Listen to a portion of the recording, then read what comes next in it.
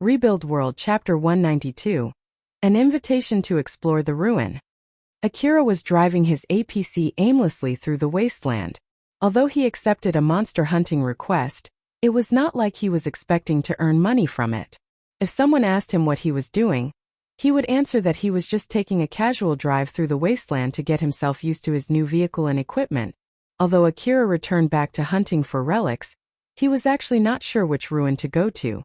There were too many things that happened in Kazusuhara Ruin lately, so he had no plans to go there anytime soon. He did consider continuing to look for the other Lion Steel Corporation facilities from the information that he had extracted from the corporation's terminal last time, but there was a chance for him to find an old-world communication device like the rumored hunter. In the worst-case scenario, some corporations might send people to investigate the place, which might be traced back to Akira, thus he decided not to do that. It would be a waste of time doing nothing but pondering on this back at home. So Akira decided to go out to the wasteland. After all, he might get some idea out there. But unfortunately, he still had no good idea even now. It showed just how haphazard Akira was. Akira was driving while thinking where to go next. Alpha watched him from his side while sitting on the driver's assistant seat, and smiled at him. "What should I do now?" Akira, that would be the 15th time. "Are you seriously counting?" "Not really, it's just stored in my temporary record. It's just like how you remember what you did 10 seconds ago. It's not like you remember it because it has any special meaning to you, right?" "Is that so?" "Yup." Akira did not seem to be fully convinced by that answer, but his focus immediately shifted to the monster signal that suddenly appeared on his radar. He stopped his APC and stepped off from the driver's seat. He focused his information-gathering device to scan the direction of that monster. The monster was a six-legged beast, but instead of fur, its body was covered by reptile-like scales. An amalgamation of mechanical parts that looked like a machine gun was perching on top of its back. That's a huge monster. Is it the leftover after that day? It seems that nothing is special about it except its size. Its long-range weapon has already been destroyed. There are also leftovers from gunpowder on its body. Judging from the already dried liquid flowing out from its wounds, it might have run from a nearby battle. Wait, does that mean that I'll be snatching someone else's prey if I kill it? Well, it doesn't really matter, huh? Larger-sized monsters were assigned with a special reward, so there were many hunters who were focused on hunting these big monsters. Akira remembered about that and hesitated, but he then decided to just kill it anyway. Even if there were hunters who were chasing that monster after injuring it that far, it was not enough of a reason to just leave it alone when it was coming towards him. After all, being a hunter was a dangerous job, and no one could guarantee their survival. Akira aimed his SSB rifle in his right hand at the monster. He then looked away and pulled the trigger. The first bullet ripped through the air and landed straight at the monster's head. The same thing also happened for the rest of the bullets that he shot. Thanks to all the training and all the battles that he had gone through, as long as he properly aimed his rifle and there was nothing disrupting him, Akira could accurately shoot his target. So his training moved on to the next stage. The view from the rifle's scope was displayed into a small window in his sight. Akira was to accurately aim at his target without directly looking at it. He had to accurately shoot his target using the signal from his information-gathering device. Up until now, he did that with the help of Alpha, but this time he was training to do that on his own. The result until now was not that bad. So in short, Akira was able to do that on some occasions. This gave him a glimpse of hope that he would be able to accomplish things that he had originally thought to be impossible. Alpha did once say to him that she would eventually have him do the things, which he could only do with her help on his own. If Alpha said so, it meant that it was possible for him to do it. But at the same time, Akira also thought that he was still very far away from that point. And then, although it was thanks to his new equipment he was able to reach that point, Akira could feel that he had truly become stronger. The monster finally slumped down after a barrage of bullets. Although the bullets were nothing but normal bullets with no extra firepower, which could not deal fatal injury to the monster, it was compensated by Akira's accurate shooting. Akira himself smiled with satisfaction from the result, which was rather rare for him. "Didn't expect that I would be able to do that using normal bullets. Well, I did that at a rather close range and emptied one huge magazine though." You're paying for your ammo again now, so it's better to use normal bullets when you can. It's not like your high-rank hunter discount can get you free bullets after all. You're absolutely right. Although I don't have to pay that much money thanks to the discount, I need to pay for my bullets again now. I really need to get used to this again. Akira brought along with him a lot of reserve ammo thanks to the huge storage area in his APC. He did not shy away from filling his storage with the expensive extended magazine. He was going to use those magazines when he had to go into the inner part of the ruin where he could not bring his APC along with him. For the sake of his training as well, instead of using a bullet that could kill his opponent in one shot, Akira was using normal bullets with relatively low firepower. As Akira was about to head back, he suddenly stopped. His information-gathering device detected a vehicle heading in his direction. That vehicle was actually chasing the huge monster that it fought not too long ago in order to deliver the final killing blow. Reina was sitting on the driver's assistant seat next to Togami, who was driving the vehicle. Hurry up. Otherwise, other hunters might snatch that monster. It wasn't easy destroying its weapon. It can't be helped, you know. As I thought, we should have shot its legs first. No. Destroying its weapon comes first. It is thanks to that we can drive straight at it safely like this. Sure, but it's meaningless if it gets away from us. But you're the one who said to prioritize safety first. And you said that it won't get away and we would be able to kill it. Reina and Togami were bickering, but it was not intense, it was more like a friendly exchange kind of bickering. Kane, who was sitting in the back seat, smiled teasingly at their exchange and said, "You guys are as close as usual." Reina and Togami immediately paused for a bit, then looked at each other and stopped bickering. The last time that happened, they ended up giving the exact same reaction, which proved that they were indeed close to each other. Putting that aside, we need to hurry up. I know we're almost there. Kane smiled amusedly and thought that although they gave a different response this time, it still showed that they were close to each other. In contrast to that, Shirori, who was also sitting in the back seat, looked rather displeased. From her point of view, Togami was a bit too rude toward Reina, and it seemed that Reina was influenced by those words and replied in a rather unladylike manner. "Milady Togami-sama, I understand that both of you are in high tension from the battle, and it's important to maintain your calm, but it's just as important to watch your words to make sure not to disrupt your focus toward the fight. As such, I don't recommend raising your voice unnecessarily.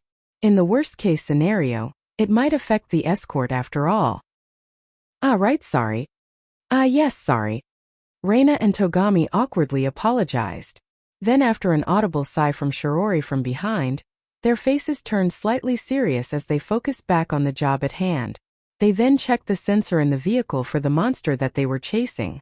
But from the information displayed in the sensor, they were able to immediately infer that another hunter had already taken out that monster, and they hung their head low. We were too late. Sorry, I didn't make it in time. It can't be helped. If we had prioritized more on killing that monster instead of our own safety, the result might have been worse than this. So let's just take this positively. Although they were bickering that much just now, they were able to immediately accept that disappointing result without blaming each other. It showed that they really had grown as hunters. So what do you want to do? It was originally our target and we did fight it first, so if we point that out, the other party might at least share the achievement. You're the leader for today, so I leave that to your decision. But if you want to talk with them, you do the negotiation too, okay? Alright. I guess I'll at least give it a try. Since Togami focused his vision on the hunter in front of him, his information-gathering device automatically analyzed the data and identified the other hunter, and it was a hunter whom he knew. It was Akira. Akira accepted Togami's proposal without much negotiation at all, or more like, it was not even a negotiation. Reina's party was surprised thanks to that. Is that really okay with you? Well, we're thankful that you would do that, but... Yeah, I don't mind at all, so you can do anything you want with that monster. But... Akira was so cooperative this time that Reina and Togami did not know how to react to it. But when they were about to pursue the reason, Shirori noticed that Akira really did not care about that monster at all. So pursuing that subject would be a bad decision. Thus she interjected before Reina and Togami could prolong the negotiation. Akira-sama, we will take your kind offer. Milady Togami-sama, let's not bother Akira-sama any further and process the kill registration. Alright Akira, thank you. Reina and Togami split the administration job to register the kill and started processing the report. It was a special target with a special reward, so it needed a special report. Although it was not as troublesome as the report for Bounty Monster, it was still more work than the usual report. They used their Hunter ID and Hunter code to register the contributor in the report. They then sent the information from their radar and information gathering device, as well as the information of the defeated monster by scanning it. If there was a need to divide the reward, they would also send that together with the report. After they sent the report to the Hunter office, a staff member would check the data before sending a confirmation, and that would be the end of the reporting process. Akira left that process to Togami and Reina. If the report emphasized more on Reina's party's contribution, both the achievement and the reward would mostly go to them. Akira left the process to them not because he trusted them, it was more because it was too much work for him. Kane stood next to Akira and smiled at him. Well, wasn't that so kind of you, Akira? It's just that I have no plans to get into an endless argument with any of you. Considering the endless bickering that it might cause if they lost the chance of getting the special reward, and how they were in the middle of the lawless wasteland with Kane and Shirori, both of whom couldn't be taken lightly. Although they did not exchange words, their glances and awkwardly shared understanding of the situation were enough to convey their respective opinions. By the way, Akira, what is your Hunter rank right now? I have no obligation to answer that question. Geez, it's not like you'll lose anything anyway. In exchange, I'll tell you my rank. Right now I am dash. Not interested. I don't care if you want to tell yours, I won't tell mine. That's so mean. Well, I know your Hunter code, so I can just look at it on the Hunter office site. Kane pulled out her information terminal and opened the Hunter office site and entered Akira's Hunter code. She then seemed rather surprised as she browsed Akira's information with an amused yet sly smile and sent meaningful glances at him from time to time. Oh, I see. You're that kind of hunter, huh? Akira did not show any reaction at all since he felt he would lose if he did and just ignored Kane's mumbling. Once Togami and Reina were done with the report and returned back, Kane smiled and said to everyone, Akira, it doesn't seem like you're busy, so how about coming together with us? Togami, you're okay with that, right? Togami looked troubled by that sudden suggestion. Putting aside whether it's a yes or no, I'm the leader today. You know? So don't make offers on your own without my permission like that. Well, there's no need to be that wary. If Akira is going to join us, I'll give you permission to hunt that automaton and I don't mind helping out too. What? Really? Togami suddenly seemed to take that suggestion positively, but this time it was Shirori who looked troubled instead. Wait for a sec there, Kine, what do you mean by that? It's fine, isn't it? It must be some kind of fate that we meet here.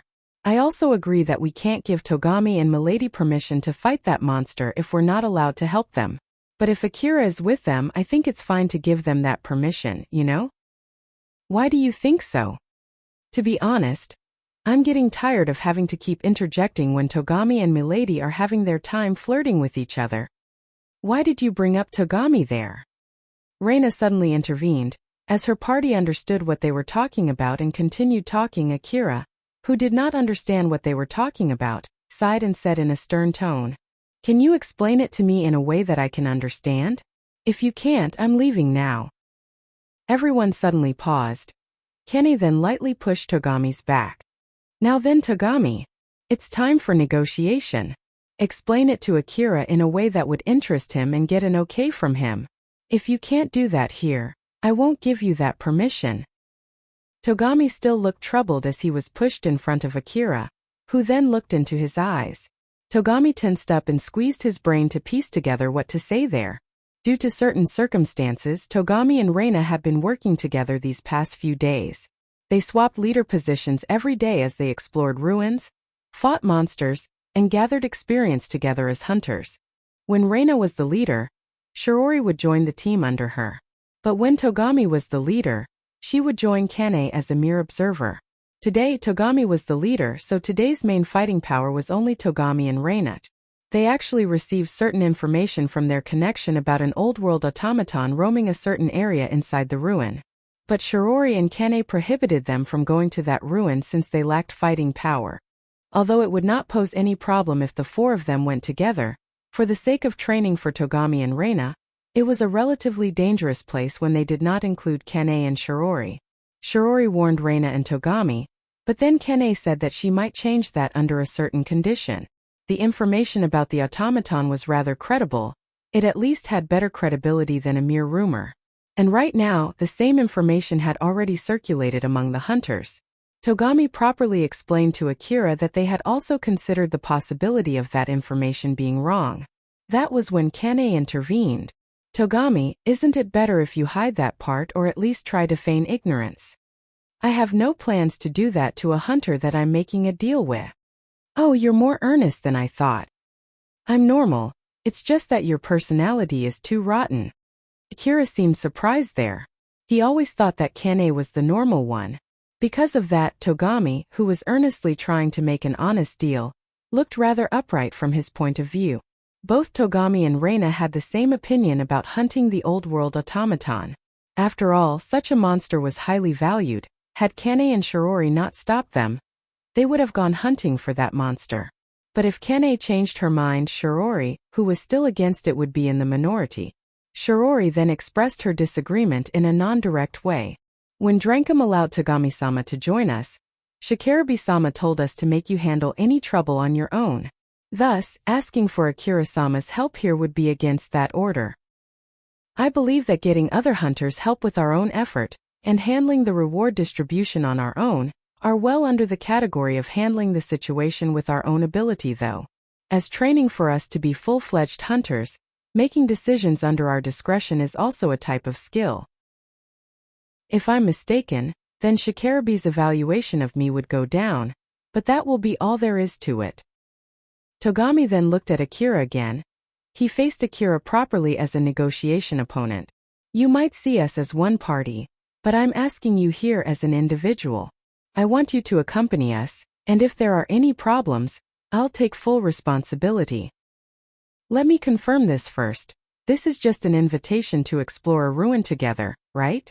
It's not like you want to pay me to come with you, and it's not like I will be placed under your command in the team, right? I have no idea how much fighting power you think I can provide, but I will only fight the way I want to. So I won't try to suit your expectation, just so you know I won't take any complaint. Okay? I don't mind. If we're not strong enough, we can just retreat. Then how are you going to share the reward? Basically everyone will get the same share. Any further adjustment can be discussed later. After all, if we really get to find the automaton, it's not like we can break it down and divide it equally among us. Since each of us would sell the parts through different routes, I'm pretty sure that would cause some trouble later down the line. But if you have any complaint at that point, you can say that to me. Akira stopped asking and paused for a bit. Togami was waiting for Akira's answer with bated breath. All right, I'll come with you. Oh, are you sure? Yeah. It might be interesting to check a ruin that might have old-world stuff like that old-world automaton, even if we don't find anything in the end. Togami and Reina smiled happily. Kane also seemed to be delighted by that outcome. But in contrast to that, Shirori frowned as if she was deep in thought. Akira together with Reina's party went to the rumored ruin. In order to clear up the rest of the deal, Togami was sitting in the driver's assistant seat in Akira's vehicle. In the middle of their discussion, Akira asked about the credibility of their information, to which Togami told Akira to keep it a secret before starting to explain it to him. After listening to his explanation, Akira frowned. There was a good chance the source of that information came from the old-world communication device discovered in the Higuraka residence ruin not too long ago. Alpha, are we going to the same ruin from that information that we got from Lionsteel's information terminal? It's not. Then it's just a coincidence, huh? Maybe not exactly. My bet is that some corporation paid Chrome in exchange for that information. Although Lionsteel mainly dealt with dispatching holographic workers, it might have had some kind of service to dispatch humanoid robots for people who wanted to get workers with real bodies. So, Basically, that old-world communication device can be used by anyone, not only limited to people who can connect to the old-world domain like me. Huh? With the right connection device, anyone can connect to the old-world domain. Not to mention that there's a good chance that the aforementioned corporation has someone who can connect to the old-world domain with them. I see. Then it's safe to assume that other people already know about the location of the old-world terminal. Huh? Although I was the one who found the Yanazuka station ruin, I wonder if it's going to be okay. I hope they won't look for me. It's not like they have evidence that you were the one who found that ruin, so there's a slim chance it would lead to you. It's also not that rare for hunters to find undiscovered ruin, so it should be fine. I hope you're right. Akira's expression was changing from one to another, as he was talking with Alpha through telepathy, and Togami noticed that. What's wrong? It's nothing. I just thought that if that corporation was able to get such important information, wouldn't it be better for them to search that ruin themselves before that information leaked out? Akira was actually just spouting something random to hide his telepathic conversation with Alpha, but after hearing that, Togami smiled wryly and explained, I actually thought so too and said the same to Shikarabe.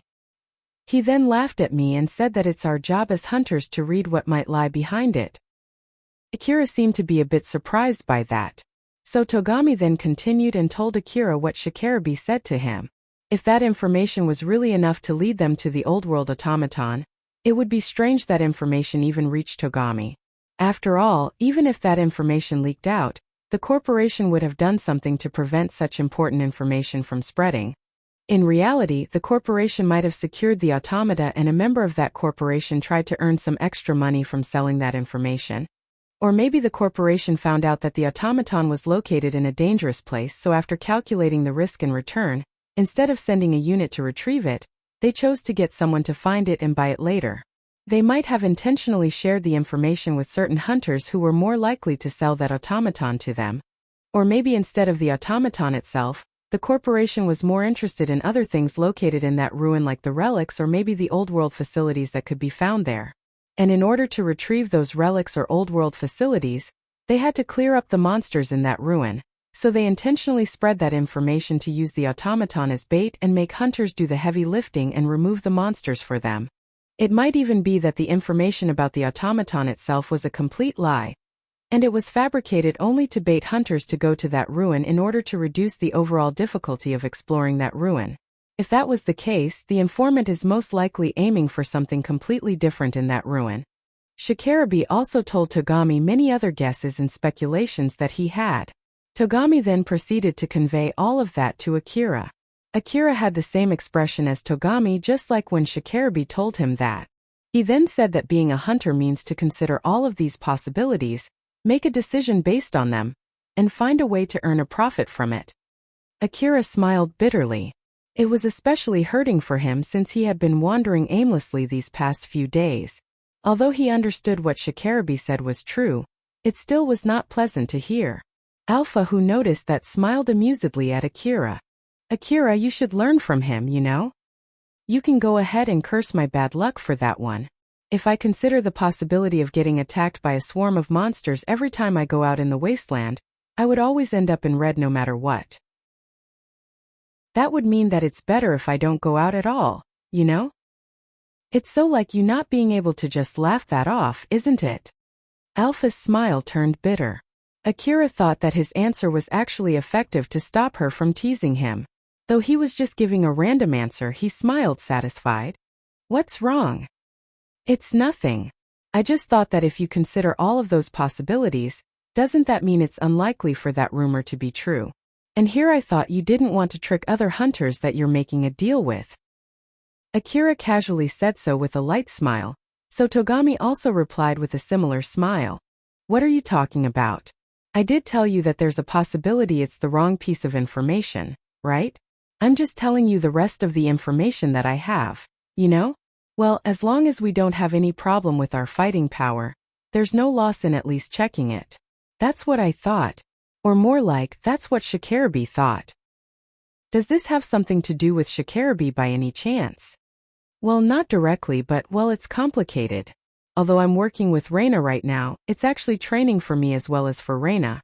It seems like Shiakarabe had a deal with Shirori or something. So yeah, it's complicated. Togami started talking about his conversation with Shikarabe, while sounding rather depressed. Rebuild World Chapter 193 Togami's Training. Not too long after the incident in Saranthal Building, Shikarabe was enjoying his drink in a pub with his friends. That was when Togami suddenly came with a sturdy-looking case. Shikarabe frowned and looked obviously annoyed. This is not a place for a brat like you. Although Shikarabe had a better opinion about Togami after that battle in Mihazono Ruin, it still did not change the fact that he did not exactly like him. The mix of the alcohol in his blood, and the fact that Togami was interrupting his drinking made Shiakarabe's voice harsher than usual. But Togami was not affected at all. He looked at Shikarabe with a serious face. I heard that you had called Akira to this place for negotiation. He's fine. It was a negotiation regarding a job as fellow hunters in the first place, and being a hunter has nothing to do with age. But I'm a hunter too. Shikarabe snorted. You're just a brat. Do you really think you're a full-blown hunter now after getting quite a lot of money during that request in Mihazono Ruin? That only put you in the starting line, you know? But even so, Togami still had a sharp and serious look on his face. He did not show any reaction toward that mockery. Seeing that, Shikarabe sobered up a bit and lightly sighed. So what is it? Just tell me what you have to say and leave. I'm in the middle of drinking here and I have no plans to share it with you. I'm here with a request. A request? I heard nothing from Drankum though. Shikarabe opened his information terminal to check again, and as he expected, there was no message regarding that subject. In the first place, you can just call me instead of coming to me yourself, you know? Well, it doesn't really matter right now. So what is it? Togami gathered his resolve and said, It has nothing to do with Drankum. This is an individual request from me to you, and it's not a formal request through the hunter office either. Togami placed the sturdy-looking case on top of the table and opened its contents to show it to Shikarabe, who still seemed slightly confused. As a hunter, Shikarabe seemed mildly surprised, but the waitress girls were all stunned. The case was filled with currency notes. The reward is 30 million orum, and it's all paid up front. Shikarabe's gaze shifted to the case, then to Togami. He understood that Togami was being serious, which made him hesitate. Well, I'll at least listen to what this request is about. I want you to train me, at least until you would accept me as a hunter, and even beyond that if it's possible. Shikarabe did not expect that at all as he raised his eyebrows. During that incident in the Saranthal building, Togami had a good look at his real strength, the fact that he was weak, but he accepted it as fact and wished to be stronger. The strength that he was seeking was not the strength from his equipment, but the real strength coming from himself that he could be proud of. After fumbling around for an answer to how he could reach that goal, he finally made a decision. To be honest, Togami hated Shikarabe's guts. But he could not deny that Shikarabe was a strong hunter, strong enough to rightfully mock him. So his conclusion was to ask Shikarabe to train him. Togami closed the case. Just tell me if you won't do it. I'll try asking someone else. Togami did not even try to soften his words. It showed just how serious he was. So Shikarabe's face turned serious and he replied, This 30 million orum, it's the whole reward from that request in Mihazono Ruin, right? You do know that I can just take the money and report it to the hunter office since I'm sure you took them out without their approval first, right? Then it's my fault for offering this to you. Oh. Reina, prepare the enhanced information gathering device. If you can get it to receive the signal, search for the dome. Is it better if I go back to that side? It's fine either way. Or is it that you can't scan the signal from there? I know that you don't have the equipment, but if Akira has one, it would be great if he helps out too. Akira, can you do that? Even if you ask me so. It's not like I know what you're talking about without telling me first. Right, sorry, well. In order to clear up the lack of shared information there, Togami started explaining, including his own personal interpretation. The Lida Commercial District Ruin was a huge gathering of old-world commercial facilities.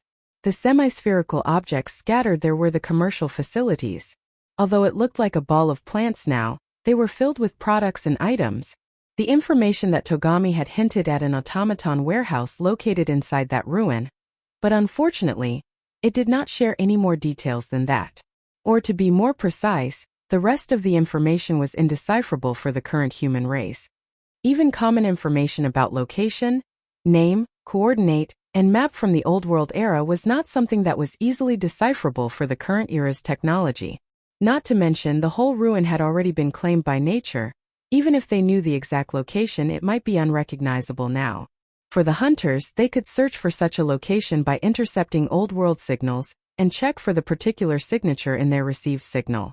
Augmented reality was not a rare thing in the Old World because of that. As long as hunters had the equipment to receive that signal, they would be able to see the augmented reality. Even right now, the Lida commercial district was filled with augmented reality. Reina had the equipment to intercept and display such signals. Though all the green spherical objects looked the same with the naked eyes, they had different aspects through the augmented reality display. Reina's equipment was high-class equipment that could receive all types of signals. It shined the most when it was used in the middle of the Lida commercial district, which was filled with signals. Togami wanted to go closer to that ruin to check the performance of his information-gathering device, but Shirori stopped him. As Akira said that he did not have such a device, Togami transferred from Akira's APC back to Reina's vehicle. Alpha, who was floating in front of Akira, vanished and reappeared on the driver assistance seat that was empty. I can though? Are you sure you're okay saying that you can't? I don't have the equipment for that, so it would be weird to say that I can. And also, there's no need to append that information into my view. They might get suspicious if I start reacting to things that I can see only with your support. You have a point there. The only augmented reality that you need is me after all. Alpha smiled smugly, but Akira just ignored her. By the way, it seems that Reina is equipped with a pretty powerful device. Won't she be able to see you too? At the moment, my signal is adjusted to be exclusive to you, so it'll be fine. Although, back in Kazusuhara Ruin, I used to use the public wavelength so anyone with the right device would have been able to see me. Remember back then when you had to fight two hunters in the Kazusuhara Ruin? One of them was able to see me, right? Now that you mention it, you're right. Is it a common device among hunters? Just now, Togami casually asked me as if he assumed that I had such a device though. Not to mention that there was someone who had that device before too. He did not seem to be surprised when you said that you don't, so I think it's normal not to have it. Makes sense. Akira did not seem to be fully convinced, but the Old World signal was not only found in Kazusuhara Ruin, even Kagomayama City was also enveloped in Old World signals. It was not rare for illegal businesses in Slum City to only show innocent signboards and advertise their illegal businesses with augmented reality on top of that signboard. It was convenient to be able to transfer information that could only be received by certain people. If a hunter came to the ruin with a device that could retrieve such signals, he or she would be able to see some kind of information board floating. It might become a big hint that would lead to finding a new undiscovered ruin. Even if it was in an already explored ruin, it might help hunters to find unexplored locations. It was a good method to find unexplored locations buried under the rubble. But even so, it was not a common device among hunters. After all, it was not an important piece of equipment compared to rifles, augmented suits, and information terminals or information-gathering devices. Moreover, it was not like all ruins had augmented reality.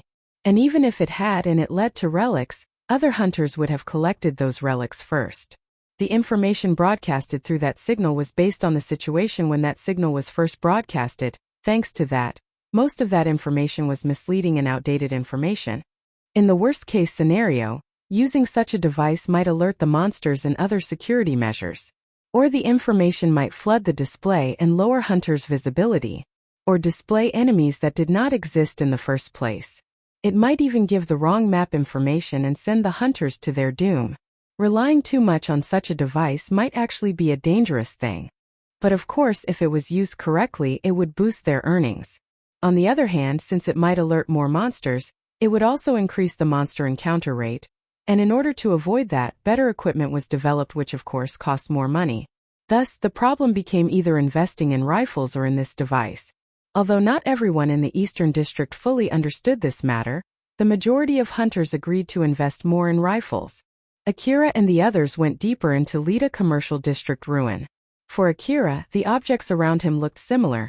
The green color that they shared did not help him at all.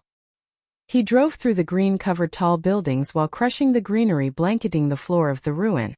Akira then noticed a long object that was covered in plants. After taking a closer look, he realized that it was an armored bus that was covered with plants. It's from someone who came here first, huh? Well, judging from this bus, it must be from quite a long time ago. So they might have come here because of a different reason than us. That's not necessarily true. I went and checked the inside of the bus and it doesn't seem that it has been here for that long, so it might be recently used. But it's completely covered by plants though. It must be because the plants in this ruin grow abnormally fast. Although I'm sure it should be okay to leave your things in this place for a while, it would be bad to do that for a few days. The plants would grow on the body of the vehicle and around the wheels. When that happens, you won't be able to move your vehicle anymore. The people who came in that bus might have planned to stay in this ruin for a few days to explore the ruin since it's rather big. But it means that we can't stay for too long in this ruin, right? Why is there no information about that spreading around? Not everyone shares information that they know. There might also be some people who believe that their vehicles will be fine. Well, this is nothing more than a guess though, but the owner of that bus might have died inside the ruin, giving plenty enough time for the ruin to claim that bus. Honestly speaking, I hope it's the latter. I don't want to lose my APC just because I parked it in this ruin for a short time. But still, it's nothing strange for an old-world plant to be abnormally aggressive, isn't it? Let's take this positively and hope that it at least doesn't come at you with weapons. Alpha smiled teasingly, but Akira only smiled wryly at her. After all, it would not be strange to encounter a walking plant with weapons which were not that rare in the Eastern District. This kind of plant was commonly recognized as a monster. The old-world technology never stopped messing up common sense in the Eastern District even now.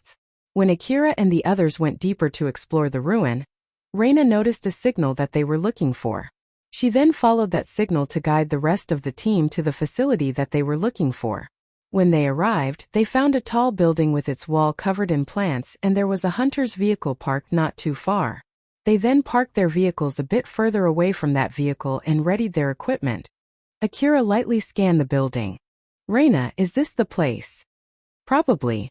Although you might not be able to see it, well, I wouldn't be able to see it too without my special device, but there's a big signboard floating on top of this building that is even visible from afar. Says, the Dunmall Lida East B Hall. Probably. You're not sure. Reina pouted and replied curtly. The decoding software can't fully decode the information. Not to mention, a part of its display is also broken. But even so, I did my best to look for this place, so keep your complaints to yourself. It's not my fault even if it's not the right building. Sorry.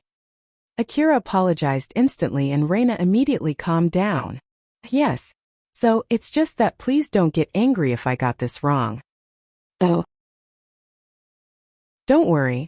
I know well that we don't have detailed information about the building that we're looking for. Or more like it's a normal occurrence during a ruin exploration, right? Akira replied casually. Reina sighed in relief after knowing that he was not offended. Oh, thank goodness. I was about to shout as if I was talking to Togami. I have to get my act together. It would be bad if I do that to Akira. Wait, no, it's not like I should not do that to Akira. I should not do that to anyone. It's just that when I did that to Togami, he would just shout back at me without getting angry. I guess that's why I got used to it, huh? I wonder if I'm too used to dealing with him. Shiori could somehow understand what was going on in Reina's mind. Milady. I know, I'll be more careful. There's a good chance that we might encounter other hunters. In case these hunters have found the automaton first, they would be more wary than usual. So please be careful, milady. Yes, I understand. Reina smiled bitterly and took that advice to heart. After they discussed their roles and formation, they then proceeded into the building.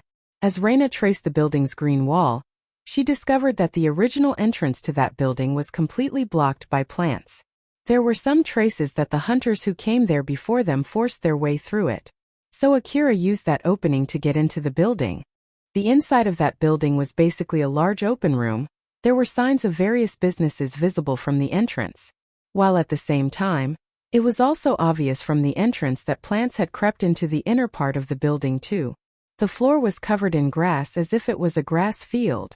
Akira was surprised to see that as he mumbled, "This isn't an inner garden or something, right?"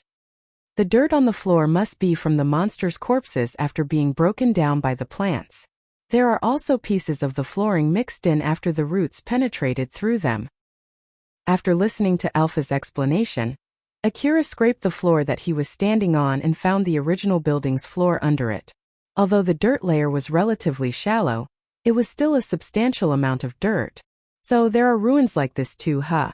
I feel like the relics inside this ruin would have been turned into dirt too. I wonder if automaton can really survive in this situation. That would depend on the container used to store them.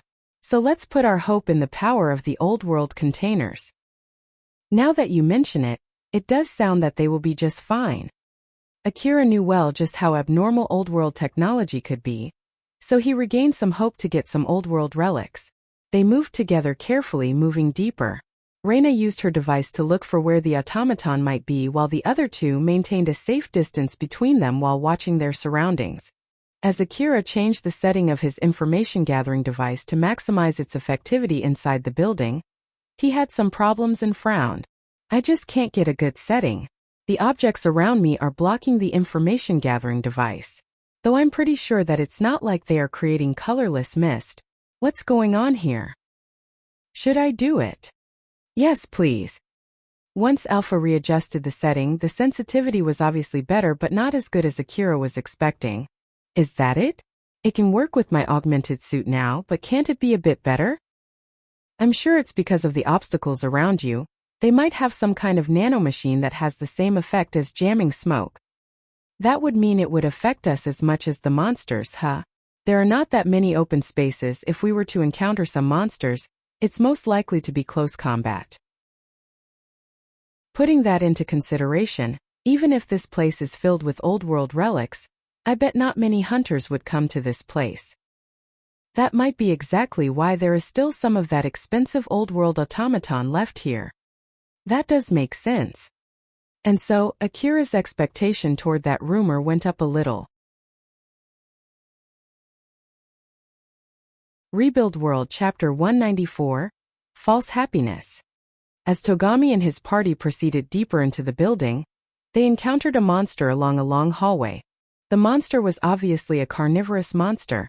It had a thin fur that did nothing to hide its huge muscular body. Its muscles were bulging as if they were some kind of disease instead of a natural feature.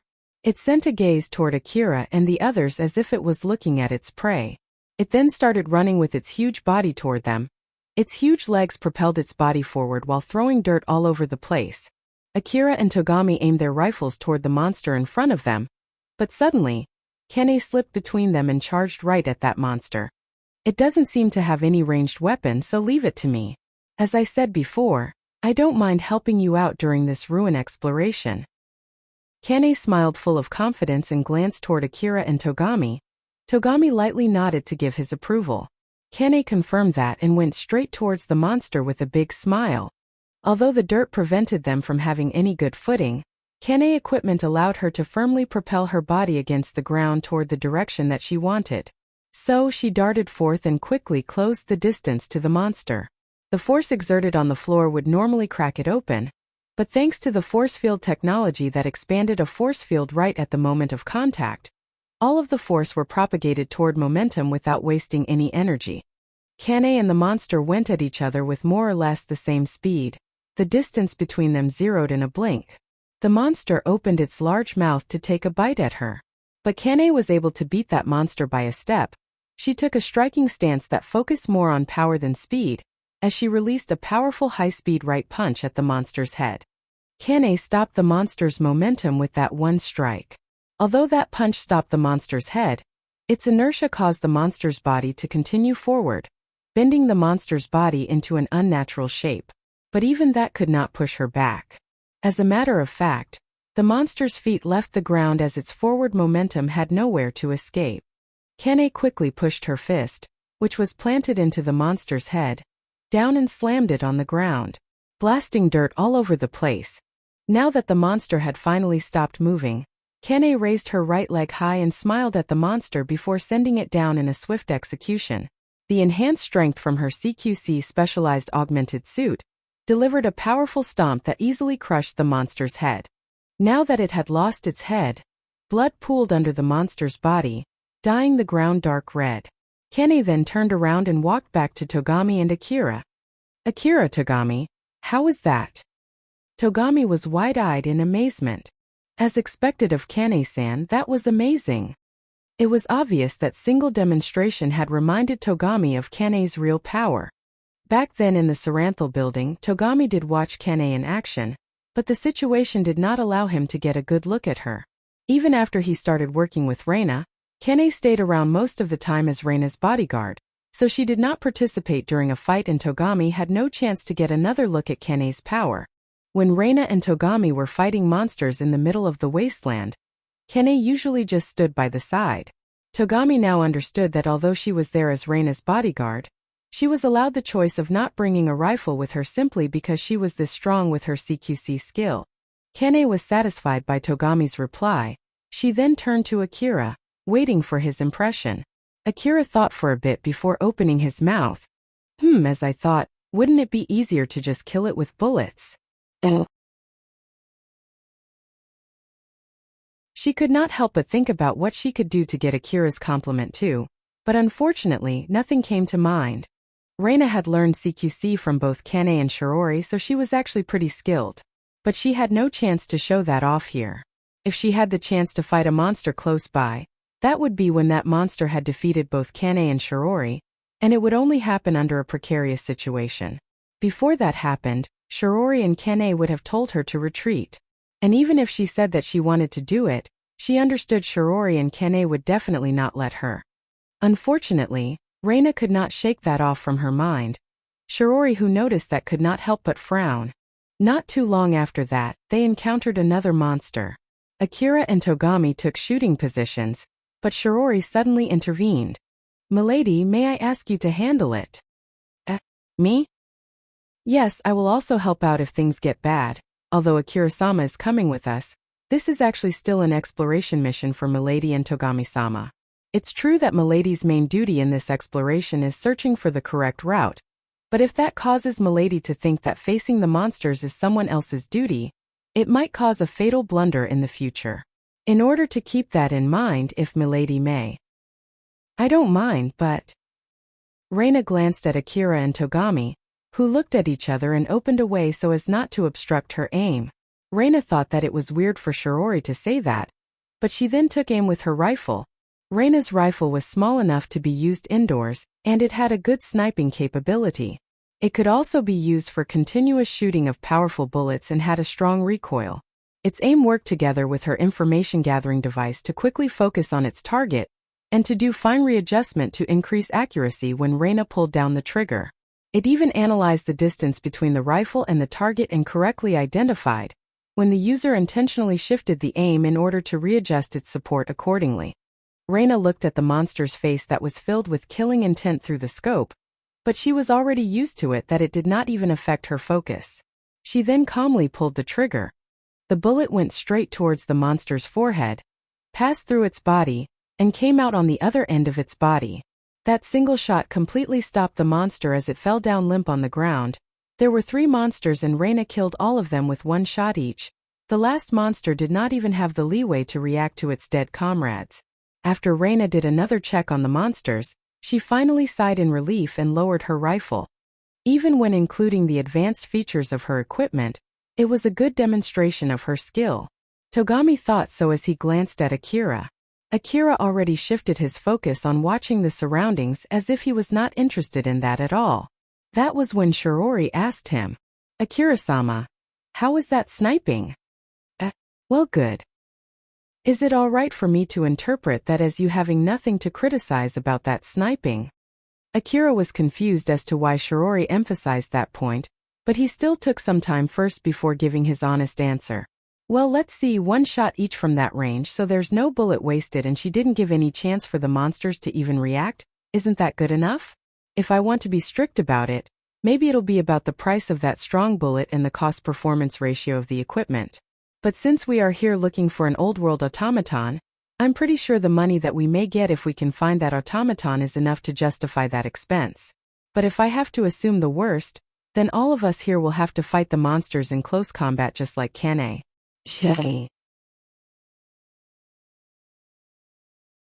You have a point there.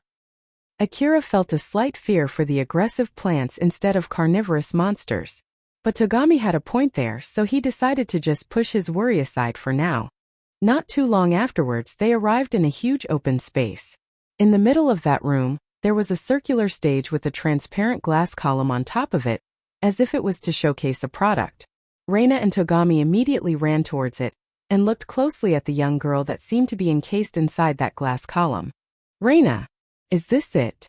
Is this the old-world automaton? It looks completely unscathed too. Oh, we did it. The location is slightly different compared to the original information, but it doesn't really matter as long as we get to find it.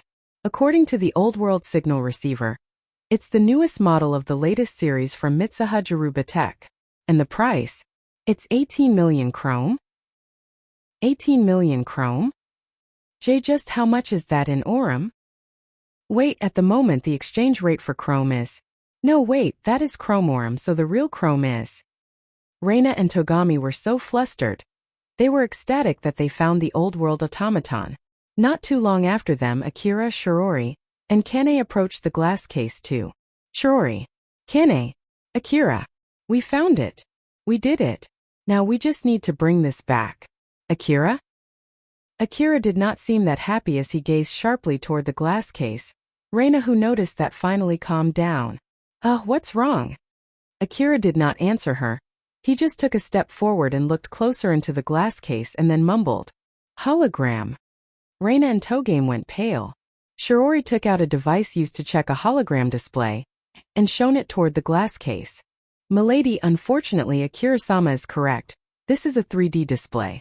The object inside it is nothing but an image."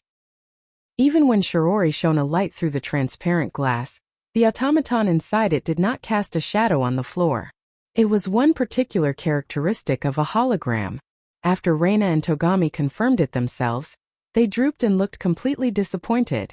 "Akira, you did well noticing that. I had an experience discovering a mountain of expensive relics inside a glass case just to find out that it was nothing but a hologram poster. Since then, I made sure to question what I see every time I see something similar. You really learn from your mistakes, and with this, Milady was able to get a good experience too." Kane lightly laughed and glanced at Reina and Togami, both of whom were practically swept down from the peak of their celebration. It seemed that it would still take some time until they recovered from it. Since they had gone pretty deep and it was an open space easy to defend, Akira, Shirori, and Kane decided to take a rest and allow Reina and Togami to regain their spirit too. Reina and Togami were sitting on a bench with their heads on the table. That bench was a portable bench that Shirori prepared. When it was packed up, it could turn into a surprisingly small object. There were 2 instant rations on top of that table. Shirori also prepared that for them. "I should have expected that. There's no way it's that easy to find that old-world automaton. Reina, did you get any information mentioning that?" "I don't know. And it's not my fault." "I know, it's not your fault." Although Reina and Togami had regained enough spirit to exchange words, they still did not have enough power to lift their heads off the table. While not too far from them, Akira was looking intently at the automaton image with full of interest. The automaton girl image had a very good build, demonstrating the advanced technology used to make that automaton. Its expression was tranquil and peaceful as if it was sleeping or praying. Its feet were not touching the ground as it was floating in the air. It was simply mesmerizing. Beside Akira, Alpha pouted and complained, "Akira, if you want a beautiful girl to look at, it's better if you look at me, you know? That's not it." "Then why are you looking at that doll so closely?" Shirori suddenly came next to Akira and lightly threw a question to him. "Akira-sama, It seems that you've been looking at this image pretty closely by chance. Are you interested in this kind of thing? Well, it's not like I'm not interested at all, but to be more precise, I'm interested in what kind of place Old World era was where selling this kind of thing was the norm. It depends on the indicators that you use, but automata are commonly sold even in this era.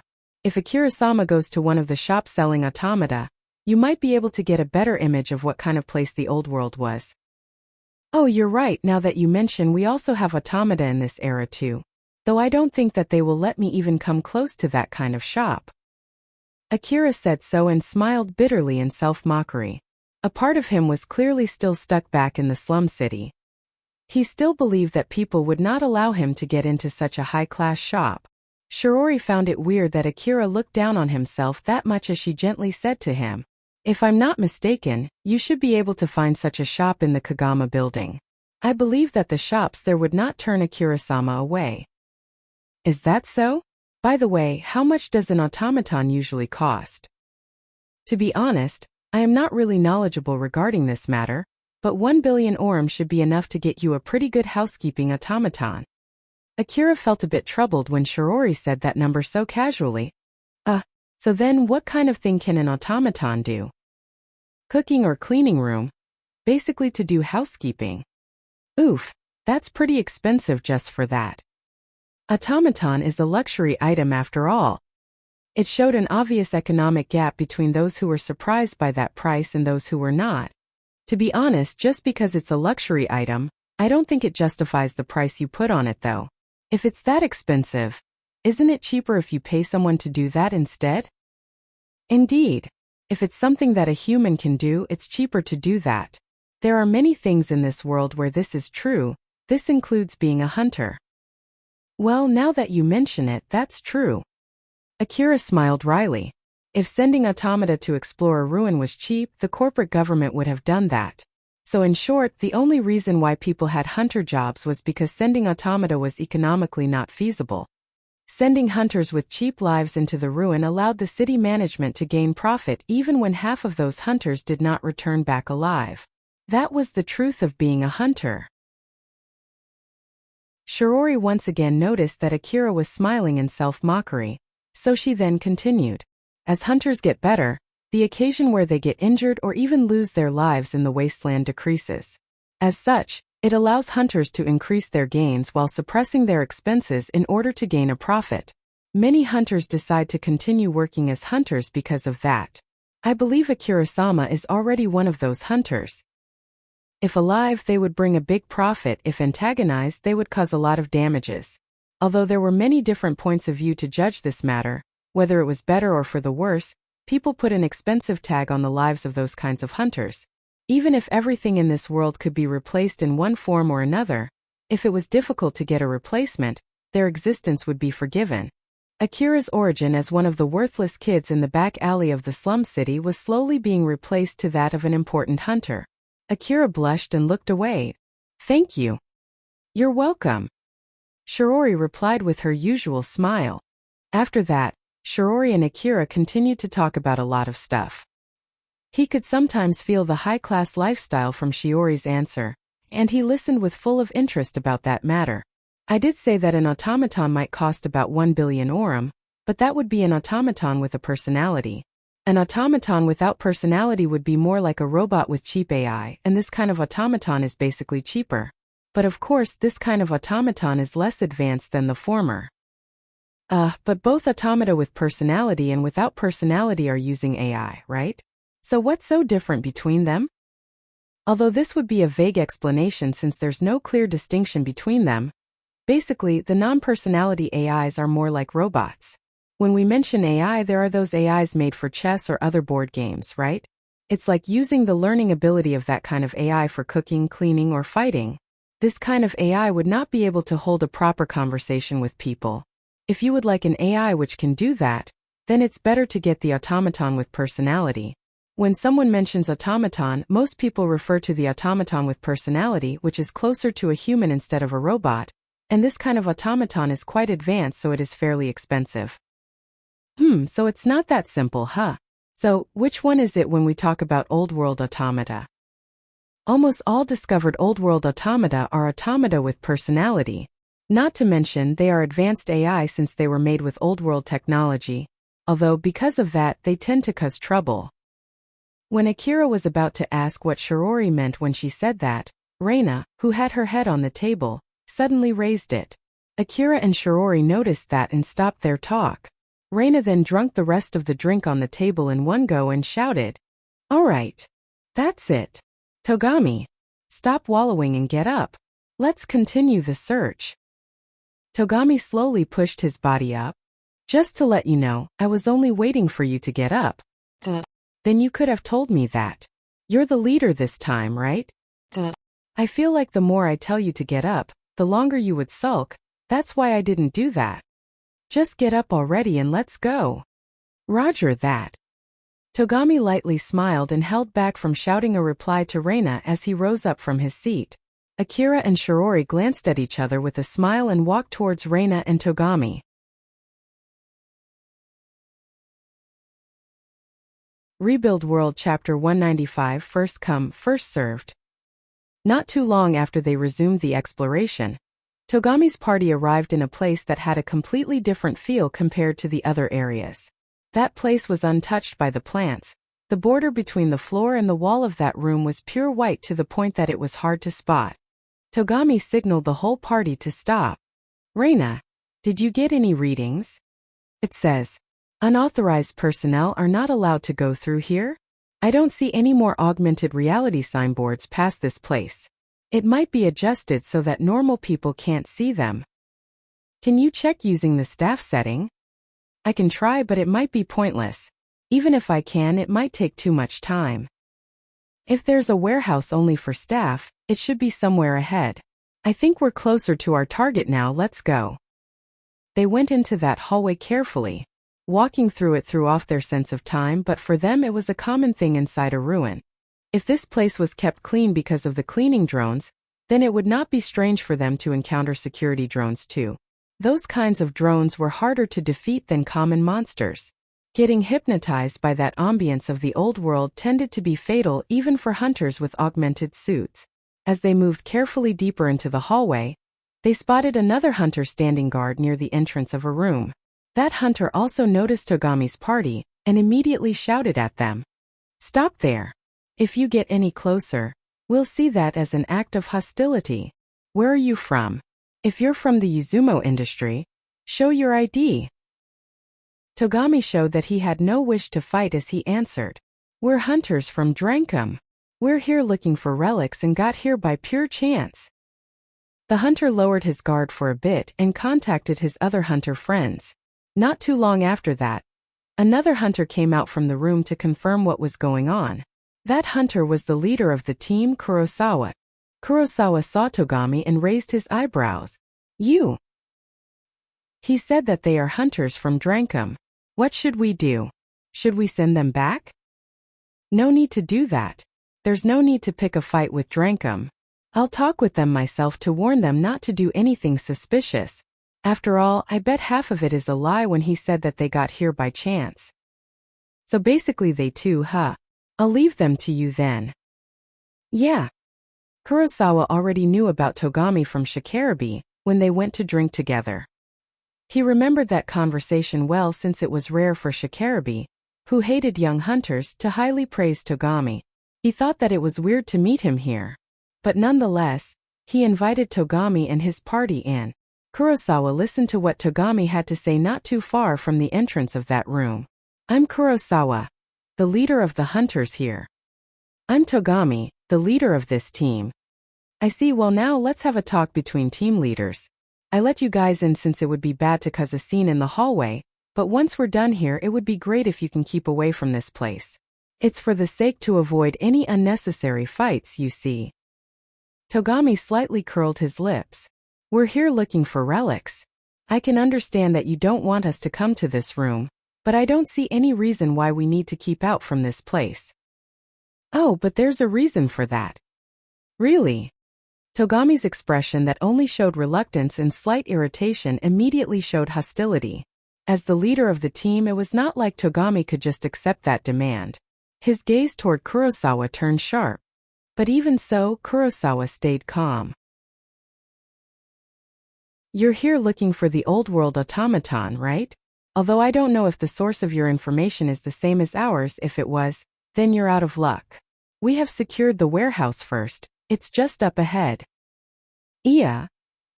Togami's face turned completely flabbergasted. Reina was the same too. Are you being serious here? Yeah, the small room ahead houses cases of 4 old-world automata. Although we only checked them by looking through the case, it seems that they're in pretty good shape too. I thought that rumor was not that credible, but it turned out that we hit the jackpot. F4 of them. Reina once again hung her head down, and this time it was deeper than last. Kurosawa smiled bitterly. He understood how that felt.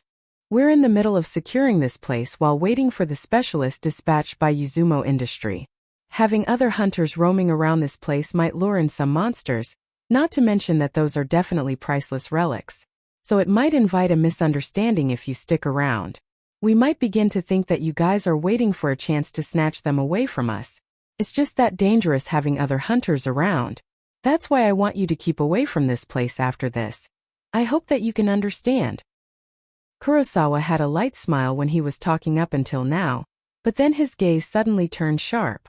But if you insist on staying around after this, we'll see that as an act of hostility. So we will handle that situation accordingly.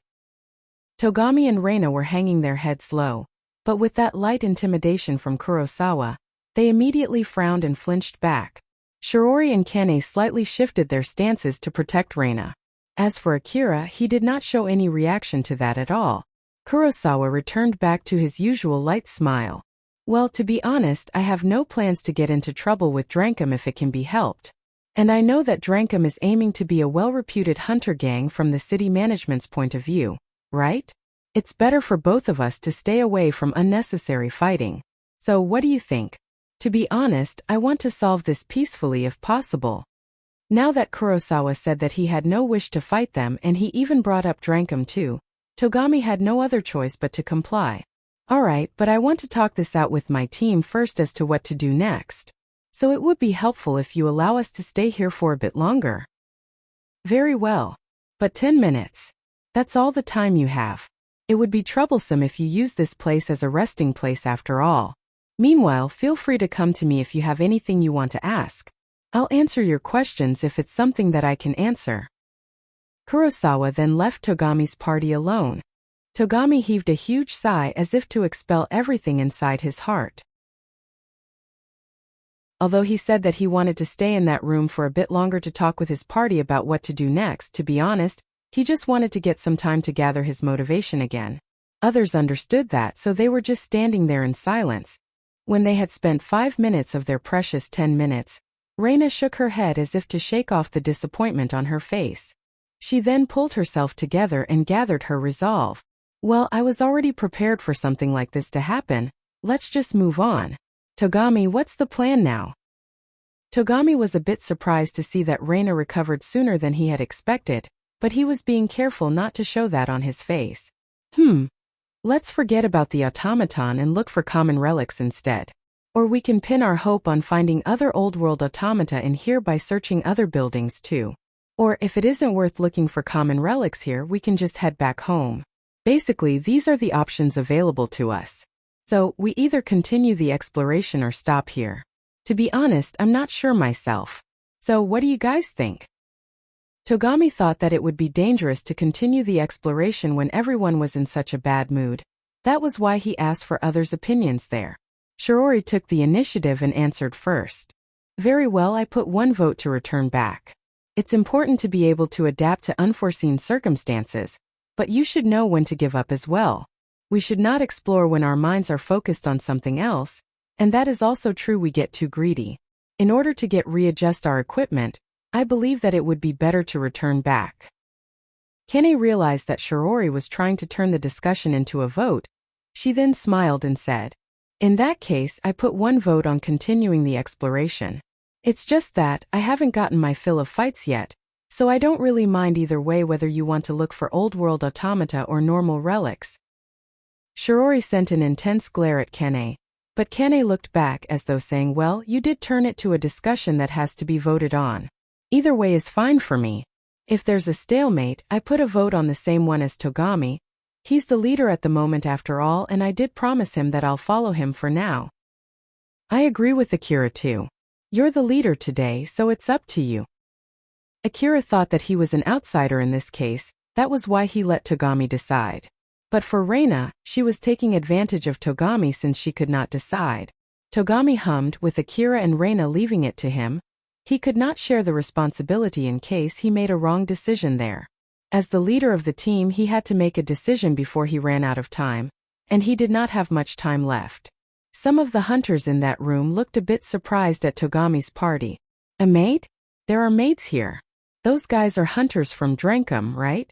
So that rumor about the gang paying maids for the hunters is true, huh? I bet those maids are only using an augmented suit that looks like a maid uniform. It must be based on an augmented suit that they found in some ruin. After all, old world clothes are really durable for some reason. But they do have an aura of being real maids though? Although only one of them does.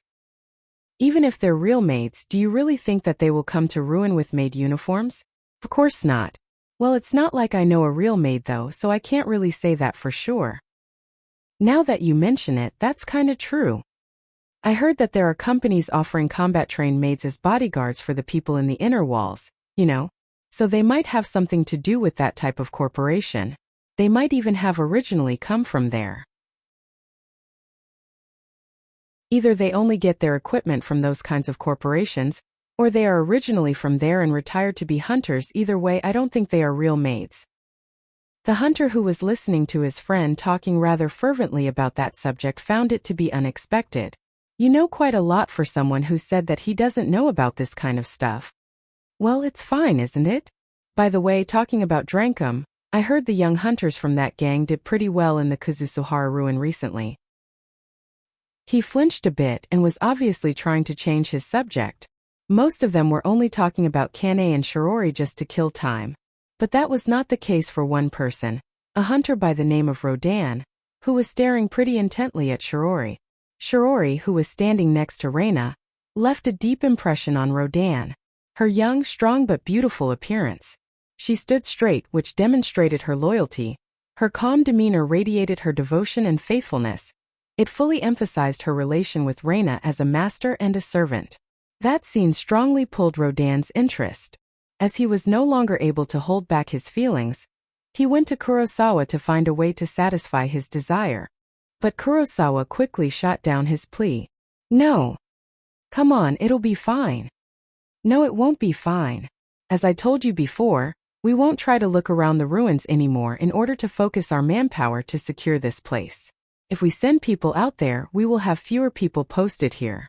There's no guarantee that they would leave this place obediently after this. In the first place, even if we get to find more automata, we don't have enough men to secure those automata too. We can split the team in half and... That's an idiotic idea, so no. If we chase for 2 rabbits, we will lose them both. With those guys here, it means that there's a good chance other hunters have heard about this place too. And they already know that we did find 4 automata here, so their view of that rumor would have already changed into it being worthwhile information. With this, other hunters might change their method to get the automata from searching to robbing. Hence, we need all the people we have to stop those fools, and we can't afford to split the team. But weren't you the one who told them that we did find the old world automata here? We're doing all we can to secure this place, so it doesn't take much to infer that we did find the automata here. Rodan did try to wiggle his way, but all of his ideas were rejected by Kurosawa. Cut this out already, it's a no. That's final. In order to cut that discussion there, Kurosawa said so with a stronger tone. Rodan reeled back and stopped arguing any further. Kurosawa then offered some words of consolation to him. We already got ourselves 4 automate. Isn't that good enough already? Just give it up. Getting too greedy will only get yourself killed, you know. It's important to know when to stop. In the first place, we still need to make sure to get the specialist to check them, bring them back safely, and finally exchange them for money before we can call this expedition a success. We can't afford to relax until we get that money. So just focus on completing this first, okay? But I won't get one for myself if I do that. Rodan mumbled with a low voice that Kurosawa did not catch, but it was obvious that he still had not completely given up on his idea. Kurosawa understood that very well as he sighed. Although Kurosawa was commanding the team, he actually was not a full-fledged member of their team, he was just paid to lead the team. Kurosawa was often chosen to lead a team of hunters, since he was able to perform well during an exploration of a difficult ruin, and he tended to prioritize safety when he was forced into a difficult battle.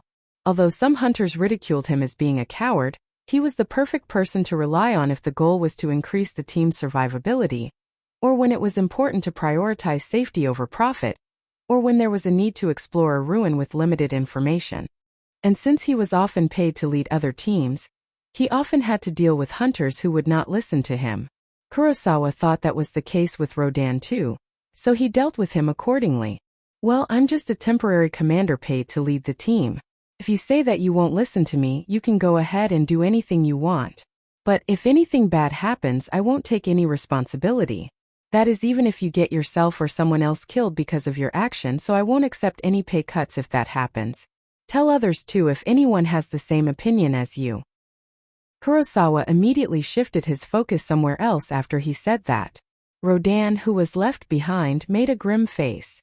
Kurosawa then thought, even those who paid me a ton to lead them would sometimes decide not to listen to me. Relics always tempt people, I need to be careful myself. Kurosawa lightly chuckled and shook that thought from his mind as he started thinking about what to do, assuming that Rodan would not survive. Togami's party decided to leave the ruin. But it would not be in a straight path. Instead, they would visit some buildings to search for relics on their way out of the ruin. As the leader of the team, Togami decided to take their time leaving the ruin while salvaging some relics on their way out. As they returned back to the plant-covered part of the ruin, they once again followed Reina's device to decide which way to go. After all, it would be difficult to find relics in a place where everything was covered by greenery. That was why they decided to rely on Reina. They took their time checking places that might have some relics left while making sure not to veer off too far from the route to the exit. In the middle of that, Reina picked a room mostly based on her guess. They left the guard duty to Shirori and Kane as they started looking for relics in that room. Inside that room, Akira spotted a shelf covered in plants. He used the power of his augmented suit to tear the plants and open the shelf. He found that it was filled with tube-like objects. He grabbed one and took a closer look. It seemed that the tube-like object had something solid inside its semi-transparent body.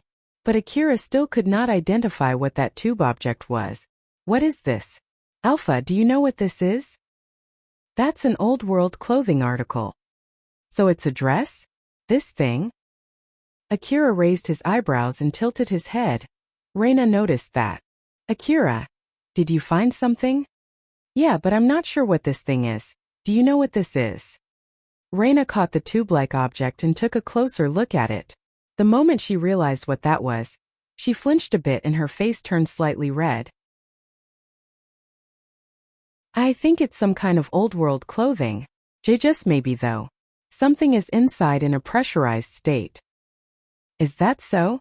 That's pretty amazing. How could you tell? Well, I can see that information from the old-world augmented reality view. Although you can't see it, I can see it. Oh, what kind of cloth is this? Although Akira was asking casually simply out of curiosity, that made Reina flustered even more. She then replied as if she was avoiding that subject. Maybe like some cloth with an old-world design?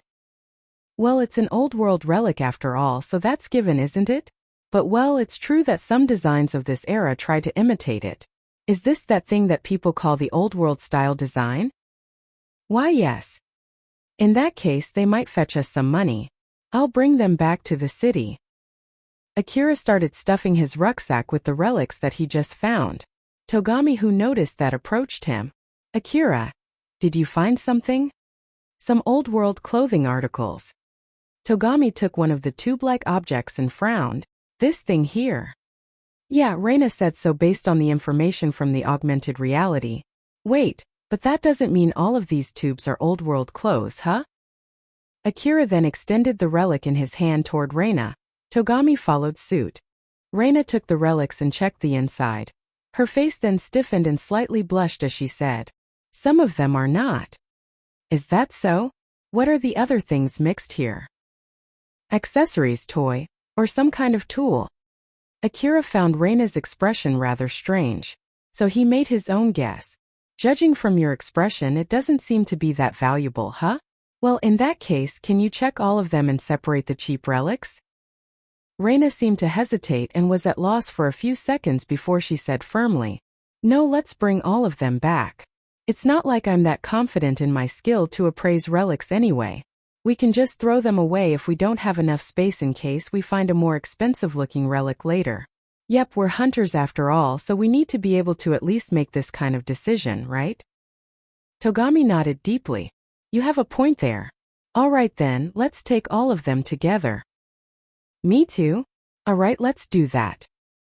Reina suddenly started helping Akira and Togami gather the relics as if she just had a change of mind. Of course, Akira did not just ignore that. Unlike Akira and Togami, Reina was able to identify the content of the relics they were gathering there, and she did not expect to encounter some of them in such a place. "All right. Now I'm also a hunter, right? I'm not in a position to be nitpicky about the relics that I find. If I start doing that, I won't be able to stay as a hunter." "Yes, that's right, that's the right attitude for a hunter. I should be happy that we found some expensive-looking relics." Reina said so to herself as she picked up the pace to finish gathering the relics there before Akira or Togami asked any more questions. "I chose this shop by pure coincidence, but I didn't expect it to be that kind of shop." The inside of the shop was already claimed by plants, the walls were already in a very bad shape from the withering, while the information from the augmented reality was also badly fragmented. It showed nothing of the state of the shop back when it was still open. Even if Reina told Akira and Togami this, it would not clear their suspicion. She at least knew that much. Reina gave her best to keep her calm as she continued stuffing the relics. Fortunately, no one noticed her acting rather awkwardly there.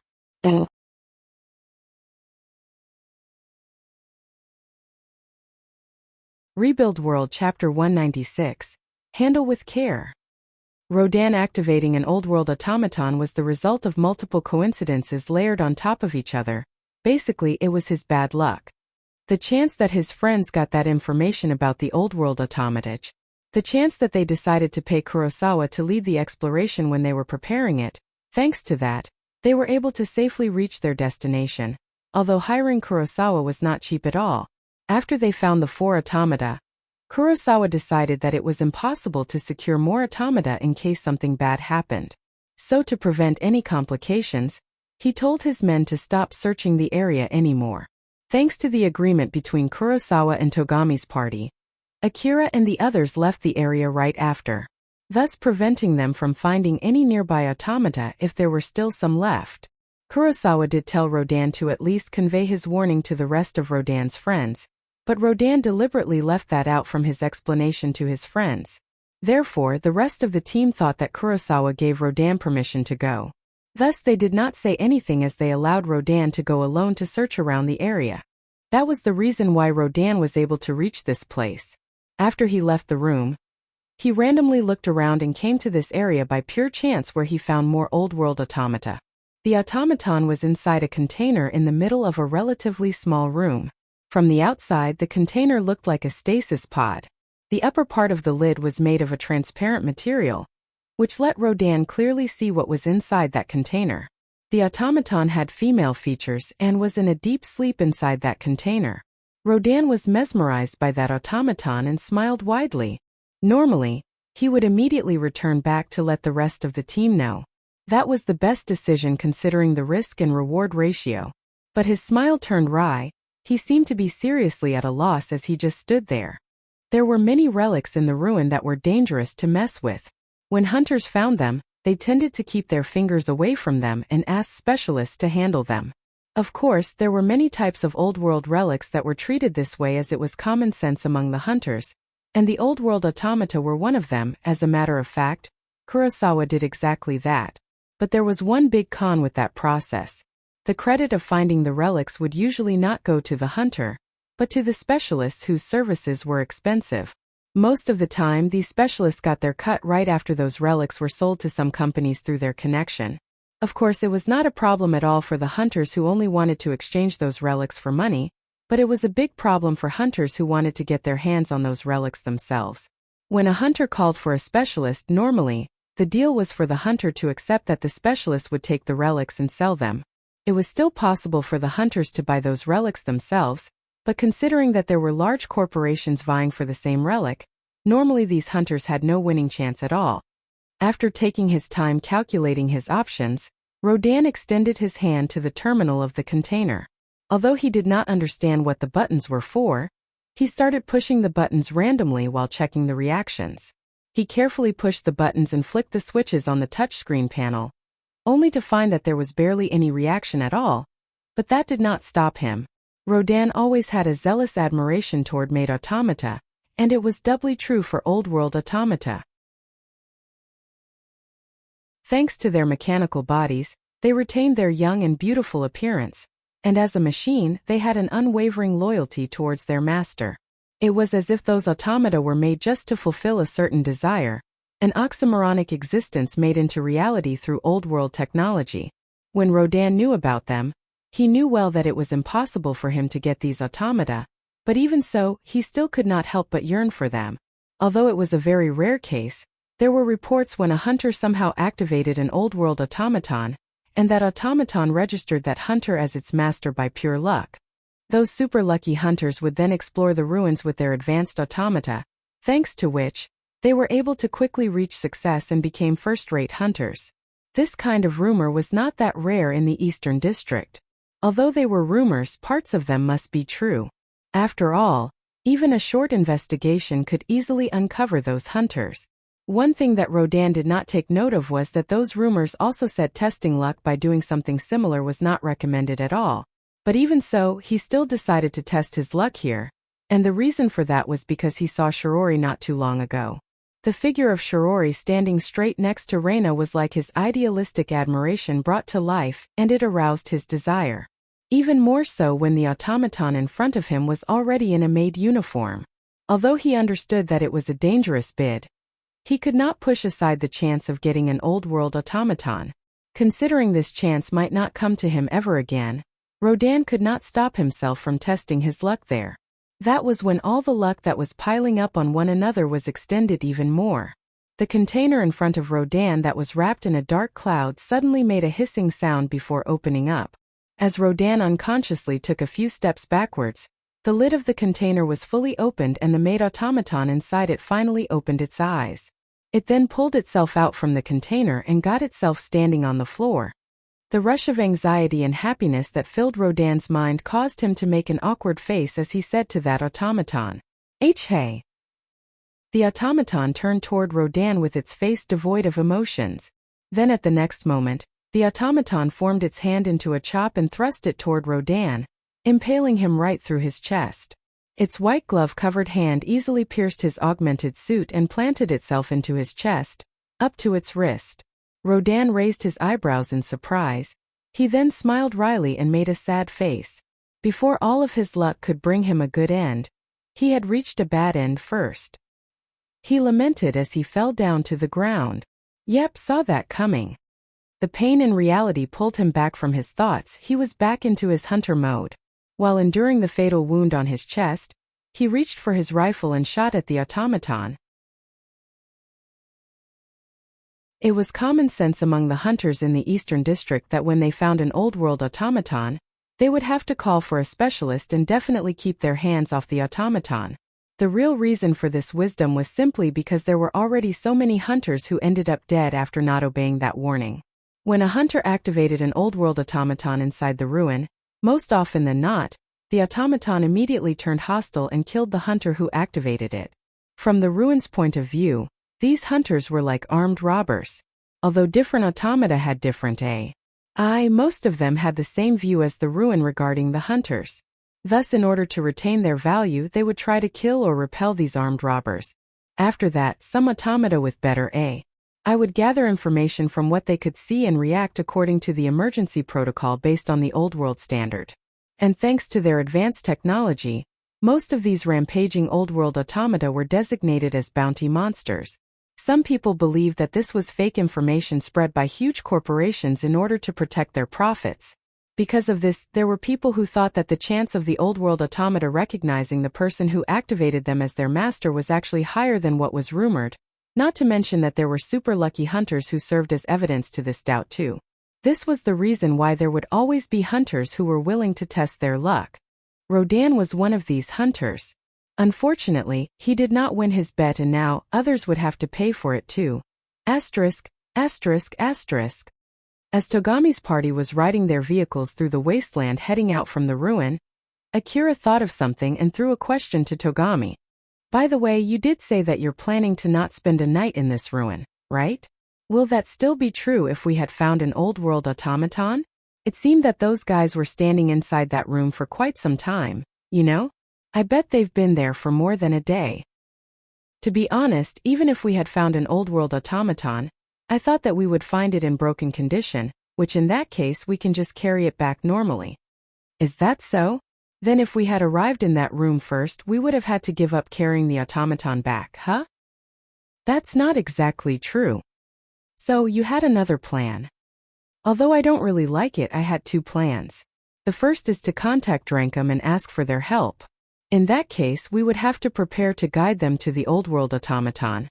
I'm pretty sure we will have a smaller cut if we do that though, that's why I don't really like it. The other plan is to break the automaton to make sure that it won't go on a rampage before carrying it back. If we can skillfully break it, we might be able to restore it later, but of course this would lower the selling price too. To be honest, it feels stupid to be breaking the relic that you have worked for. That's why I don't like this idea either.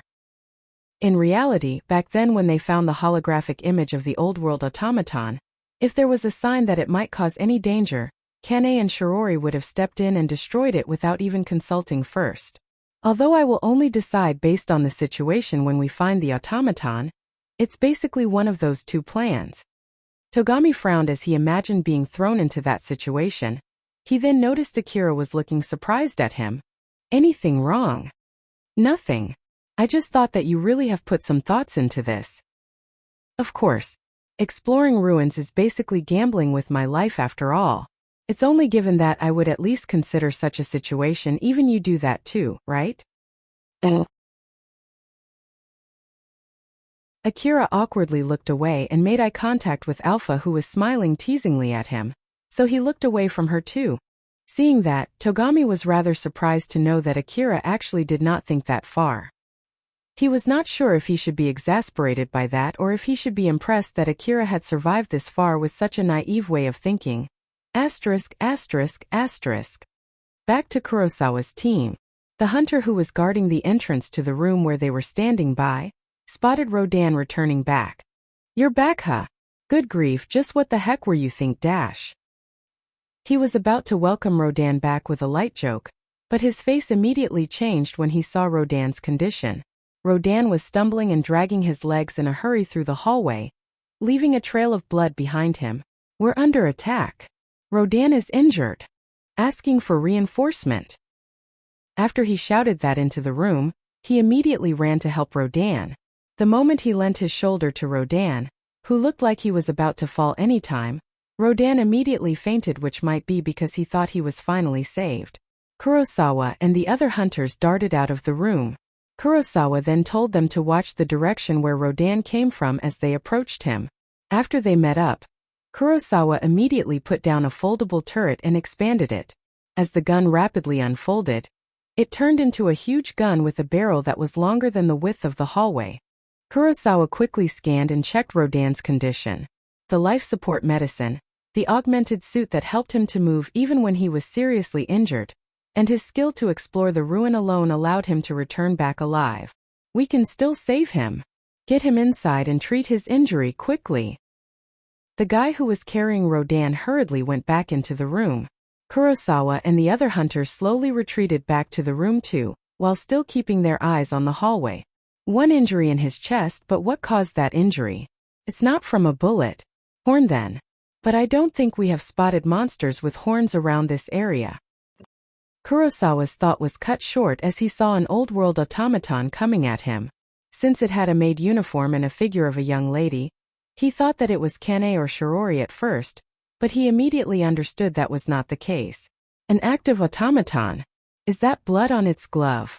So it was from that automaton. Kurosawa immediately held down the trigger. The explosion filled the hallway with smoke. He had preset the warhead to explode after a fixed time such that it exploded right before hitting the automaton. When the smoke cleared up, the automaton was no longer present. Not even the leftover wreckage could be seen there. Kurosawa frowned and clicked his tongue. It got away, huh? I bet that one did not damage it that much. Seems like the warhead exploded before it should. Did it break the explosion timer? Or maybe it hacked into the warhead timer. As expected of an old-world automaton, it's really advanced. Kurosawa was relieved that it at least left them alone for now, so he folded his gun and continued to ponder.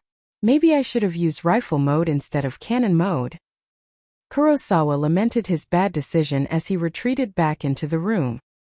He glanced at Rodan, who was being treated on the floor. How is he? He'll live. But he won't be up anytime soon.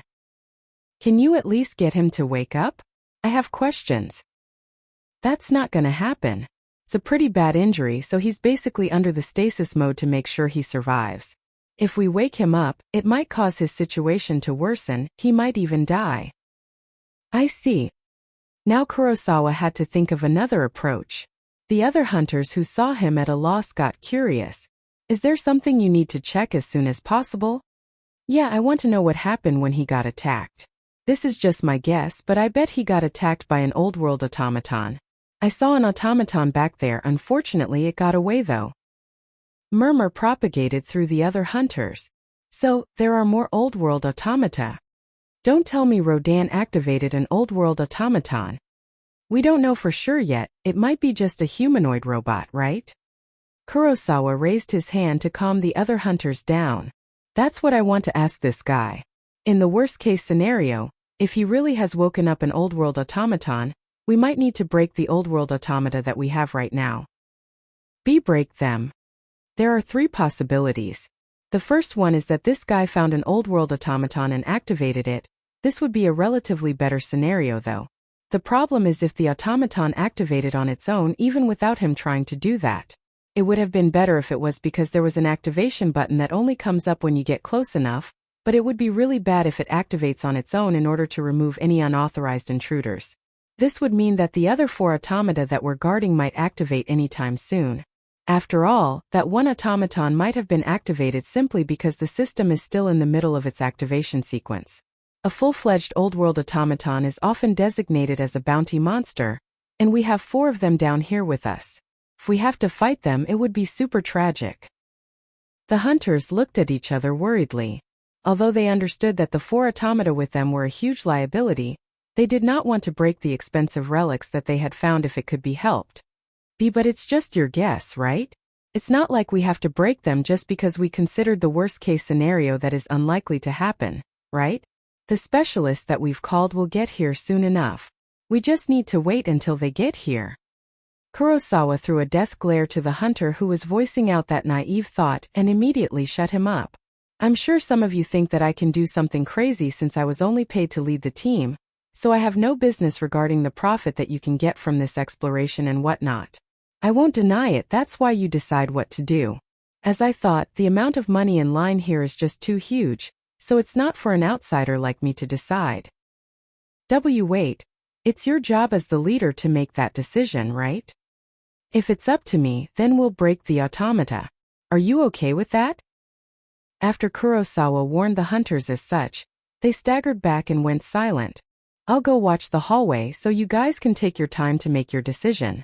There are too many things that we don't know at the moment. The situation might get worse the longer we delay, or it might not. We might be able to wait for the specialists to get here first, or we might be already well too late now. Just remember that when you take your time discussing. Kurosawa then turned around and headed to the entrance as the other hunters behind him started debating. Asterisk. As Togami's team headed outside the ruin while searching for relics that they could gather on their way out, Akira suddenly threw a question to Alpha. The thing that we talked with Shiori about, it seems that I can get an automaton for 1 billion orum. Do you think it's a good idea to get one when I have some leeway? Alpha frowned. I don't think that it's necessary. But, do you want one? No, I just thought that you can control my augmented suit and my vehicle, right? So you might be able to do the same for the automaton too. But I don't want to. That short answer was filled with rejection. I see. Akira was shocked since that short answer was more of Alpha's revulsion towards his suggestion than it being impossible. There was a brief awkward pause. Akira then tried to change the subject. It was just a simple thought, nothing more. It's not like I'm planning to force you to do it. It just reminded me of Tsubaki back then when she was using an old-world automaton. That was an old-world automaton and it was a rather good one too. Not to mention, it limited its control to only simple movements while making sure not to affect the independent AI inside that automaton. So the situation is not the same here. Oh, I see. Yep. Akira remembered back then when Alpha got angry the moment he referred to her as an alarm clock. But this time it was obvious that she was angrier than back then. I know that you had no bad intention when you suggested that, but never bring this subject up again, okay? All right. Alpha then smiled to let Akira know that her mood was back to normal. But Akira's frown still stayed for some time. Asterisk, asterisk, asterisk. It had been quite some time since Kurosawa let the other hunters discuss what to do from there. Since nothing big had happened, the hunters regained their calm and their opinion started to lean toward waiting for the specialists to arrive. Even Kurosawa himself started to think that he might have been a bit too paranoid. It has been quite a while since we repelled that automaton and it did not return back to attack us, not even once. Does it really plan to leave us alone? The reading from the containers inside the room also does not show anything suspicious. It doesn't seem that they'll wake up anytime soon. I might have gotten a bit too paranoid back then. Well, either way, we know for sure that there's an active old-world automaton roaming outside and that in itself is already dangerous enough. But as long as it doesn't come for us, there's no need to deal with it. I'll at least let the specialists know and leave the rest to them. Kurosawa did think for a bit about where the automaton was at now and what it was doing at the moment. His sight slightly shifted up while he was still looking toward the small room that he and his team was securing. That was when he spotted the automaton in a maid uniform standing on the other side of the ceiling on top of that small room. It was sending some data into the automata inside that small room. But it was not a simple activation signal. The automaton was hacking through the container. Of course, the container was secured with old-world technology. Normally, it would have been impossible to try to break through it. But the old-world automaton used its own communication device to access the ruined signal receiver to imitate it using its advanced computation ability. It was only a matter of time before it broke through the security system. The automata inside the small room opened their eyes. They then broke through the container using brute force by banging and kicking the lid away.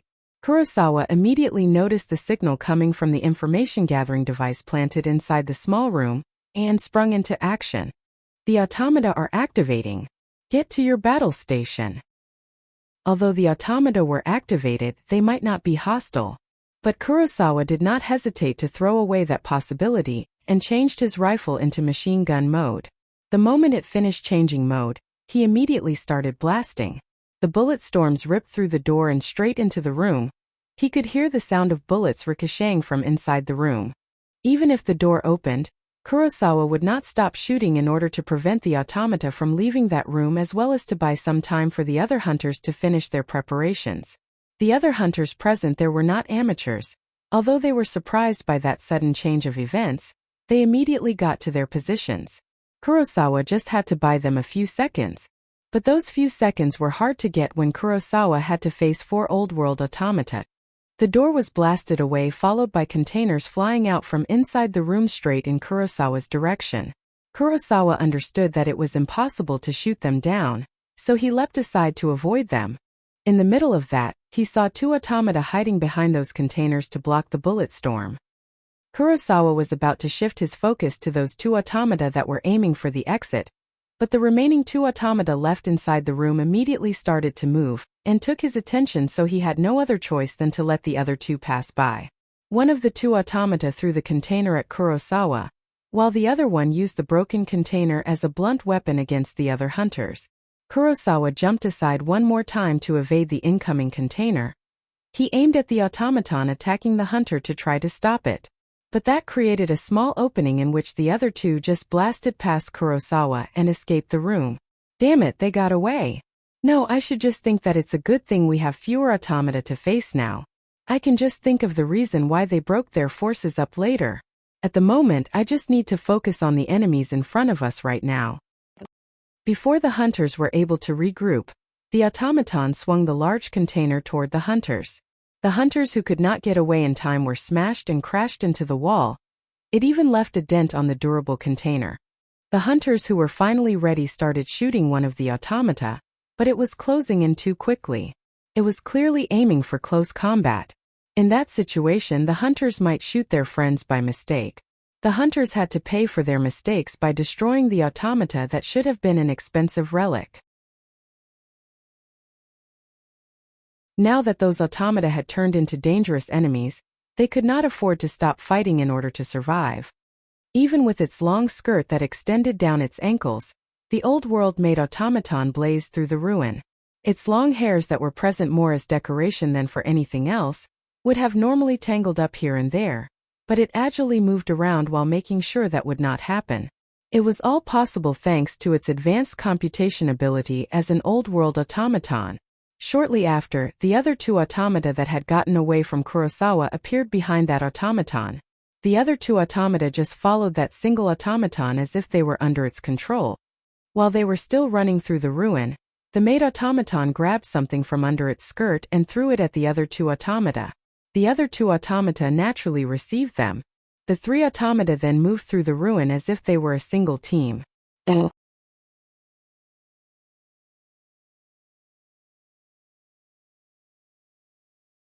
Rebuild World Chapter 197 Resistance.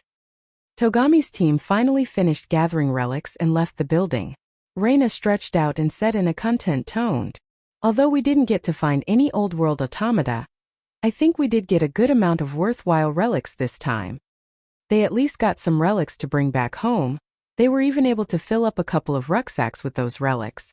Togami himself was relieved after finally getting out from the ruin. But after he saw Reina and noticed her putting down her guard, he then said to her, which also served as a warning to himself, "We're basically still in the middle of ruin exploration. So don't relax until we reach the city. Being a full-fledged hunter also means that we have to make sure we can exchange the relics for money afterwards. I know we're technically still inside the ruin after all. Right, Akira? Can we ask you to carry some of the relics? Compared to your APC, our vehicle is a little small after all." "Sure. Thank you." With this, Reina shifted the relics, which were a little embarrassing to carry around, as she smiled happily. But of course, she hid that smile inside his heart. They then quickly finished their preparation and got on their respective vehicles. Asterisk, asterisk, asterisk. Kurosawa's team somehow managed to destroy the remaining two old-world automata. Although they got some of their team members injured, they quickly regrouped and focused their firepower to corner the automata to the point that their bullets literally formed a wall. They riddled the automata with bullets and pushed it to the wall in order to seal its movement. While the other hunters suppressed the automata's movements, Kurosawa swapped his rifle to cannon mode. With the automata unable to move, it was quite easy to shoot a warhead that could even destroy a tank at them. The old-world automata were indeed smart and durable, but Kurosawa had prepared that warhead expecting a fight against old-world automata. And as expected, the automata could not stand a direct hit from that warhead and finally stopped moving. Although they were destroyed, they still retained their original shape. From outside, they still looked like they could move. So just to be safe, Kurosawa shot them one more time before finally calming down. "Damn it, I ended up having to use that expensive warhead. How's the damage?" "For our badly wounded. I'm not sure if the automata did that intentionally to make others cover for them or simply because it only aimed to make them unable to fight, and there was no need to kill them. It doesn't matter, get them treated now. Don't let them die if we can save them. Check how much ammo you have. If some of you are low on ammo, get those who still have a lot of ammo left to share theirs." The hunters immediately sprung into action. Kurosawa returned back to the entrance of the room to stand watch, and one of the hunters then approached him. "What's wrong? Is there a problem?" "Not really. I can stand watch here by myself. Go get some rest with the others if you have nothing to do." But Kurosawa noticed that the guy still stood there looking at him, so he frowned and asked, "What is it?" "Well, sorry, we should have listened to you and destroyed the automata." "Don't mention it. Choosing not to destroy them at that time was not the wrong decision. It's just that you lost the coin toss, that was all there was to it." "But still." The guy still looked troubled, so Kurosawa looked at him with a serious face and said to him firmly, "This is not the time to worry about that. We know that there are at least 3 active old-world automata out there. We have to somehow manage to hold out by ourselves until the specialists get here. So get a hold of yourself." That guy was obviously surprised. "We were able to repel the one that attacked Rodan and the other 2 ran away, right? Don't forget they might come here again bringing more friends with them. Also, they might have just gone to get their weapons. We're still not safe yet. If you want to lament your decision, at least wait until the specialists get here and we know for sure that we're saved. Tell this to the others too." The guy's apologetic face was replaced with a serious look. Kurosawa then sighed and mumbled, "Though to be honest, they should be here anytime soon. I wonder if they got into some trouble or something. Good grief, just give me a break already." Kurosawa made sure not to let his team hear that since it might affect their morale. He also made sure not to let his team see him making a difficult face in such a precarious situation. Asterisk, asterisk, asterisk. Togami's team went from the center of the Lida commercial district, through the gaps and valleys between the plant-covered buildings, and eventually reached the outskirts of the ruin where plants started to thin out. Akira was driving with a rather content face. "Well, I did get some good loot for today, although I went out to the wasteland with no particular plan." Alpha, who was sitting on the driver's assistant seat, smiled at him. There was a slight trace of exasperation in her smile. "Akira, just to make sure that you understand, this doesn't mean it is a good idea to keep exploring without a plan. You know?" "I know, but it's fine to celebrate for a bit, since it has been quite a while since the last time I managed to do a successful ruin exploration. Right? We're still basically not done until we reach the city, huh?" Akira was not that serious when he said that. But Alpha suddenly made a serious face. Akira, who saw that, immediately tensed up. "Akira, be careful. I know there's no need to make that face. No, we have a company chasing from behind." Seeing Alpha making a serious face when she said that, Akira immediately switched to battle mode. "Monsters. It depends on what defines a monster. We have 2 humanoid signals, they're closing in on us at a high speed. It's as if they're either cyborgs or using augmented suits. But if they are hunters and they want to talk with us, they should at least send us something beforehand through close-range communication. So I don't think they're friendly." Akira left the wheel and let Alpha take control of the vehicle as he went to the back of the APC. He then took his equipment and checked their condition before opening the back door of the APC and sent a call to Reina. As Akira opened the door, Reina's vehicle came into his view. Reina, who was driving the vehicle, and Togami, who was sitting next to her, looked confusedly at him. Akira's gaze shifted from Reina's vehicle to behind it, and focused his information terminal in that direction. He then could see a male and a female in an old-world-style dress running at a high speed from behind Reina's vehicle, although the plants that covered the ruin made it difficult for them to even sprint. "Togami, I don't know what's going on here, but someone is chasing us from behind. Tell me what you want to watch out." At the same time Akira shouted, Alpha suddenly accelerated the APC. His body obeyed the inertia and swayed. In the midst of the swaying vision, he could see the female carrying a cylindrical object in her hand, and a blade of light extended from that object the moment she swung it. A few minutes before Akira contacted Togami and Reina, Kane also noticed that signal. "Ain-san, someone is chasing us." "Indeed." Shiori tensed up while also impressed by how sensitive Kane was as always. She then looked back to check what was chasing them. "Not monsters. People?" "It seems to be people, but those are not hunter equipment. At this rate, they'll eventually catch up to us. They don't look like the kind of people who would try to get something that we dropped by accident though. Milady, there are dash. When Shirori was about to let Reina know, she could hear Akira's voice shouting at them through the vehicle's information terminal. Right at the next moment, Shirori grabbed Reina and Kane grabbed Togami from behind and jumped off from their moving vehicle.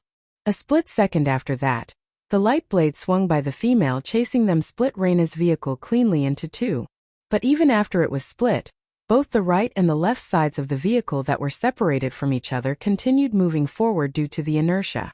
It then rolled over a few times before finally stopping. Both the male and the female humanoids chasing Togami's team were old-world automata in butler and maid outfits. The female one once again swung its blade chasing after Shirori, while the male which was carrying a rifle went for Kane. Shirori covered Reina as she repositioned herself for battle, while Kane signaled Togami to stand back, as she focused her attention on the incoming automaton. But suddenly, a storm of bullets swallowed both automata and threw their bodies back. It was Akira shooting at them with SSB rifles in both hands.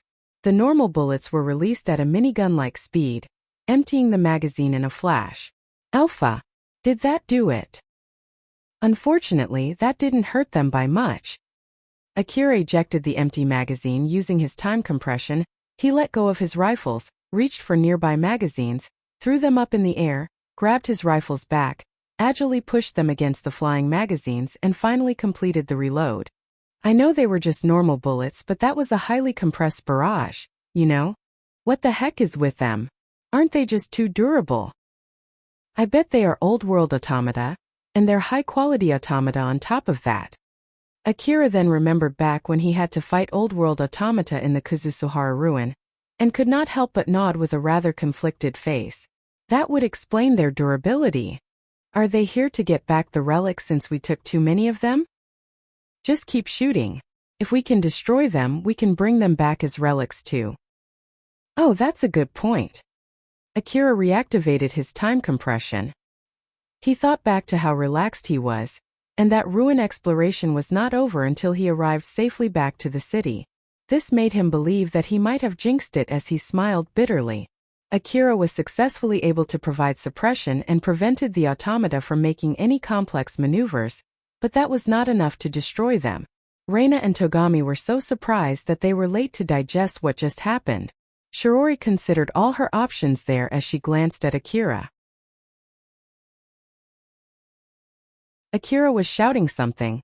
Although she could not hear anything from that distance, she judged that Akira was telling them to get to him as fast as they could. She then glanced at Kane with a serious face. Kane looked back at her and smiled. Milady, excuse me. Togami boy, make sure not to bite your own tongue. Shirori grabbed Reina while Kane grabbed Togami. Then without any prior explanation and without asking for permission first, they threw Togami and Reina straight at Akira. Reina and Togami were still having a hard time following what was going on when they were flying through the air. Akira realized what Shirori was trying to do. Although he was surprised, he immediately stopped shooting and threw his rifles up. He then caught Togami with his right hand to make sure that he would not crash into the APC, while he caught Reina with his left hand in a gentler manner as if he was hugging her. He then quickly let both of them go and caught his rifles back. Akira's focus returned back to Shirori and Kane, who were facing the automata. Shirori and Kane stayed behind to buy some time for Reina to get away, and now both of them were already approaching their respective opponent. Akira understood that Shirori and Kane were prioritizing on getting Reina to safety first. But he then looked back at Reina and Togami, thought for a bit, and walked past them toward his bike. Reina, while still confused from being thrown, could not catch up with the information flooding her five senses. When Akira walked past her, he was in a rush which caused her to follow him with her eyes. She saw him get on his bike and the next moment he had already jumped out of the APC, landing smoothly on the ground and blazed straight in Shirori and Kane's direction. As the scene of Shirori and Kane, who were left behind, got smaller and smaller with time, and the back of Akira, who was riding his bike straight at them, made Reina feel like they were leaving her behind. It felt like she was running away while they were buying time for her. It replaced her confusion with frustration and hopelessness. Reina, who was crushed under her emotions, stood up and walked as if to jump off the APC and rush towards Shirori and Kane. Togami, who noticed that, flusteredly stopped her. "Let me go." "Wait.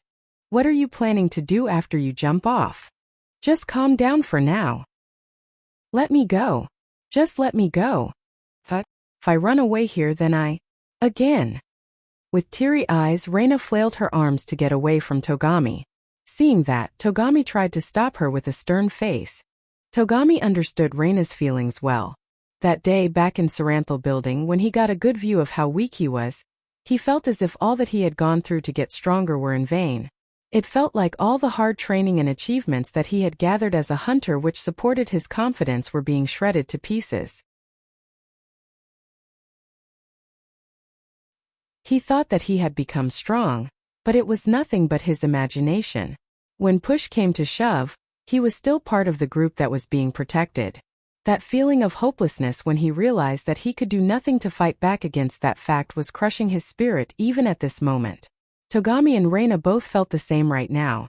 The only reason why Togami was able to somehow get a hold of himself was simply because he thought that in the worst-case scenario, he should at least get Reina to safety. It was the least he could do as the team leader. His duty as the team leader was to somehow manage to prevent himself from being crushed by his hopelessness. But for Reina, who did not have that responsibility, she had nothing to defend herself from her feeling. Shirori and Kane stayed behind to buy her time. Akira also decided to join them, while she was the only one who stayed in safety. The merciless time did not stop as she was stuck in that situation where she did not have the power nor the skill to fight back.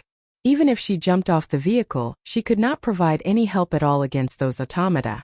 She would be nothing but dead weight, and she would pull Shirori down even more if she stood in a dangerous place thinking that it was safe. That truth was breaking her heart. Togami was relieved that Reina had calmed down, but at the same time, the sight of Reina looking meek left a pang in his heart. But even so, he tried to think of a way to at least be useful in that situation. He tried to contact Akira to ask him about the APC that most likely was running on autopilot. Akira picked up the call and said in a rather uninterested voice as if this was nothing but a normal occurrence to him. "What is it? I'm sure you know that I'm busy now, right?" Before Togami could answer that question, Reina yelled at the terminal first. "Akira, why did you leave us behind? Are you trying to say that we're nothing but dead weight to you? Are you telling us to just obediently run away?" That yelling was a small resistance against her hopelessness. It was a shout to help herself stop the surging self-depreciation. Either way, if Akira said yes there, it would have completely broken Reina's heart. But Akira replied with something that she did not expect at all. He replied back with a rather confused voice. "To be honest, I was hoping that you can give me support fire from there though. Judging from your skill back when we were exploring the ruin, you should have no problem shooting from that distance, right?" "Oh, eh." Reina paused for a bit after giving that short answer, which sounded as if she returned back to her confused state. Hearing that, Akira then said curtly, "Don't give me that, eh. I've set the APC to just go around randomly after it gains some distance from me. If it got too far, give me a call and get on the wheel yourself. You can also use the gun on the APC, but I haven't done any readjustment, so make sure not to shoot me by mistake." Okay. I know that you might not be happy after getting sent flying like that, but I bet Shirori and Kane did that because, unlike both of them, you guys are nothing but dead weight in close-range combat. If you have any complaints, you should voice that to them later. It's not like I can do anything about it, even if you vent that onto me. You know? Ah, right, sorry. You can use the ammo there too. I should still have quite a lot left over. So if you say that you'll run away since you have no ammo left, I won't accept that excuse, okay? Reina immediately raised her voice. "Who would say I'll run away? Huh. Don't look down on me. I won't run away, okay? Is that so? Well then, I'm counting on your support." Akira then closed the call. Reina knew that he could no longer hear her as she shouted. "I'm counting on you," he said. Reina hid her delight with that angry shout. "Togami, we're not running away, all right?" "Of course. Now you are talking." Strong will filled her body. She took in her surging resolve and let it course all the way to the very end of her limbs and hairs. Let's show them what we are made of. Seeing how Reina got back on her feet, Togami felt delighted and banished his own frustration from his mind. The pillar of confidence that was about to break got even stronger than before. Although the situation had not changed at all, Reina and Togami no longer allowed themselves to be swept by the situation. They now stood to fight back against the flow. Akira was riding on his bike with an SSB rifle in each of his hands. Alpha, who was floating beside him, looked a bit surprised and asked him, "Akira, are you sure you're okay with that?" "I did fulfill my responsibility. If they decided to stay and join the fight then get killed by that, it's not my fault. They didn't pay me to be their bodyguard and I don't remember ever accepting something like that, right?" If he ran away from that place after leaving Shirori and Kane as decoys, it meant that he would be indebted to them, and that was doubly true if Shirori or Kane got killed because of that. At least that was what he thought. But with this, even if Reina got killed because he went to help Shirori and Kane, then it would not be his fault, though Shirori and Kane might get angry because of it. Or at least it would not bother him as much. He followed that egocentric line of thinking as he jumped out of his APC on his bike. Alpha let out a big sigh. "So, how much support are you expecting from me this time?" "Enough not to get me killed." "Roger that." Akira only gave a vague answer and Alpha did not ask for more than that. Shirori activated her blade while she approached the female automaton. Her blade then started vibrating and gave off a dim glow. She gracefully and agilely swung that sword with her augmented physical ability thanks to her augmented suit. The swing sent out a wave of glowing particles which could cut any matter apart. It was as if she sent off a sharp blade flying. It was actually a killing move since the average person would not be able to evade it and be sliced up by the wave. But the female automaton jumped away as if she knew the nature of that attack, and used her own blade to block the wave and dispersed it. The dispersed light particles shone on their faces. In contrast to Shirori, who had a rather grim expression, the automaton was emotionless as if she felt no danger from Shirori at all. The difference in their expression showed the gap between their strength. The automaton swung her blade to counter Shirori, who was using an accelerator drug with suppressed side effects and prolonged effect duration in exchange for its power, saw the incoming blade. She aimed to throw the automaton off balance by parrying its blade using the solid portion of her own blade. But the moment she realized the slight movement of the incoming blade, she immediately switched to completely avoiding it. The automaton's blade went through Shiori's blade without any resistance and sliced everything beyond it. Although her blade was not damaged at all, that attack left a scorched slice marking on the ground and the plants that came in contact with it. That blade is the type that can alter its physical existence at will. This is getting troublesome. The blade that the automaton was using was a relic that was like a retractable baton.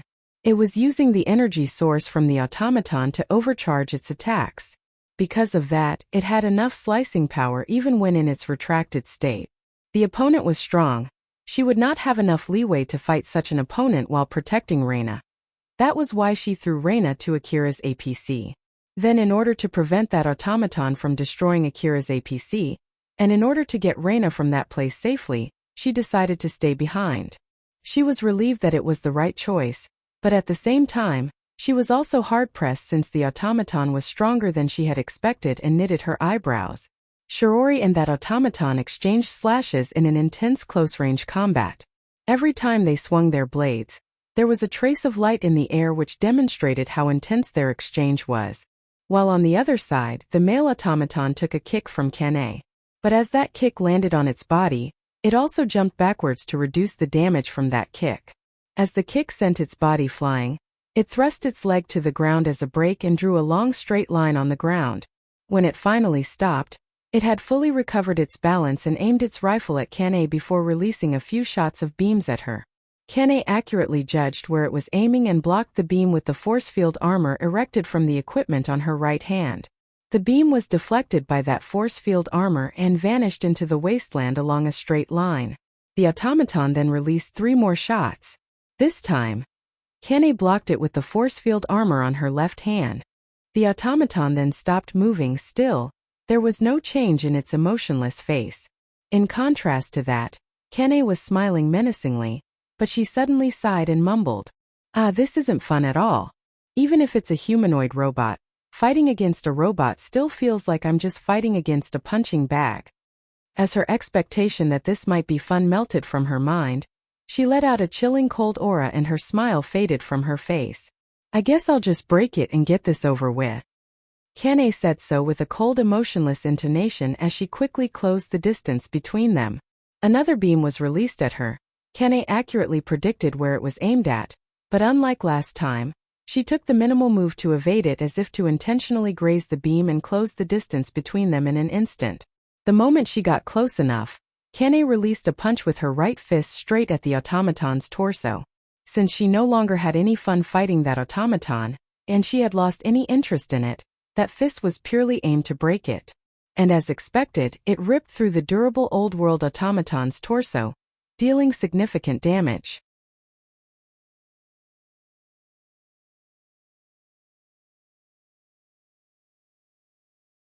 Rebuild World Chapter 198 Automata. Akira blazed through the slippery floor on his bike. Vines and moss covered the small rubbles, making it even easier for the tires to slip. But with the ability of Akira's advanced bike designed for use in Wasteland together with Alpha's support, he was able to keep driving at a high speed as he kept his eyes on Shirori with a grim face. Once he got relatively close, he aimed both of his SSB rifles at the female automaton and released a barrage of armor-piercing rounds. The expensive extended magazine housed way more bullets than a normal magazine and he emptied it in that barrage. Right after that, the female automaton noticed the incoming bullets and jumped away while swinging its blade as if to cut down the bullets. The light particles left from those swings turned into a wall. It then reacted with the colorless mist in the atmosphere and transformed it into a force field. The force field killed the momentum from the bullets and deflected them away from their original trajectories. The automaton also actively evaded the already deflected bullets, thus allowing it to survive the barrage without even a scratch. Akira was surprised by that, but he immediately changed his aiming from targeting at a single spot to indiscriminate shooting. After all, even an old-world automaton would not be able to evade all of those bullets coming at it like a wall. And as he expected, some of the bullets landed. But with the lower firepower, the landed bullets could not damage the automaton. As a matter of fact, the automaton made use of the shock wave from the bullets to propel itself further away as it kept swinging its blade. When Akira finally stopped his bike next to Shirori, the automaton had already left the place. Akira lowered his rifle and mumbled with both of his eyebrows raised. I should have been able to land a few bullets though? Just how durable is that thing? Shirori, who had already changed from her blade to her rifle in the middle of that fight, also lowered her rifle and frowned at Akira. Akira-sama, thank you for the help, but I would have preferred if you prioritized Milady first. It's Togami's job to decide when to retreat, and that includes convincing Reina to obey his order, even if that order forces her to retreat. So, I won't accept any complaints regarding that matter. Shirori sighed and smiled wryly. Maybe I should hire you as a bodyguard next time? Yeah, you can do that. But either way, I'm sure Reina would not be happy. Don't worry, it's my duty to convince Milady in that case and Akira-sama would be the decoy. I see. Shirori lightly smiled. Akira also replied with a smile. That was when Kane returned back to them. Akira, there you are siding with Ain-san again. That's not good, you know. Not really, it seemed that you're doing fine. That's why I went to help Shirori instead. How about the other automaton, by the way? Just like the one that you faced when you arrived, the other automaton also ran away. I didn't give chase since it seemed to be too much trouble. Akira then remembered the time when he fought Old World Automata back in Kazusuhara Ruin. The other one also got away, huh? To be honest, I feel like that kind of enemy would keep coming until they are killed though. It's not like I can do anything about it. You're right. Alright then, let's go back. Sorry, by the way, this bike is only for one person, so the both of you need to use your legs. Kane exasperatedly sighed and shook her head. Akira, you really don't know how to treat a lady, huh? This is where you should let the lady take the bike, you know? I'm sure if it's only me and Ain-san, we can somehow fit on that seat. No. Shirori smiled, seeing Akira reject that idea almost instantly in Kane's exasperated face. Akira, keep your guards up. During that small breather, Akira suddenly returned back to his battle-ready state. Shirori and Kane, who noticed that, immediately scanned their surroundings. Alpha, where is it? From the ruin, and there are a whole lot of them. Akira glanced at the ruin and could not help but frown. A swarm of monsters, including the plant-type monsters from the ruin, was heading towards him. Whoa, how did we not notice that swarm at all? It is probably because of the interference from the other plants. So basically, those plants are of the same type as the ones inside the ruin, huh? Good grief, what a pain in the neck. But still, what the heck is with the size of that swarm? This is just another guess, but I bet the automaton summoned them. It's difficult to detect monsters in this situation, but it's easy for the monsters to detect us. I bet those automata broadcasted a signal to let them know our location. Old world automata have the energy source to do that after all. Don't tell me that those automata only retreated because they done their job in slowing us down. The possibility of that is not zero. Akira frowned even more while still gazing at the incoming swarm. Suddenly a bullet flew past, landed on the monster's forehead, instantly killing it. But it did not stop there. More bullets came in and killed some of the monsters.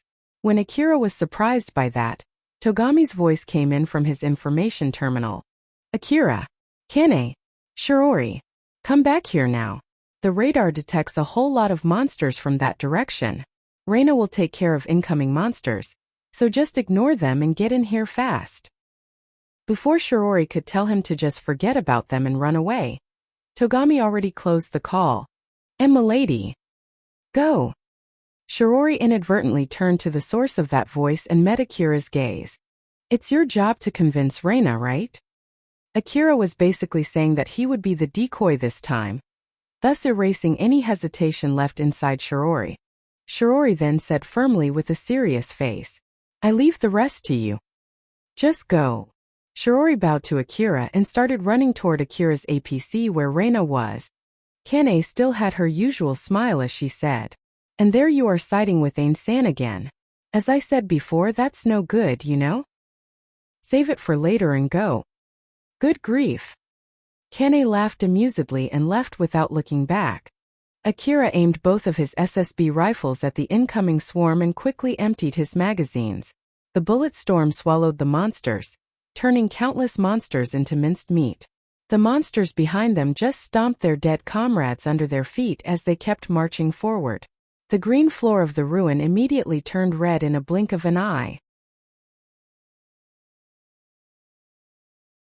Since Reina switched her rifle's mode to sniping in order to provide support for Shirori and Kane, she was able to quickly detect the incoming swarm. The bullet that she shot with a proper aim pierced through multiple monsters as if it was sucked into their bodies.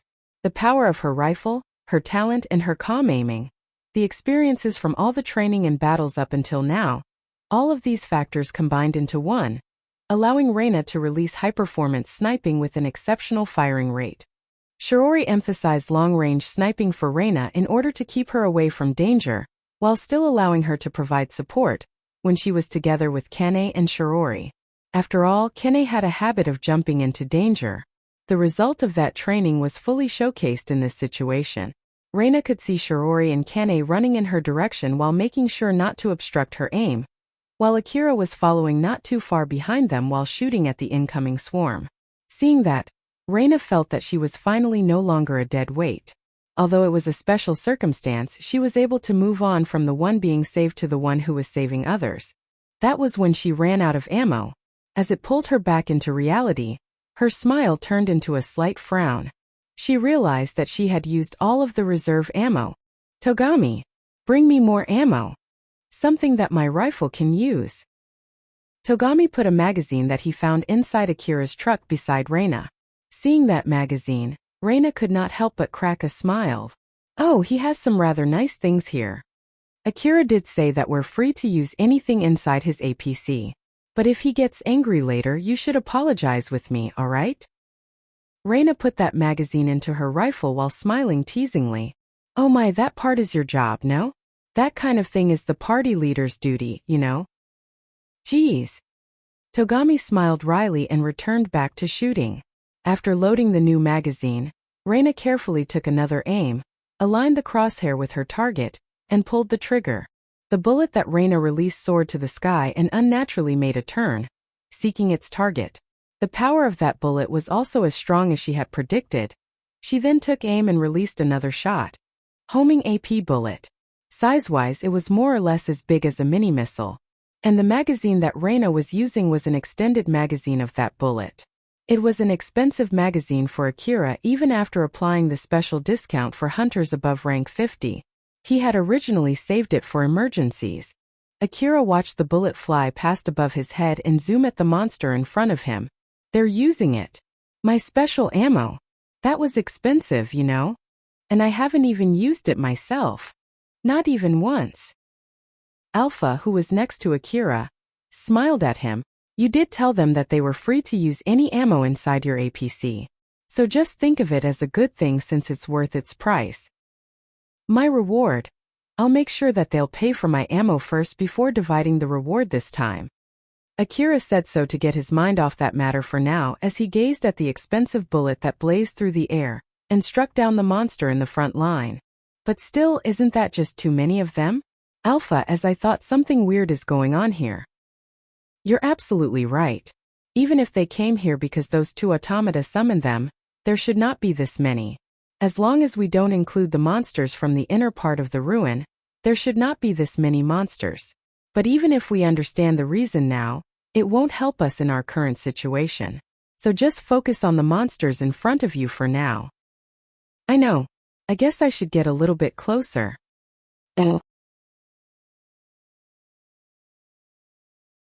Akira then accelerated his bike towards a part of the swarm that was less dense and kept his finger down on the trigger. The bullet storm released from his SSB rifles killed so many monsters, but it was not significant when compared to the entirety of the swarm. There's just no end to them. I left the rest of my ammo back in my APC. This might be a good time to return back. Akira made a 180-degree turn and headed back to his APC, while wondering if he was cursed to encounter a monster swarm no matter where he went. Meanwhile, the old-world automaton in a maid uniform stood in front of one of the countless semi-sphere structures scattered in the Lida commercial district. It then used its communication device to send a signal to that semi-sphere structure. Not too long after, a flood of monsters appeared. All of them were aiming toward that automaton as it escaped. The monsters were chasing after the automaton, but suddenly, that automaton vanished before appearing again somewhere further outside the ruin. The swarm of monsters was baited outside the ruin just like that, and then baited further toward Akira's direction. Shiori eventually caught up with Akira's APC, and jumped aboard the APC.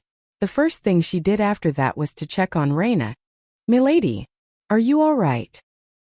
Reina seemed to be smiling amusedly as she replied. "Shiori, that's my line." "You're indeed right, milady. I am all right for now." Kane also jumped into the APC not too long after that. "This place is so cramped, make some room, will you?" This means that Akira is the only one left. Huh. Togami then looked back at Akira and saw him accelerating his bike right toward the APC. Whoa, wait a sec. Don't tell me that he's planning to jump in with that bike? As if Akira was affirming it, he accelerated his bike even more. In front of the panicking Togami, Akira used the control device of the bike to spring it upward before it landed on top of the APC, making a bang sound. Reina and Togami looked at the ceiling and mumbled. "That was amazing. That guy is good with basically anything, huh?" Kane smiled at that amazing performance from Akira, while Shiori looked worriedly at Reina, hoping that Akira would not be a bad influence on her. Akira stepped down from his bike and looked back at the monster swarm coming at him while still standing on top of the APC. The monsters seemed to be chasing vigorously. As a matter of fact, they were running faster than the APC. These guys really don't know when to give up. "Alpha, can you drive the APC faster?" "Unfortunately, no. The ground is not suitable for high-speed driving, and the APC is filled with heavy armor tiles, relics and ammo too. Although the APC has high horsepower, it's not that much." "I see, well, it can't be helped then." Oh, are you planning to throw away some weight? That would be a huge waste, you know. Not that, I'm going to shoot at them. I'm just kidding. Oh. Akira heaved a huge sigh in reply to Alpha's inappropriate joke, and aimed his SSB rifles at the monsters. But in the next second his vision blurred. Akira's augmented suit suddenly moved with its full power. Akira tried his best to match his body movement with his augmented suit. He could even feel the air resistance from making such a sudden move. But in the midst of all of that, he still could see Alpha's grim face, which was more than enough to know just how grave the situation was as he immediately went straight at the incoming enemies. The two automata that had run away suddenly landed on top of the APC as if they were warheads.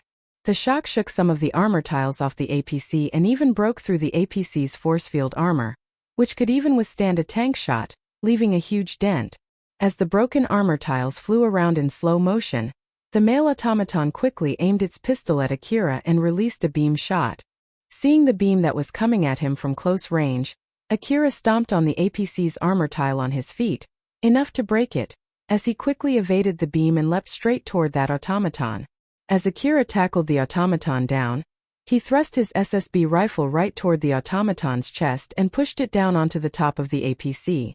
Now that the male automaton was stuck in between the APC's armor tile and Akira's SSB rifle, it had no method to evade as Akira released a rapid barrage that even broke his SSB rifle due to the recoil. There was almost no space that separated the muzzle and the automaton's chest when Akira released this barrage. The bullets collided with each other, applying massive pressure focusing around the part of the automaton's torso, which had already been damaged from its fight against Kane. The bullets eventually pierced the automaton's torso and destroyed its generator. The moment the female automaton landed on the APC, it immediately launched an attack at Akira. It quickly expanded its collapsible baton that was already transformed into a blade of light and swung it. But before it could land, Akira's bike suddenly accelerated to its maximum speed and rammed straight at the female automaton. The collision threw the automaton off balance, causing it to miss its swing. The blade of light drew an arc on Akira's side and hit the APC's body, releasing a blinding light on contact with the APC's force field armor. As the blade extended way longer than its corporeal body, the rest of the blade went past one corner of the APC and sliced the monsters that were nearby. The energy conversion of the force field armor filled the area with blinding light. The armor tiles that were still in the air blocked the light and created contrasting shadows. Akira pushed his time compression to its limit to the point that everything else almost stood at a standstill. In this slow-moving world, he sent commands to his body so that it would be able to match the speed of his consciousness. The automaton cut open a path through Akira's bike that was protecting him. The bike that was cut in two rolled over and fell off the top of the APC. But when the bike was sliced through, its force field armor was boosted to the maximum in order to reduce the durability of the automaton's blade as much as possible. As the bike rolled over on the wasteland's floor, the female automaton did not waste the opportunity and closed in on Akira. In reaction to that, Akira also quickly closed the distance between them since the automaton's blade had lost most of its power. Due to both of them colliding at each other, the automaton did not have the chance to take another swing with its blade. As the automaton sent down its blade at Akira for the second time, Akira blocked it using one of his SSB rifles. The rifle itself had a built-in force field armor that he often pushed to its maximum capability in order to hold back the kickback from the high-speed shooting that he often executed. Although that level of force field armor could only block the blade for a brief period of time, that was more than enough for Akira to thrust his other SSB rifle at that automaton and push it down. And just like what he did to the male automaton, Akira drilled a barrage of bullets into that automaton's torso. But unlike the case with the male automaton, which was already damaged from its fight with Kane, that was not enough to kill the female automaton as it continued to struggle to get away from his tackle. Akira used the power of his augmented suit to overpower that automaton, and kept it down on the ground as he kept shooting at its torso. When he finally emptied his magazine, the automaton stopped moving. Right after that, he followed suit and fainted there. All of these chains of events took only a few seconds in real life. Shirori and Kane agilely climbed up to the APC's top from the back door to check what was going on. But the moment they arrived at the top of the APC, they were flabbergasted. The two automata that had run away from them just a moment ago were lying limp. Akira was also lying next to them, as if they had just knocked each other out simultaneously. And beside him was an old-world automaton in a maid uniform smiling amusedly. Shirori and Kane immediately decided that the automaton was hostile and jumped at it. Both of them closed the distance in a blink of an eye. Shirori pulled out her blade and released a skillful swing while Kane threw a punch augmented with force field armor and the enhanced strength from her augmented suit. The automaton did not move at all and still maintained its smile. It then caught Shiori's blade and Kane's fist.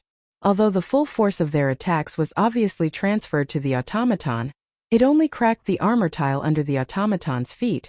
The automaton itself was not damaged at all. Shirori and Kane were caught speechless that the automaton was able to receive their attacks this easily. The automaton then said with a casual voice, "Can we stop this?" Shirori immediately jumped away, leaving her sword still in the automaton's hand, and switched to her rifle, while Kane stomped on one of the automaton's legs and grabbed its arm to prevent it from evading. Shirori then immediately aimed her rifle at the automaton's face. The bullets that Shirori shot were all blocked by the automaton's other hand. Furthermore, the automaton did not deflect the bullets. It accurately predicted where Shirori was aiming and caught the bullets in the middle of its flight. Since the automaton had released Shiori's blade in order to catch the bullets, her blade made a loud banging sound as it landed on top of the APC. The automaton then swung its arm and broke from Kane's hold. Kane, who was thrown away, landed agilely next to Shirori. Both of them had grim looks on their faces.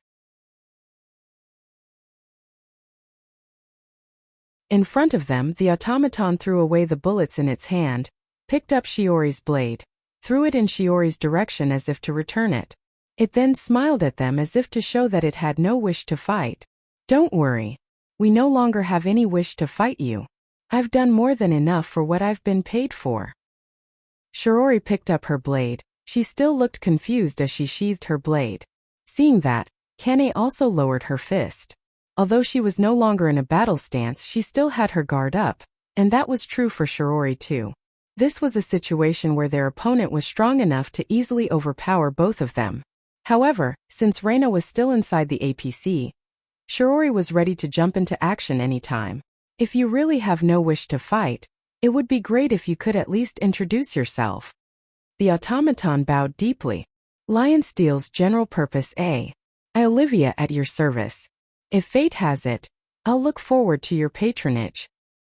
Shirori and Kane could not hide their surprise. Olivia pulled out a white card from her skirt and lightly threw it at Shirori. Shirori caught that card and took a closer look at it. Once again, she could not hide her surprise. "It's not for you. If this boy wakes up, please give it to him. I shall take my leave then." Olivia pointed to Akira, then bowed once again and suddenly vanished. Shirori immediately scanned her surroundings, but she could not find Olivia anywhere. "A hologram? Since when?" Kane smiled amusedly and lightly frowned as she said, "Probably since the time when it threw that card. I bet it used some kind of camouflaging device to hide while leaving behind a hologram and already left the area. Moreover, right before that hologram vanished, I was still able to feel its presence somewhere nearby. A hologram that can even fool me, it's a pretty advanced decoy. I'm sure it is an old-world automaton. Phew, seriously though, that was dangerous." Kane hid her disappointment by complaining instead. Reina's voice could be heard coming from the APC. "Shirori, what's going on up there?" "We're coming down now. I'll explain the rest later. Milady should focus on the monster swarm. They'll catch up with us at this rate." Reina and Togami, who had stopped shooting due to the surprising turn of events, flusteredly started shooting again. Kane sent a suspicious gaze at Shirori. "So then, Ain-san, what's the plan now?" "For now, we need to get back down from here." Shirori understood what Kane was actually asking her, and refused to give a straight answer. Shirori and Kane returned back inside the APC. Kane just threw the inactive automata inside the APC while Shirori gently placed Akira down. Shirori first calmed Togami and Reina, who were restless to know what just happened. Please calm down. Kira-sama is just unconscious. First of all, milady, please focus on the monsters. Togami-sama, please take the wheel. With Akira-sama being unconscious, we don't know how to change the autopilot now. In the worst-case scenario, the APC might come to a complete stop. So please get to the driving wheel immediately. All right. Togami rushed to the driver's seat. Although it was originally his duty to make the decision in that situation since he was the leader, he understood that this was an emergency and also knew that Shirori had better skill in this regard. So he did not complain and obediently followed her order. Kane and I don't know in detail about what had happened up there. We need to ask Akira-sama when he wakes up, so let's put any questions aside for now. Until then, milady, please take care of the monsters. Kane and I will have to take a short break, we're pretty much spent. Me alone? Reina was bewildered, seeing which, Kane teasingly said to her. Milady, are you planning to act spoiled again now that we've returned to you? I'll do it.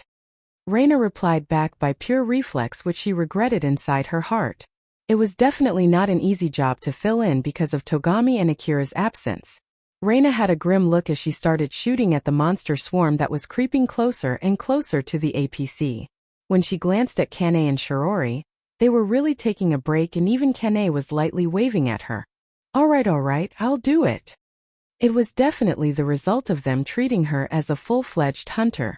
But Reina was not sure if she was to be happy because of it, as she kept shooting while gritting her teeth. Shirori glanced at Reina and then looked back at the white card. She was seriously evaluating her options there.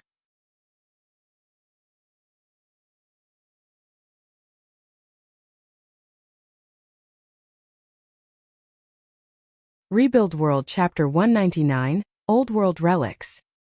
Akira was standing in a white space. As he looked around in his hazy consciousness, he saw two alpha and a young boy that seemed somehow familiar to him. He could see shadows of countless people standing beside that young boy. How is your development? Great, very great, in fact. I can even delegate my calculations too, and there's a good chance that I'll be able to get better equipment. Although I still don't have the exact time, I'm planning to get the necessary equipment in about a few months. We'll then start working on the main project right after that. I'm sure there's no need for me to tell you this, but you're not allowed to make him one of your terminals, you know? The subject that we can send to the commander's room should not be one of us. If you turn him into one of your terminals, the system will recognize him as one of us. So be careful. Yeah, I know that even without you telling me. There was a case in the past when that happened and it did not work. In the first place, if a remote terminal was fine, then we would have used one of those automata and gone there ourselves. That's why we have no other choice but to go through this painful process. It's to ensure that the one accessing is a real person. We can't do anything about it, that's just how the security works and it applies to us too. Well, you're absolutely right about that. The two alphas smiled bitterly at each other. So then how about yours? After the change of plan, the local network's nodes spread incredibly fast. Although I have no complaint about the number since the more nodes we get, the more fighting power we will have. But there might be a problem if the number goes beyond what I can control. I'm planning to evaluate the total strength by doing something soon. After that, depending on the result, I might decide to bring the subject to the commander's room. Are you sure you're going to be fine? If you let the local network node spread wider and wider at this rate, the system might see the network as one entity and you'll have to bring all the nodes to that place when that happens, you know. It should be alright. Although I said it's a local shared network, it has a proper stratification and the head of that system is the only one that fulfills the conditions. I see, that explains how your progress got ahead of me. Well, that's perfectly understandable. Alpha seemed a bit disappointed. The other alpha then frowned and asked, does your subject not show any sign of forming a local network? Nope, none at all. After all, he was originally a loner and the thought of forming relations with others never crossed his mind. That's why I can't use that method. But I'll be the one managing him after the connection, so don't worry about it. I see. What's wrong? Is there any problem? As I explained, the local network spread out way faster than I expected. As such, I sometimes can't take control of the network. So I might need your help if things get bad. The first alpha agreed to help the other alpha, but she also blamed the second alpha. Sure, I don't mind, but you should do something about it first before it comes to that. You know? Unlike the subject under you, I still haven't even received the consent for the contract from my subject. So it might be not that easy. As I thought, doing this with an uncontracted subject is not ideal. This is also an experiment. Regardless of the result, it'll be useful for our future trials. Well, that's true, but still. By the way, about Tsubaki. While the two alphas were still talking to each other, Akira's vision blurred. Akira finally woke up. He felt that weird feeling as he realized that he was no longer in the same place as where he last remembered, and immediately scanned his surroundings.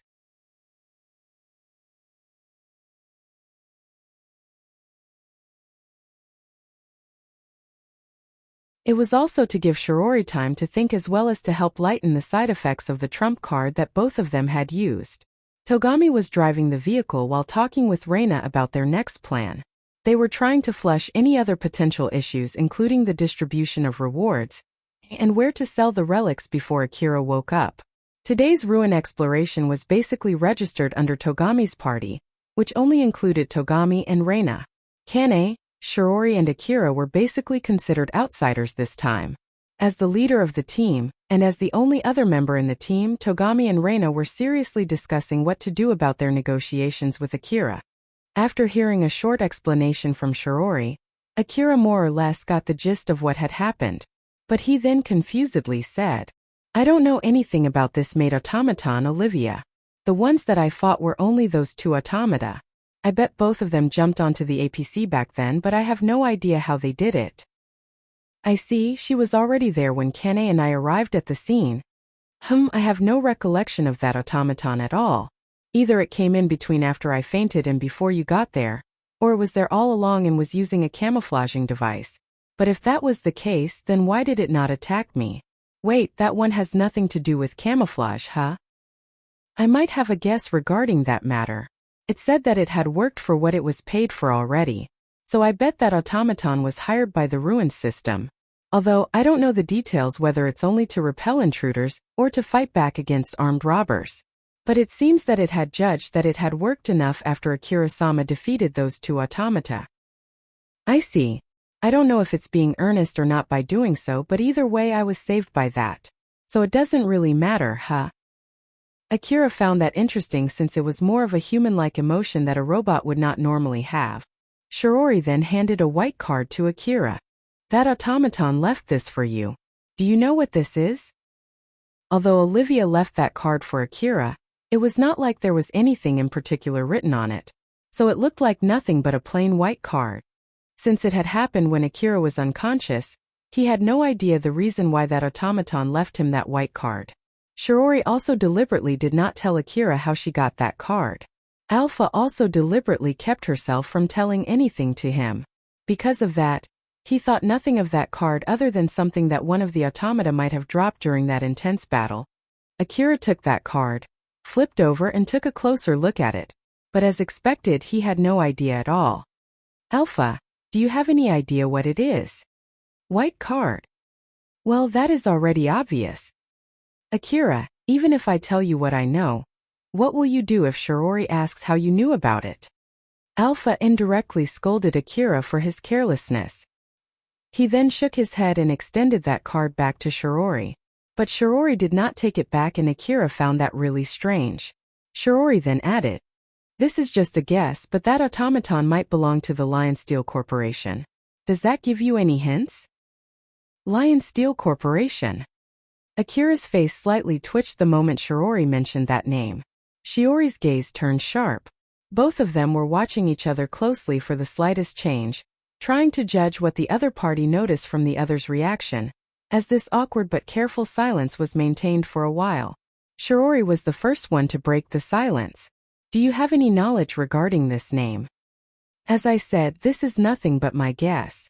That Lion Steel Corporation is probably an old world company. If I'm not mistaken, That name was also there in the Saranthal Building's guide map. If this card has something to do with that, and if it's a card to give special permission to pass through, it might be useful to go to some floors that are originally closed off to outsiders. That is indeed interesting. Well, I have no plans to go there ever again anyway, so I basically have nothing to do with this card. Akira tried to suppress the agitation inside him and keep calm. He remembered that only happened because he could connect to the Old World domain. That incident might lead to the Old World connection device and hint to his ability to connect to the Old World. Lion Steel was a name that was connected to both cases. As expected, knowing that name was enough to make people suspicious, Akira could not be sure that he was able to completely hide it. Shiori tried to read what was behind Akira's words and said, "Very well then, Akira-sama, in that case, would it be alright if we keep it?" You mean the card, right? As well as everything connected to that card, which includes the information that Akira-sama told me just now. Of course it won't be for free, but it is difficult to decide how much it is worth. After all, even if we bring this card to the Hunter office's exchange center, it would only turn into a small amount of money, so I don't recommend deciding the worth of the card based on its selling value. But then it's difficult to decide how much it's actually worth. We can actually just take it as our collective possession as a team, but I'm basically an outsider in this team. The price of the card was not clear and was difficult to decide even among the inner circle, but if it was sold, it would only turn into a small amount of money. Even Akira understood well that making a mistake in the method to divide the loot might cause a fight. It seems that Akira-sama is not that interested in this card. But even so, I don't think it's right to just let go of this card for free. In that case, how about exchanging this card for a favor? Favor, huh? Akira hesitated for a bit. Alpha, what do you think? To be honest, it's not like I really want that card anyway. But is it something that I shouldn't just give away willy-nilly? If you're afraid that it might give rise to suspicions if you just let that card go, you can show a little resistance before giving it away. I'll do that then. Akira thought that if it was really a precious relic, Alpha would have stopped him. But since she did not give any reaction which hinted at that, he thought that the relic must not be that important. So he decided to put up a small resistance on his own. Well, in that case, I'll use that favor right away. Before dividing the reward from this exploration, I want you to first subtract it based on the ammo that we have consumed during the battle just now and pay me that money up front, and inform that to the other two.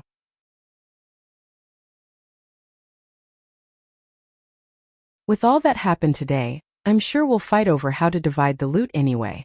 So in exchange for giving you that card, I want you to do this. Is that all right? Very well.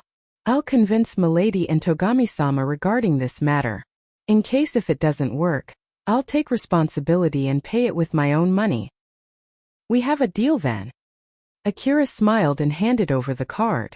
Shiori politely received that card, put it in her pocket and smiled. Indeed, we have a deal. The card that Olivia left for Akira now had turned into Shiori's possession, based on a deal that Akira had accepted. That meant Akira had transferred all the rights coming from that card to her. During that negotiation, Kene was looking at them with a rare serious face. Shiori and Kene then went to Togami and Reina to tell them about the deal. Akira, who was left behind, sat down and looked at Alpha. Say, Alpha, did you do something to me during that fight on top of the APC? Yes. I boosted your time compression. I always wanted to do that and finally I was able to. Thought so. I felt something was weird back then. What can I say? It felt like all my 5 senses suddenly turned so sharp that everything around me seemed completely different than usual.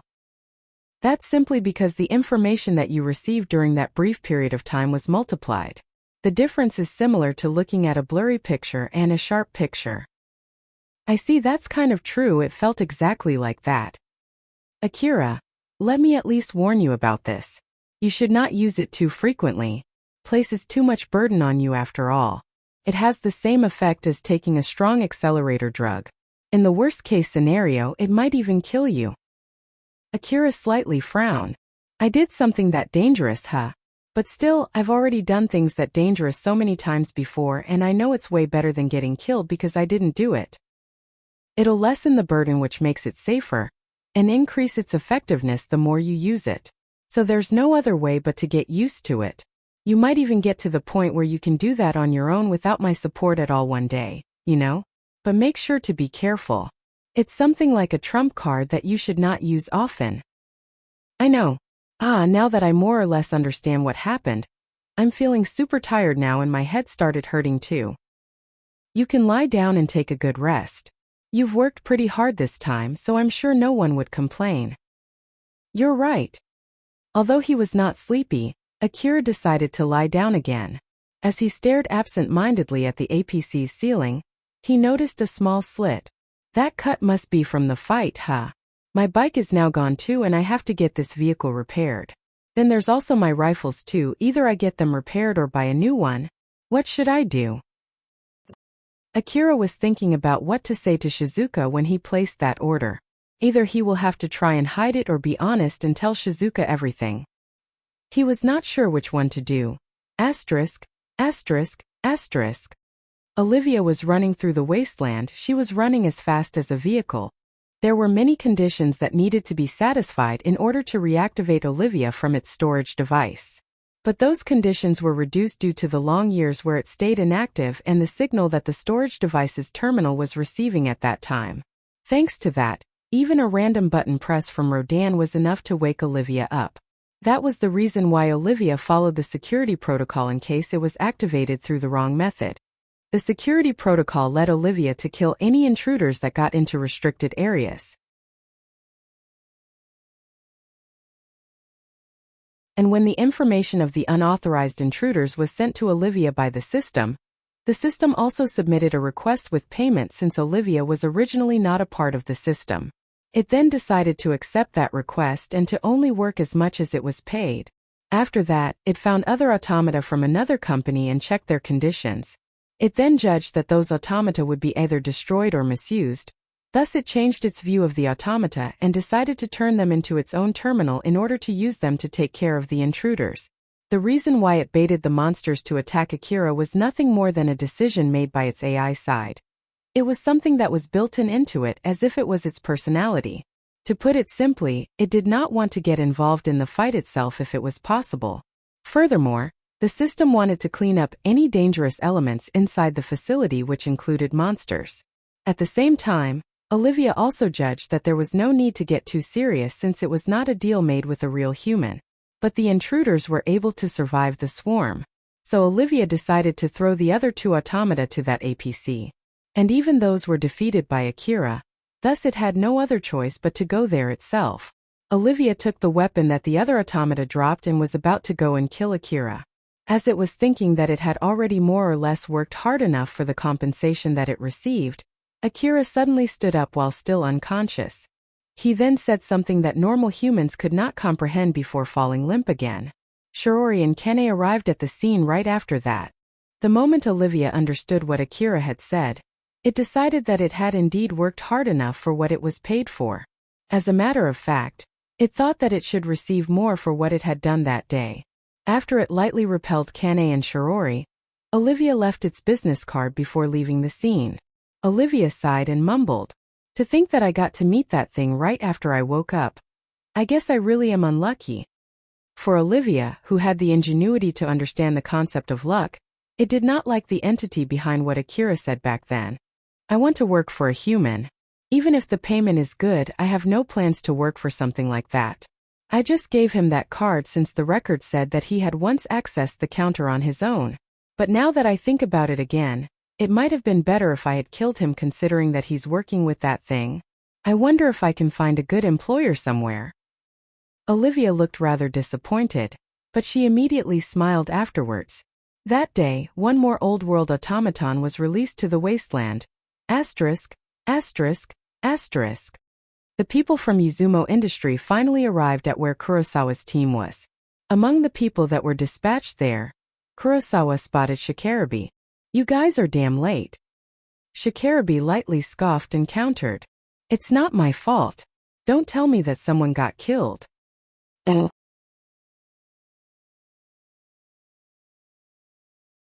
Nah, it's zero like usual. Though someone has been badly injured, he's not going to die. Then it's business as usual, isn't it? If only you guys came sooner, we wouldn't have had to go through that and we might have been able to earn more money. For undamaged old world automata now turned into 2 broken old world automata. You know? And here I thought I was about to bring back a lot of money. Well, you have my condolence. Shikarabe laughed and said so as if it was not his fault. Kurosawa replied with a click of his tongue. Their casual exchange demonstrated that they were pretty much safe. With the dispatch squad already there, Kurosawa finished his duty and relinquished the command to the new squad. So he also let the rest of the hunters take care of the negotiation with the new squad. Among the new squad, a guy with a broad back listened to the reports given by Rodan and the other hunters. To be honest, it's really unfortunate that the 4 undamaged old world automata are now turned into 2 damaged automata. But we're also here for the money. It was not free to come all the way here. Not to mention that we encountered a swarm of monsters too. Although according to the contract we won't charge you anything because of that. It's better if you do not expect to get paid even after handing those automata to us. I'm sure the money that we get will be mostly used to pay for the transportation fee to come here. I hope you guys can understand that. The hunters ruffled their heads in frustration.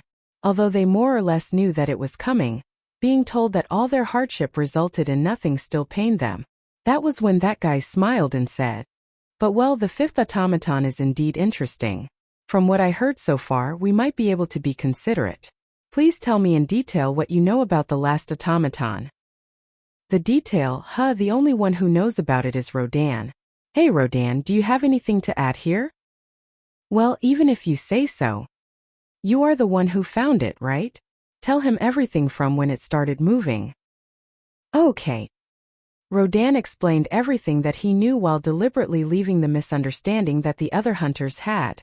After that, he took that man to the room where Olivia was sleeping. After they got there, that guy pushed Rodan out of the room. This room is ours too.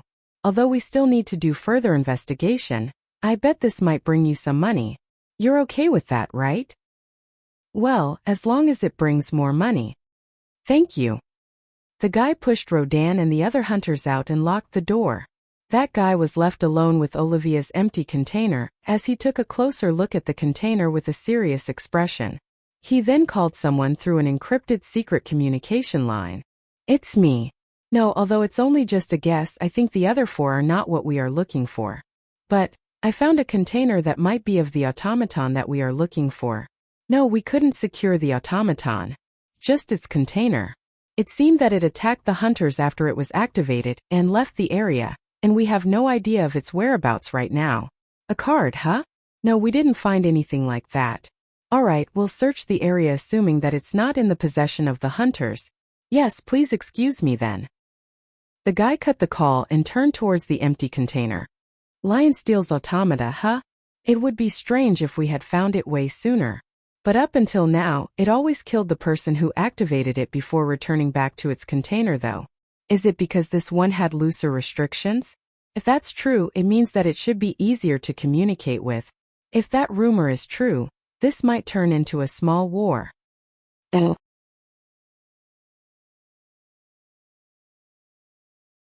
A long time ago, a certain hunter found an old world automaton and opened a business based on that automaton.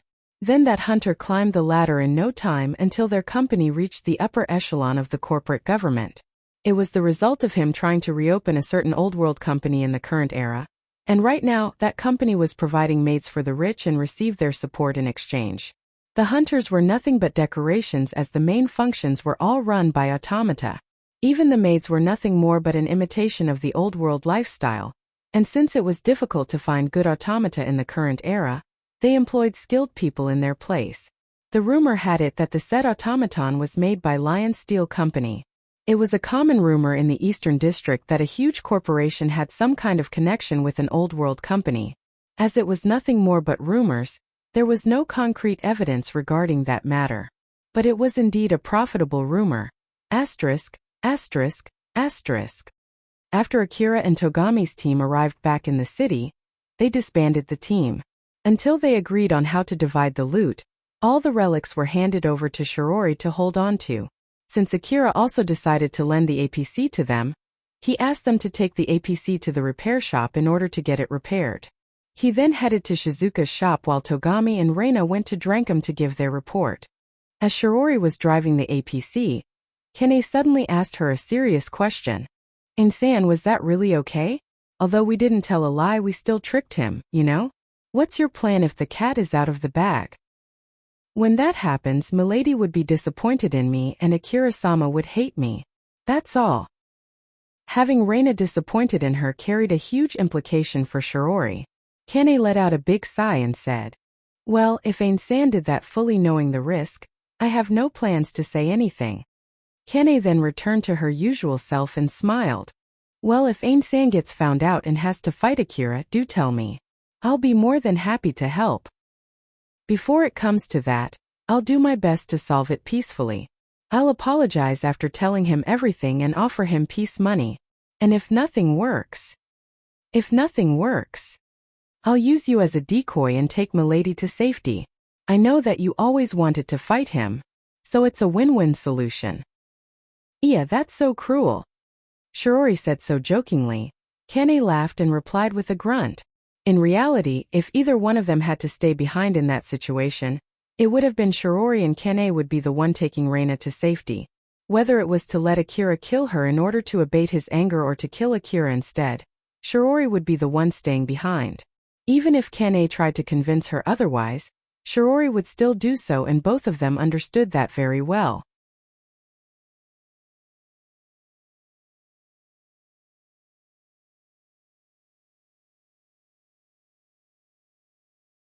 Rebuild World Chapter 200, The Result of Coincidence and Prediction. Akira was dipping himself inside the hot bath in his house to melt the exhaustion that had accumulated that day. Today was too tiring, so many things happened. I hope that we still managed to get some money from it. It'll be fine, right? Akira glanced at Alpha, who was taking a bath together with him, seeking her agreement. But Alpha instead smiled teasingly and said, "I wonder about that. Just say yes, will you? It's not like I can guarantee what Reina and Togami would do.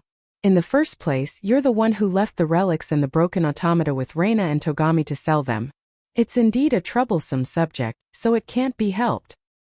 Well, it's not like I can bring the broken automata to Katsuragi. I feel like Katsuragi won't buy them after all.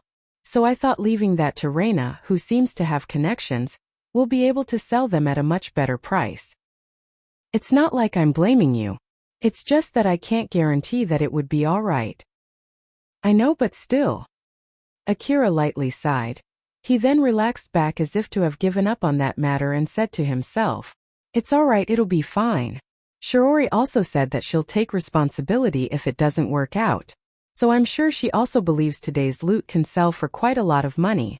It should be all right. Well, in the worst case scenario, we can go to give our complaint to them after you get your new equipment." "That's a good idea. Equipment, huh?" Although Akira seemed to have moved on once before from that subject, he once again made a difficult face. "What's wrong?" "No, it's nothing." After Akira again lost most of his equipment, he went to Shizuka to get new equipment with the current money that he had. First of all, he prioritized rifles and put in an order for 3 fully modified SSB rifles. Shizuka's expression when he placed that order left an impression in his mind. Akira had decided to be honest and told Shizuka everything in case she inquired, but she accepted his order without saying anything. But in place of that, Shizuka looked slightly surprised and exasperated at the same time. She then smiled as if she had given up, but there was pity mixed in her smile. Akira thought that Shizuka would at least say something about him already breaking his rifles in such a short time, but she instead continued talking without even touching on that subject. He felt something was not right about it. Shizuka-san did not say anything, so it should be all right, yeah. Let's just hope that it's not a smile of exasperation, since she had worked so hard to get the equipment that was originally already outside the range of the shop's products, but you keep breaking them in no time, and you don't show any remorse at all when you place an order for replacements. But as a weapon merchant, she doesn't have a good reason to stop you since it contributes well to the shop's revenue. If you don't know for sure, then stop scaring me. I only said that because you seem too stuck on that matter. You should just move on. If you keep yourself bothered by it and it ends up making you use your equipment too carefully, you might end up hurting yourself, which would defeat the reason why you got them in the first place, you know? I know, but still. It doesn't matter if your equipment is broken as long as you yourself are safe. It does contribute to her shop's revenue, and it's not like you are breaking them intentionally anyway. That's why it doesn't matter. If Shizuka is worried, it is either because you use your equipment without care or because you keep getting yourself in a situation where you have no choice but to do something that destroys your equipment.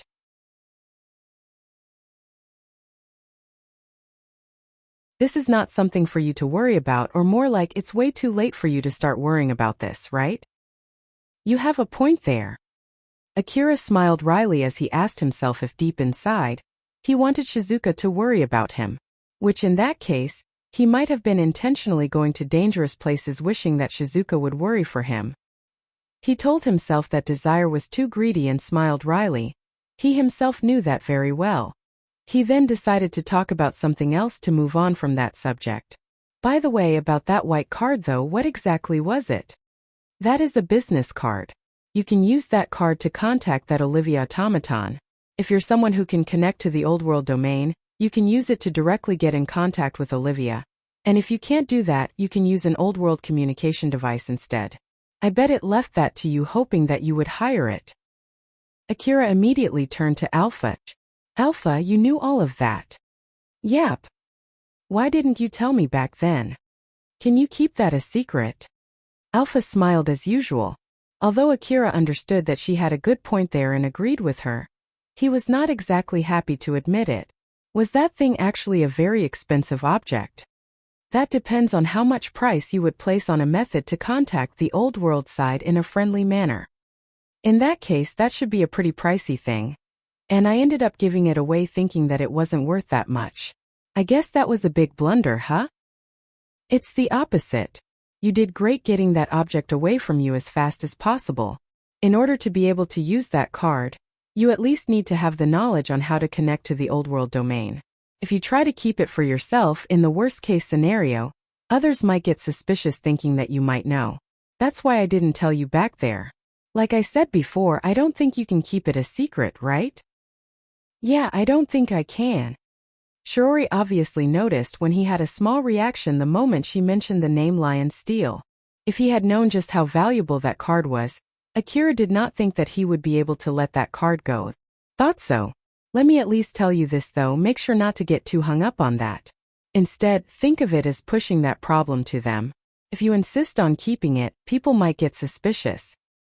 You have a point there. I have no plans on getting captured after all. Having suspicion of being someone who could connect to the old world domain was enough for the Hunter office to dispatch a capture warrant. Since Akira was really someone who could connect to the old world domain, even if that suspicion came from something completely unrelated, he could not afford to get captured by them no matter what. With this, any regrets that he had regarding that card was completely gone.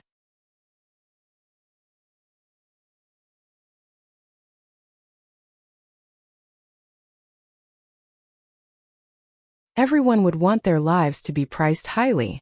You need to make sure to think about how to still receive a profit when you're up against someone who you can't win against in a real fight and doesn't bend during a negotiation. If you worsen his mood, it might turn into a fight at a drop of a hat. There's also an option of asking for the Hunter office's help. But of course that won't be free and it's not like it would convince him. I bet he would still have some grudge left if you do that. Although it's not a good choice sometimes, you have no other option but to do it. Do remember that it might not even be needed at all in the first place. It's not a method to guarantee your safety, so please be careful. Now then, let's start. We shall start now. Shikarabe and Shiori seemed to be serious. Togami and Reina looked at each other with worried smiles. Dividing the loot was the last step before a team of hunters finally disbanded. Togami and Reina did their best to face that final step with their own abilities. It made them understand why hunters would hire negotiators, and how much Drankum had been helping them in that regard. The real reason why Drankum was formed in the first place was simply for the sake of helping injured and retired hunters. After all, even a careful hunter would be able to rely on things that needed trust if it was between hunters that he or she knew very well. Although it was significantly changed since its founding, that part of the organization stayed the same. Togami and Reina had a hard negotiation practice as they only reached a deal around the end of the day. Of course, both of them were literally spent at that point. In the end, the deal was for the loot to be divided equally after subtracting the battle expense, and that there was no rush in paying for that money. So in short, it really was nothing but training, which did not mean anything toward the real deal that they still had to face. When they knew that, Togami and Reina could not help but complain. Asterisk, asterisk, asterisk. In the headquarters of a certain company inside the inner wall, the officers from the upper echelon of that company gathered in a huge meeting room. Inside that meeting room, Yanagisawa did not look happy at all as he said, "What do you mean you're going to stop extending the supply route?" As Yanagisawa's anger was clearly expressed, in contrast to his usual lack of emotion expression, the other people inside the room started to tense up. Yanagisawa was responsible for the operation to extend the supply route from the Kazusuhara Ruins frontier base into the deeper part of the ruin. And now, he had received an order that not only interfered with his job but even obstructed its continuation. It was not strange for Yanagisawa to take it personally. It would not end up with only mere bruises when someone who was merely an administrator over a piece of land picked a fight against someone who was under the corporate government.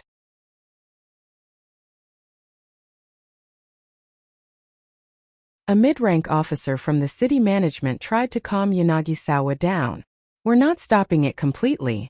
It's just a temporary thing in order to lighten the worries expressed by some of our customers. They thought that the recent incident was caused by the aggressive expansion of the supply route deep into the ruin.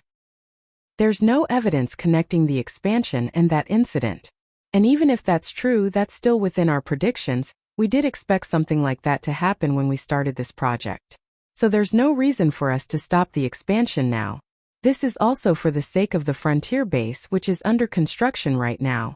Even during that incident, we also obtained good results. If that was not enough for you, you should increase the budget just like I suggested last time, although someone rejected that suggestion." Yanagisawa's mood worsened even more. There was no one present to stop him. Even among those who were above him position-wise, no one was willing to become the martyr to overrule his opinion. "Calm down. We were attacked twice in such a short span of time. It is not strange that our sponsors got worried." Among those present, few people knew that the first swarm was because of Yanagisawa's doing. So Yanagisawa lowered his shoulders. "The reason why we're expanding the supply route is to create a secured route through the ruin, so that we can excavate the expensive relics more easily. Rather than the voice of those cowards cowering within the inner wall, isn't it more important to prioritize our original goal? I know. We also don't want to stop the expansion. In the end, this is nothing but a temporary pause. The sponsors are afraid of a third attack, and that worry also stems from the lack of power in the city defense squad. If the city defense squad could repel those swarms with no problem at all, they would not care how many times those swarms might come. Moreover, you want to get that new equipment out, right? This is the perfect chance for that. We can dispatch that new equipment to the frontier base for securing the supply route. It will take some time until they can completely dispatch the new equipment. So, in the meantime, we can take a break from expanding the supply route until then. We agreed to dispatch them just like you had asked. I hope you can make a compromise with this. If the third attack happens after that and the new equipment can easily repel the swarm, then it would be attributed to the dispatching of the new equipment for the city defense squad. Is that good enough for you?" Yanagisawa did not give an immediate reply. The silence in the room continued. "Just because we stop expanding the supply route, I won't accept any budget cut. And I'll have the original budget for the new equipment. If it's fine to use the new equipment for exploring the inner part of the ruin too, then I shall allow it." Yanagisawa's tense expression finally relaxed. His voice also turned back to its usual flippant tone. "If you're willing to go that far, it can't be helped then. We'll stop extending the supply route." Sighs of relief echoed in the meeting room. After that, they continued their meeting to talk about several other matters. That was when a small ruffle between area administrators happened. For the next subject, we've received a report regarding the difference between the real worth of land and those reported on paper. We'll start with the person who brought this up. As the person who had been working as the leader of that meeting said so, Udajima stood up and smiled at Ine. I'm Udajima. As everyone knows well, the inner part of the Kazusuhara ruin is divided into smaller sections, and each section is assigned to a different administrator.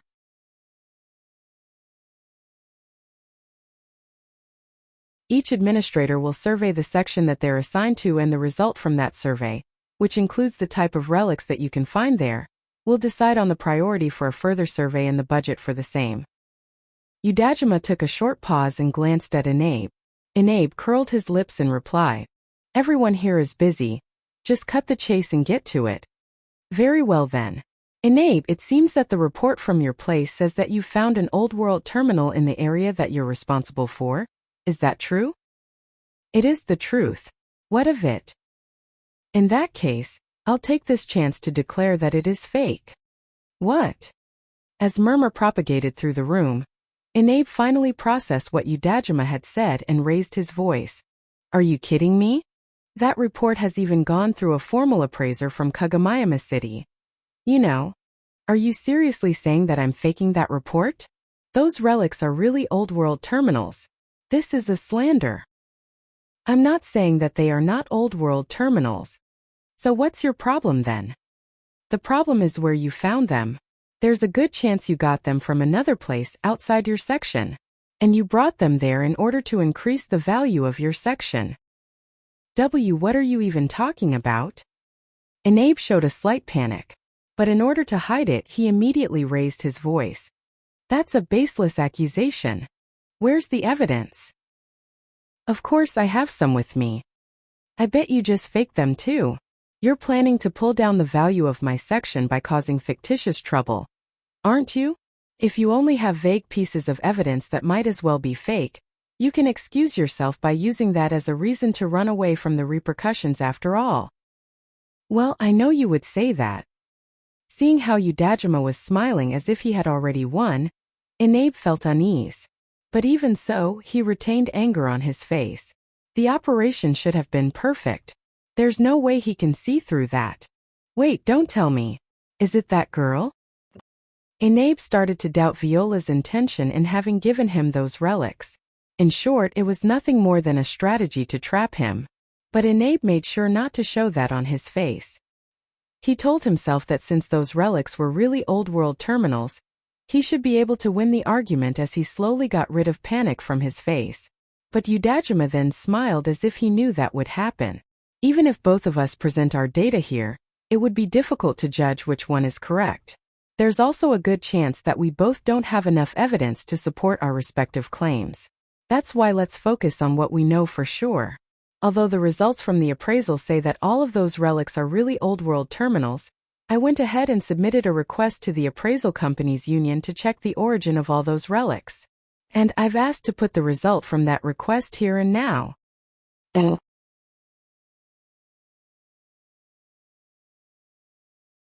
Inabe froze. He then said with a shaking voice, You even went that far, huh? Just how much do you think that would cost you? Yeah, it wasn't cheap at all. I know you know that too. But if it's the appraisal companies union, although there might be some discrepancies, they should be able to pinpoint and track relics found in the Kazusuhara ruin. Well then, let's put up the result now. Seeing how Inabe's bluff was crumbling down, Udajima smiled triumphantly as he operated the terminal. Then, a picture of a man was displayed in the middle of that room. Good afternoon. I am from the appraisal companies union. We will send a full report later, but since we were requested to give a direct report, we'll keep this short. After our investigation, the relics in question. Inabe had completely given up. Deep inside his heart he kept cursing Viola, who might have planned this, and Udajima, who might have been the one who asked Viola to do that in the first place. Udajima was smiling triumphantly. At least, that was the case until he heard the continuation of the report. Is highly likely to be found in the reported location. Ha! What dash? Udajima and Inabe could not hide their surprise. If there's no other question, we shall take our excuse here. Udajima finally returned back to reality as he immediately shouted. No way! That can't be right. It must be some kind of mistake. It's the real result from an investigation done by the Union. Please check the report for further detail. The build fee will not be reimbursed, even if you find the result unsatisfactory. So please keep that in mind.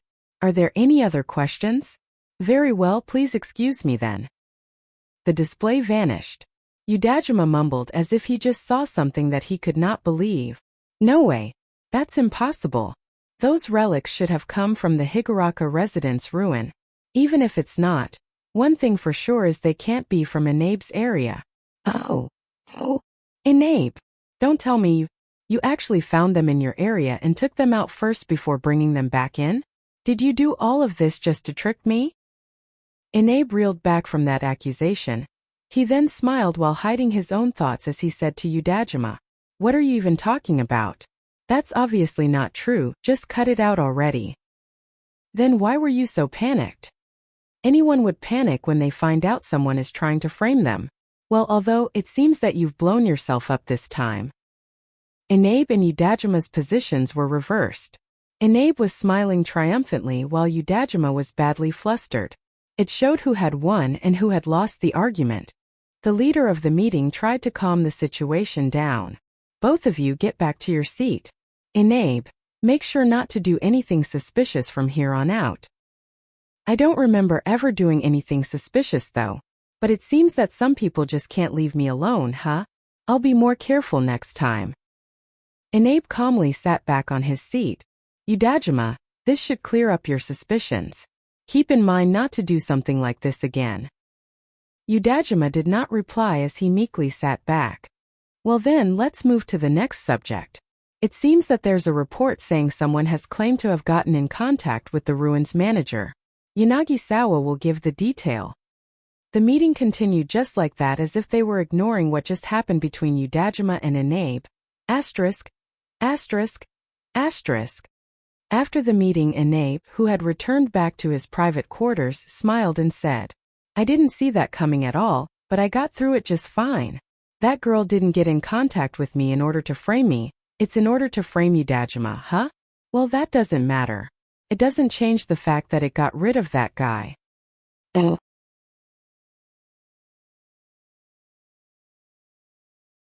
After he laughed in relief and regained his calm, he looked at the report from the appraisal company's union and started thinking about what to do next.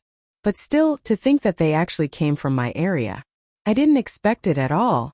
To be honest, it's only near the borders of my area that we haven't explored.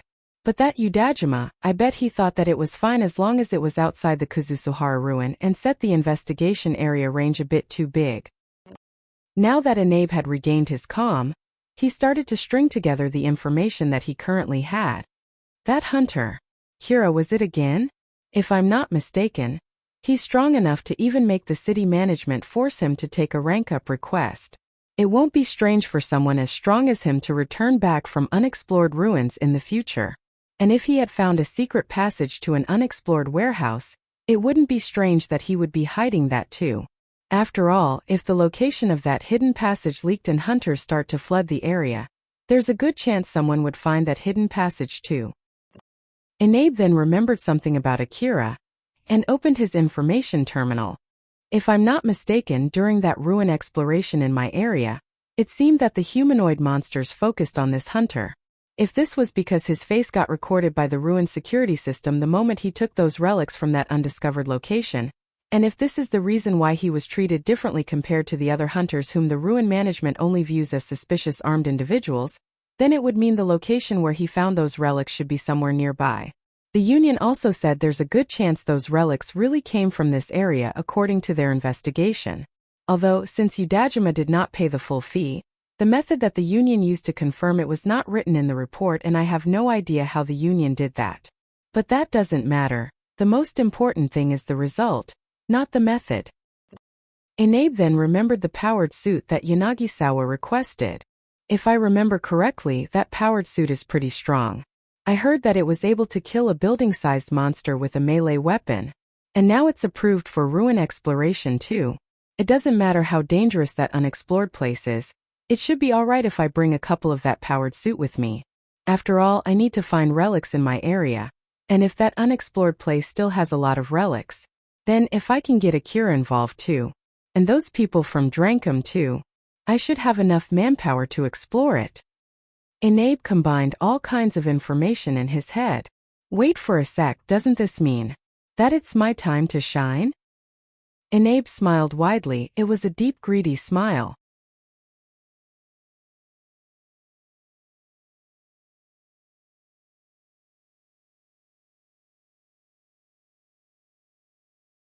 Rebuild World Chapter 201 Pulling Out a Nail. The sponsors of Kagomayama City regularly held a feast on the upper floor of the Kagama building. It was a gathering of the conglomerates of huge companies from the inner wall where they meet and form connections, as well as gather information about each other.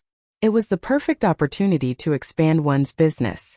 Basically, the people who gathered there were not the kind of people who could be pulled down by the economy. Instead, they were people who had the power and authority over that said economy. The regulars of that feast could easily infer someone else's power from how often they participated in such a feast. This time, Cheryl also joined the feast accompanied by Viola. It happened a few days after that incident between Inabe and Udajima. Viola was donning a daring dress. Although it exuded her familiarity with secrets, it also made her look suspicious at the same time. In contrast to that, Cheryl was wearing a graceful dress with a small accessory that boosted her charm. Although she somehow got a hold of herself in that situation, she still looked nervous, as if she was a lady who was not used to such a social gathering. For the people who did not know their relation, it was easy to imagine from that scene that it was an evil shady woman bringing along a clueless lady into that feast. Cheryl then mumbled a short sentence that gave a hint as to why they were there that day. But still, to think that he would take such a troublesome approach. Viola smiled at Cheryl like a veteran smiling at a greenhorn. The meaning behind this troublesome approach is usually much more important than you think. And that is doubly true when it is not something that they could just bring up in public. It's just like how people decide to bluff or make excuses, you know? It makes the subject vaguer from afar, which prevents people from investigating the truth. Is that so? Cheryl had made a deal with Inabe to send some of his relics to be sold at her relic shop. But even for Inabe, it was impossible to just send the relics to an unknown shop that had no connection at all with the city management and public. As such, Inabe invited Cheryl to that feast so that he could pretend to meet her by pure chance here. It was only then could he make an excuse that he saw some talent in Cheryl and decided to invest and entrust some expensive relics to her. Not only that, but Inabe was also evaluating other methods available for him to invest in Cheryl, adjusting his margin of profit using the same excuse. Cheryl, I have to go and meet some other people for a different matter, so I'll have to leave you for a bit. Make sure not to do anything suspicious, okay? I'll go to you and let you handle the rest if something bad happens. That's a good decision. Although Cheryl said so in a rather curt manner, Viola replied with her usual smile before she left Cheryl. Seeing that reaction from Viola, Cheryl understood just how familiar Viola was to this game of intrigue. Unlike herself, Cheryl could not help but frown because of the gap between them. Now that Cheryl was alone, she avoided making any unnecessary interaction with the others in order to survive that feast. Normally, people here would go around making connections. But in the case of Cheryl, if she blurted out something that she should not, people would be able to easily identify that she should not be in that place.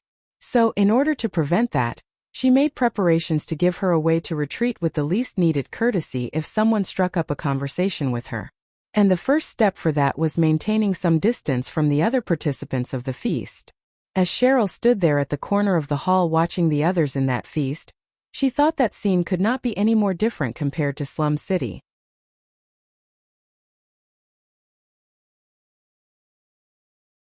She understood that at least her dress was suitable for this place and time, but she herself still lacked the confidence to be standing here. After all, people would always bring with them a piece of where they grew up from. But even so, she still kept her eyes on the others, observing them closely so that she could act more similar to their mannerisms. Unfortunately, there was no lack of distraction coming into her vision. For the others here, the food served was nothing more than a complimentary snack during their conversation. But for Cheryl, she had to fight back the desire to get a taste of that food. In order to build up resistance against those foods, Viola had brought Cheryl to a high-class restaurant in the Kagama building once before attending that feast. Although Cheryl was warned by Viola beforehand, she could not hold back her reaction when she experienced the taste that she could never find in the slum city. There were mistakes that might happen because you did not know it, and there were things that you could fight back simply because you knew it well beforehand. Cheryl was stuck in between those two situations. In order to be able to blend in well among the people here, she had to act as if those foods did not interest her at all. In order to help her do that, she had filled her stomach with cheap stuff before coming there. After filling her stomach to the point where she felt like puking, she found the strength to fight back the temptation of the delicious food in that feast. But even so, every time her eyes caught onto the food in that hall, she felt as if her stomach cloned another empty version of itself, making space for more. Although she was able to hold herself back, her smile stiffened because of that. Cheryl? Cheryl turned to the source of that voice and saw Katsuya looking at her, rather surprised. Long time no see, Katsuya. Cheryl decided to have a small talk with Katsuya, to combat the temptation from the food, as she smiled at him. What a coincidence to meet you here. Or I guess it shouldn't be that surprising, huh? I bet it's normal for a hunter as good as Katsuya to attend this kind of event. So, do you frequent this feast? Katsuya was attending the feast in a stylish suit instead of his usual augmented suit, but it was obvious from his mannerism that he was not used to it yet. Moreover, he was a bit flustered since he did not expect to actually meet Cheryl here, although he did wish for it unconsciously. Well, this is actually my first. Though I did attend something similar a few times before. Is that so? This is actually my first time too. I received an invitation from an acquaintance and so, I'm here for some business. Cheryl then picked up 2 glasses from a nearby butler and offered one to Katsuya, who followed the flow and picked up the glass. Well then, to commemorate this meeting and this feast, cheers. Oh.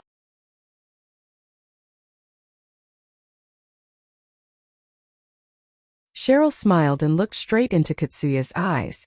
She then clinked her glass with his, making a small ringing sound. Katsuya blushed a bit and was charmed by Cheryl as she gracefully took a sip from her glass. He then flusteredly brought his own glass to his mouth as if he just snapped from being hypnotized. On the other side of the feast, Viola walked with a smile towards an officer from Drankum, Mizuha. In contrast to Viola, Mizuha slightly curled her lips seeing Viola there. Viola, how the heck did you get in here? Not with any illegal means, I was officially invited, you know? There's no way a mere information broker would be invited to this event. Just how many things do you think I needed to go through to be able to come to this place? I have no clue whether you blackmailed the guards or bribed them. Either way, it would be troublesome if others see me talking with someone like you. So can you just leave me alone? Seeing that Mizuha did not believe her at all, Viola smiled and pulled out her invitation from her chest. Mizuha still could not trust Viola as she checked that invitation. When she read through it, she could not hide her surprise. Not only was the invitation a formal one, but it also came from Inabe, an important person in the city management of Kazusuhara Ruin. Ola, just how did you? You know me all too well that I never lie, right? Compared to Viola, who received her invitation from Inabe, Mizuha's position was lower since hers was only received using her connection in Drankum. Now that you understand I'm here because of a formal invitation, let's use this wonderful chance to deepen our relationship. This way, both of us will have more connections that we can use. Moreover, I have something that I want to ask you. Keep it short. Mizuha was baited by the possibility of getting Inabe's contact from Viola, and decided to listen to what Viola had to say, though she did not like it at all. Viola smiled triumphantly that she got the reaction that she had expected. After making some idle talks first as if to delay the main subject, Viola finally got into the main subject without changing her tone. By the way, did you hear anything about the result from that investigation? I'm talking about who told Katsuya where that pickpocket was back during that incident in Slum City. I have nothing at all. The report that I gave you before was really all that I know. From the deal that they had made between them, Mizuha sent a Drankum investigation regarding that matter to Viola in the past. According to that report, it had been confirmed that Nergo was the one who told Katsuya about Alna's whereabouts. Katsuya said so and Nergo also admitted to it. It seemed that Nergo witnessed Alna getting captured near the slum city. At first, he thought that she was just one of those common pickpockets in the slum, but then, he remembered and thought that pickpocket might be one that Katsuya was talking about lately. So he decided to give Katsuya a call. After Nergo said so to the investigators, he then said while looking regretfully that he would not have done that had he known it would turn into something like this. After the investigation, the investigators gave the report to Drankum. Then Drankum officers used that report as a basis to prove their non-involvement in that incident. Of course, as an officer in Drankum, Mizuha also received a copy of that report. Viola smiled deeply and warned Mizuha, "Is that already really everything? Do you really not have anything else?" Mizuha looked confusedly at Viola, but her suspicion was greatly affected by her prior knowledge of how evil Viola was. "Let me tell you this up front. I won't accept any complaint even if you say that level of information was not worth its fee."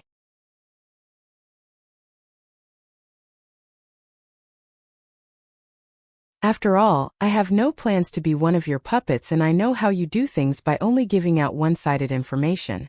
You're sadly mistaken if you think I won't raise this as an issue here just because you brought this matter up in a place like this.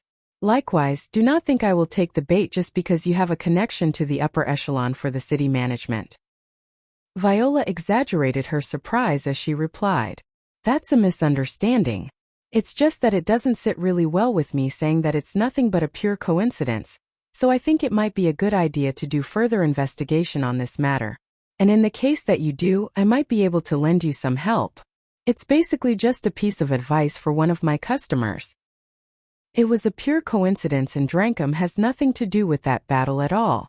That's the formal statement from Drankum. If you don't want to pick a fight with Drankum, you should refrain from doing anything. Even if it was not a coincidence, we can see it simply as Nergo paying back his favor since Katsuya saved him in the past. I bet if you get involved in it, you could use it as a chance to get in between them. So, I don't need anything from you even if you're offering it for free. Just how many crimes have you committed in the past saying that they were nothing but coincidences? Mizuha sent a sharp glance at Viola, but Viola returned back with a casual smile. That's a huge misunderstanding. As an information broker, I only offer the correct information for the sum of money paid. Although, I admit that the accuracy and the amount of information might change depending on how much a person would pay me, but it would be unreasonable to hold me responsible for the way they interpret the information that I gave them, no. Humph, you can say all you want. Either way, I don't need anything from you. Is that so? That's just too bad. Well, I have no plans to keep pushing this to you if you don't want it. So I'll withdraw for now. Half of what Mizuha expected was right on the target. Viola was there to offer her information on Nergo, but she did not expect that half of its content was advice and a suggestion, or in other words, a warning. Viola showed her skill when she investigated Nergo's background. It did not take much time for her to confirm Nergo's track record that Drankum had already known too. But of course, Viola did not stop there. She went further to find something in the past that was detrimental to him. Because of that, she lost some of her contacts. Those who she still could contact were either uninterested in that matter, or that they had nothing interesting to say about Nergo. Viola felt that it was dangerous to pursue this matter any further and cut the investigation short. And here I am just thinking of giving a friendly warning since it would be too bad to lose a contact within Drankum. Well, it doesn't really matter. It's all good as long as nothing bad happens.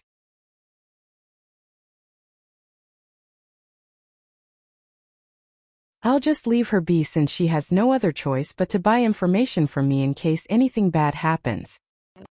Viola smiled deeply.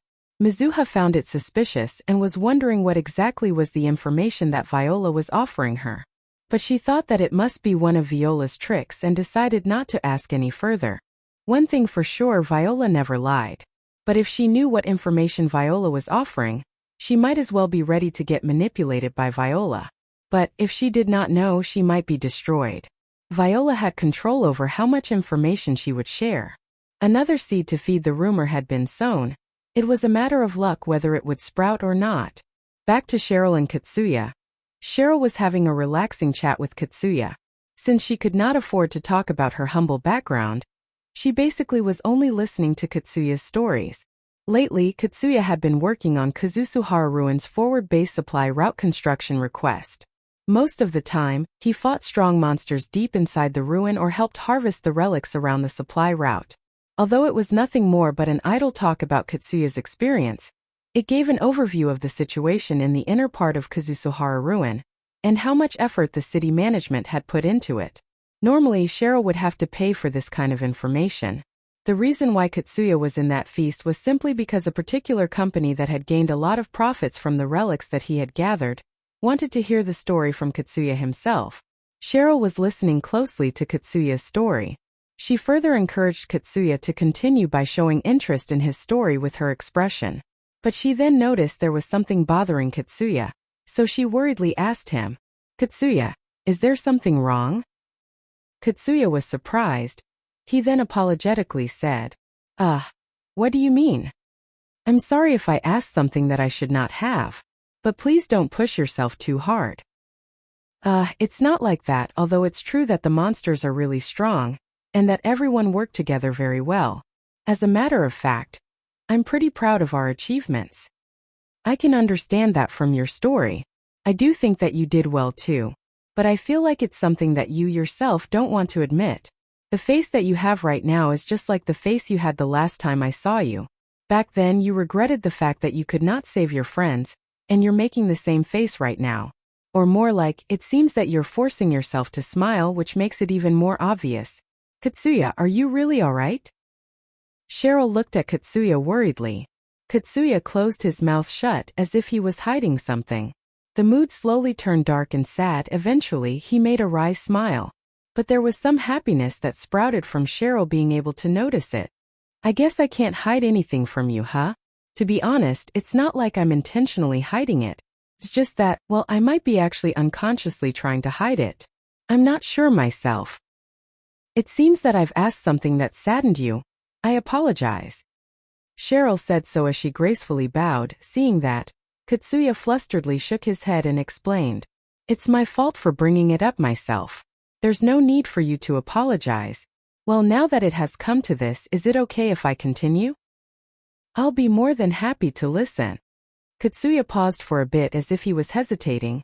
Seeing Cheryl smile as she said that, his expression turned serious. "I failed again. Although I had promised, I could not keep my word." "I see. I understand more or less what had happened. It might be rather rude for me to say this, but working as a hunter is a dangerous job. I believe that those who had lost their lives must have made their resolve beforehand.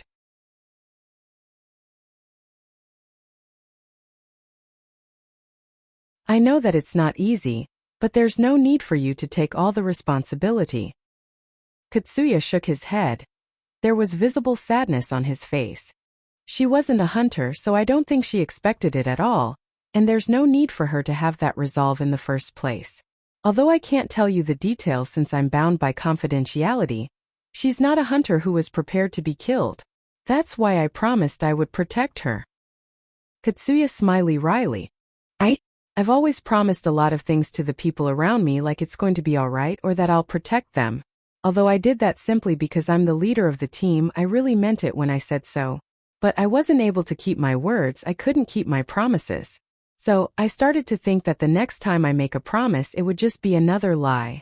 And now, I'm not even sure what I should do about that. Although Cheryl seemed to be listening intently from the outside, she was actually using cold logic in the back of her mind. She was thinking of the right response that she should give, although at the same time she also laughed at herself. She thought of how cruel she was since she genuinely saw Katsuya as a spoiled brat, who was usually given whatever he wanted, and this was just one case that was not the same. "Katsuya, I'll ask you some questions. It is fine if you don't want to answer them. It's fine as long as you yourself understand the answers to my questions." Katsuya frowned and tilted his head. Cheryl then confirmed that his gaze was focused on her before she asked with a serious tone, "Did you take it easy when you tried to keep that promise?" Katsuya was about to shout back in anger, but seeing how Cheryl was staring straight at him, he instead flinched back. "If you did, you should use that experience and promise you won't do that again. There's no need to be needlessly moping around like this. If you're going to mop around, it's better if you put more effort next time. But if you did not..." Katsuya waited with bated breath for Cheryl to continue, so she continued with a gentle voice. Then there's nothing more you can do about it. Katsuya, who was expecting to be scolded, tensed up. There are things in this world that we can't change no matter what we do, even if we push ourselves to death, or did all the preparations that could have been done. Even if you picked the best choice, or even if you put your life on the line, there are just things that you have to give up on in life. Katsuya could not say anything back as Cheryl continued. I'm sure there are times when you thought that things might have gone differently if you had done this and that. But you only know that after it's done, so it's not like you can go back and redo it again differently.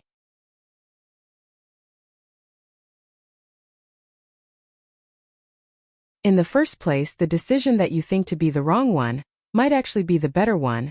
The end result might have been worse if you had picked the other option that you now think is the right one. Those words stabbed Katsuya right in the heart. Moreover, even if that decision was really the wrong one, you chose that option based on your ability at that time. It doesn't mean that you did not give your best shot. The words that Katsuya might have been seeking all alone seeped deep into his now defenseless heart. I'm sure that even if it ended badly, the person that you were protecting knew that you did your best trying to keep your promise. If you're blaming yourself thinking that it was all your fault that you couldn't keep your promise, I'm sure she would be saddened, so you should stop for her sake.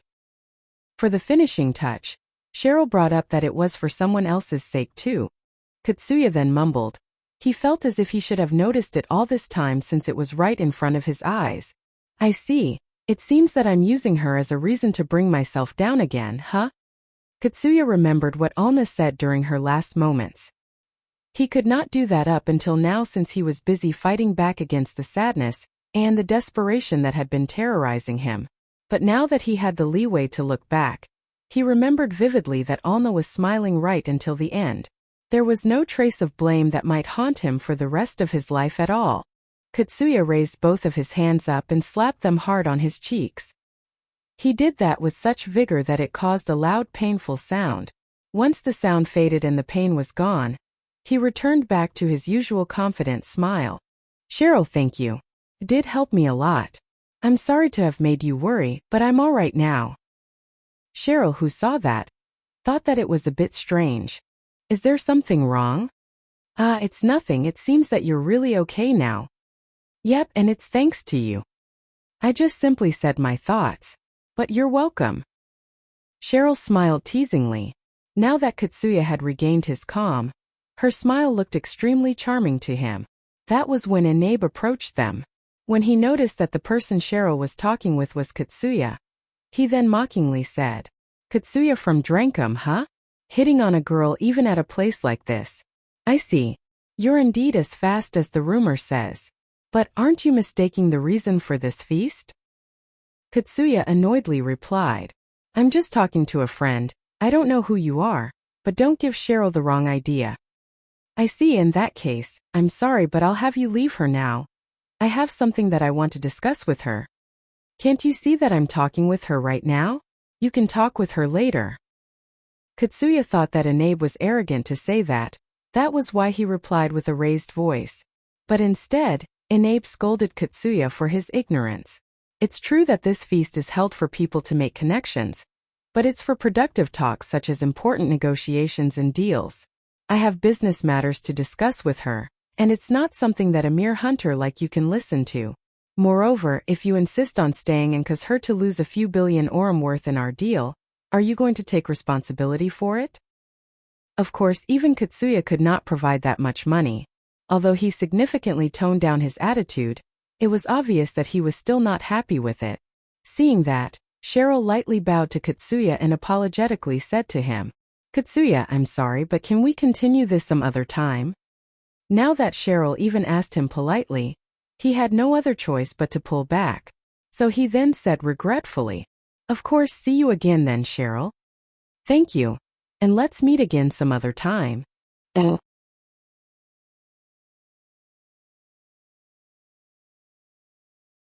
Katsuya cheered up from that promise to meet again.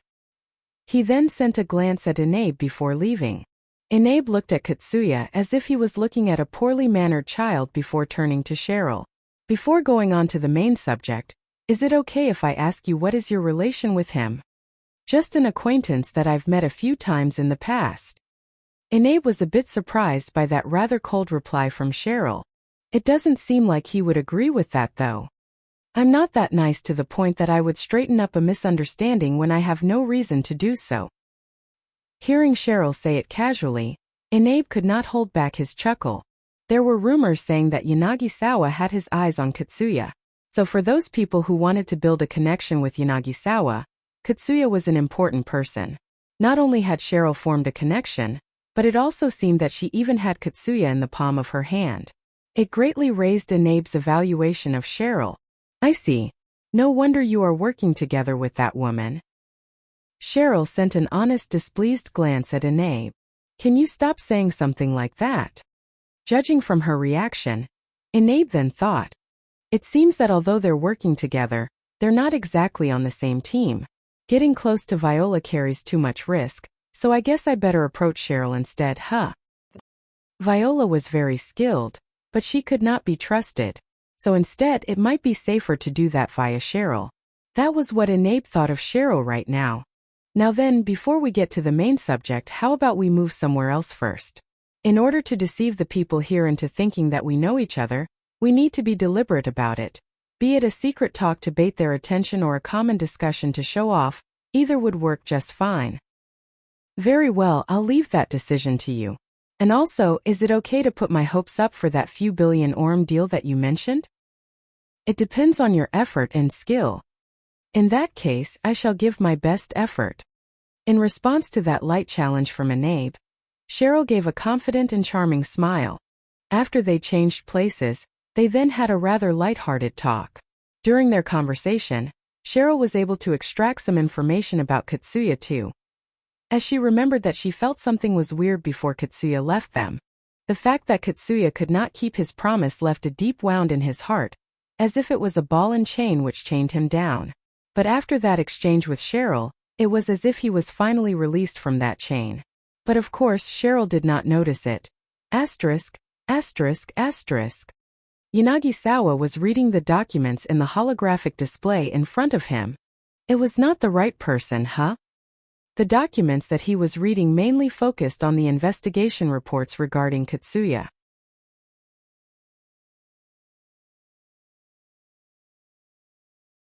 It included Katsuya's track record in the battles deep, inside the inner part of the ruin, as well as the evaluation of his actions during the social gathering event inside Drankum. Some of the reports also contained information from interviews of the people around him. But even among all of these reports, Yanagisawa could not find what he was looking for. Of course there's a possibility that Nergo gave me wrong information or that they noticed me, but I don't think that is the case this time. I really don't know what's wrong here.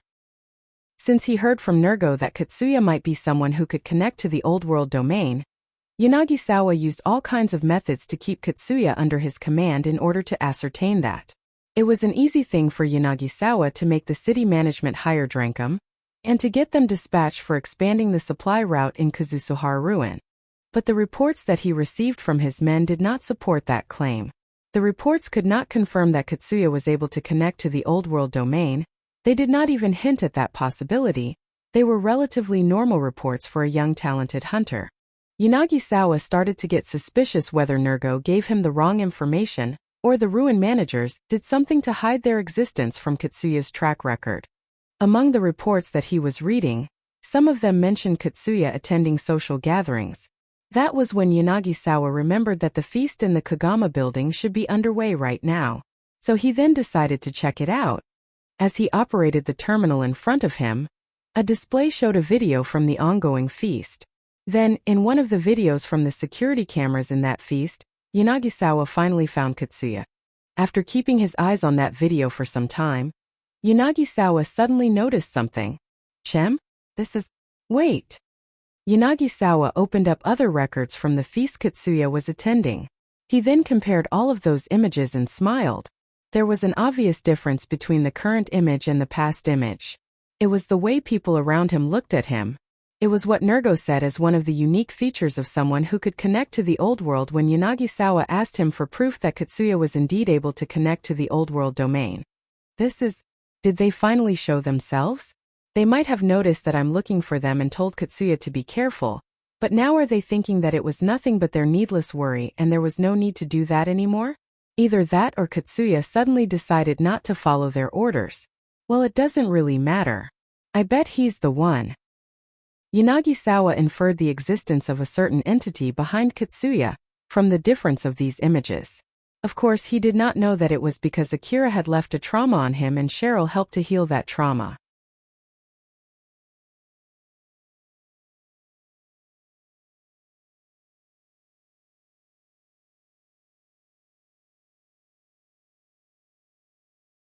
Rebuild World Chapter 202 The Participants of the Feast. Cheryl once again joined the feast. It had been a few days since Ine barely got out fine from that incident. Viola was there too, but unlike last time, she received a separate invitation, so she was not there as Cheryl's companion. Ine looked at Cheryl and Viola and smiled meaningfully. Well, I'm really glad we are able to meet again. I'm sorry to have troubled you last time and would like to thank you for your help. Cheryl smiled as if she was hiding something. I don't really understand what you are talking about, but I'm really glad that we can be of use to you, Inabe-sama. Viola smiled confidently and joined in. I don't really remember we did anything, but since you said so, it means that we can look forward to some kind of gratitude, right? Of course. I've finished all the preparations, we can talk about it later. Cheryl knew that Inabe had received a number of Old World terminals from a secret deal with Akira, since she was directly involved in that deal. After all, Inabe made that request to Viola through Cheryl. So basically, Inabe asked Cheryl, Cheryl then asked Viola, Viola asked Akira. From this connection, finally Akira went to meet Inabe. It was a deal that was made through multiple indirect contacts. So she thought that Inabe was being discreet here. It doesn't seem to be that simple.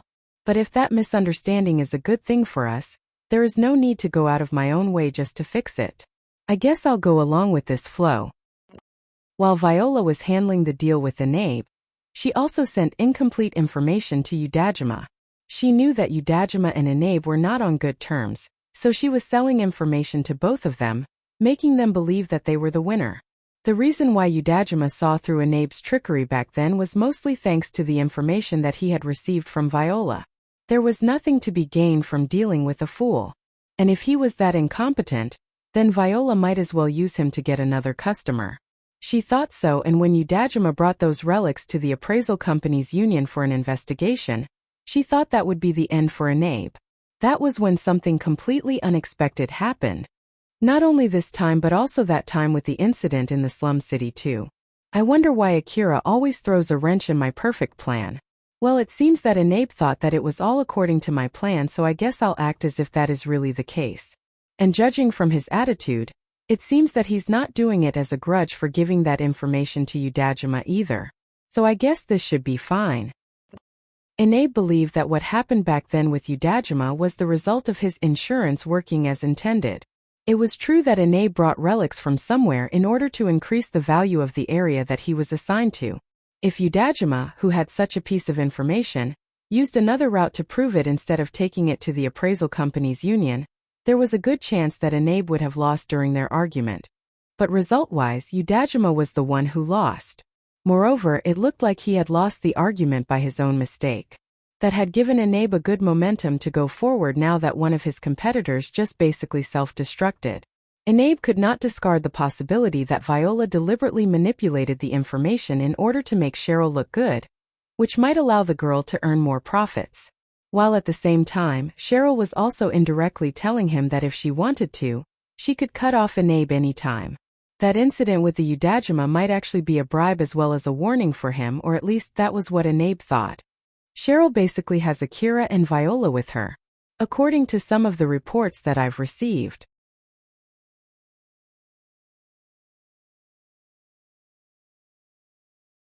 She has enough power to rule over the slum city. I always thought that all of her actions are from Viola, but there's a good chance that it is not the case and that it actually comes from Cheryl herself. Her relic shop is doing well, and the profit from it is well enough to increase my own profit margin. There's nothing to lose by forming a connection with her, although I need to be careful. During that short exchange, the misunderstanding only got worse. Both of them were talking in a friendly manner while trying to extract information from each other. From that point of view, they were doing just what the other participants in that feast were doing. That was when Katsuya suddenly came to them in a bit of a rush. Cheryl. Katsuya, we meet again, Cheryl at first showed a happy smile, but her face immediately turned to show a troubled expression right after that. Katsuya too looked happy to have met Cheryl, however. Now he looked a bit confused after he saw Cheryl's expression. Eventually, he noticed Inabe was also there and frowned with a rather stern face. A moment later, Mizuha, Yamaina, and Eri also made their appearances. All of them had different reactions to the scene. Mizuha was flustered, hoping that Katsuya had not done anything rude to Inabe. Yamaina sighed exasperatedly, thinking that Katsuya had done it again, while Eri glanced at Cheryl and raised her guard. Inabe thought for a bit before welcoming Katsuya with a hearty smile. Oh, we meet again. Sorry for what happened last time. Katsuya was a bit surprised since he did not expect that from Inabe at all. Oh, I didn't expect that at all. Is it because we brought some relics to your place last time? What was it again? Old World Information Terminal? Those things are expensive, right? Katsuya smiled triumphantly. Inabe was not bothered by it at all as he laughed it off and replied, well, it's true that I see you now in a different light after knowing your skill. But from my point of view, you're still one of those common hunters. Katsuya curled his lips, but before he could say anything, Inabe then continued to say something that made Katsuya fluster. But even so, if you're actually close to Cheryl, then it's a different story. I don't want to get on Cheryl's bad side either. So I apologize for accusing you of trying to hit on Cheryl last time. It's just that I heard rumors of how much of a womanizer you are, you know? So it would have been great if you could have explained that to me back then. Or am I wrong? Well, I'm not actually that close to Cheryl. Inabe was acting confused hearing Katsuya's vague answer. Is that so? I thought that was the case from our talk last time. Have you known her for a long time? And not exactly, it's just that we have met a few times. Including this time, it'll make it 4 times? Inabe did not expect the number to be that low.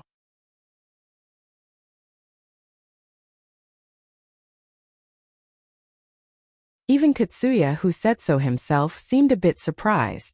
Well, it's not like you can measure your relationship simply by how many times you have met, right? That's right. Katsuya nodded deeply. Inabe was originally planning to lift Cheryl's reputation a bit and simultaneously provoke Katsuya, hoping to get Katsuya involved in his plan. But Inabe did not expect what he just heard. So he started to ponder.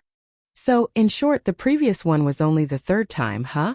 They're already that close only after 3 meetings? Is it because he's just that fast, or is it because Cheryl is just that good? I can't tell. Inabe lightly glanced over everyone there before he spoke up.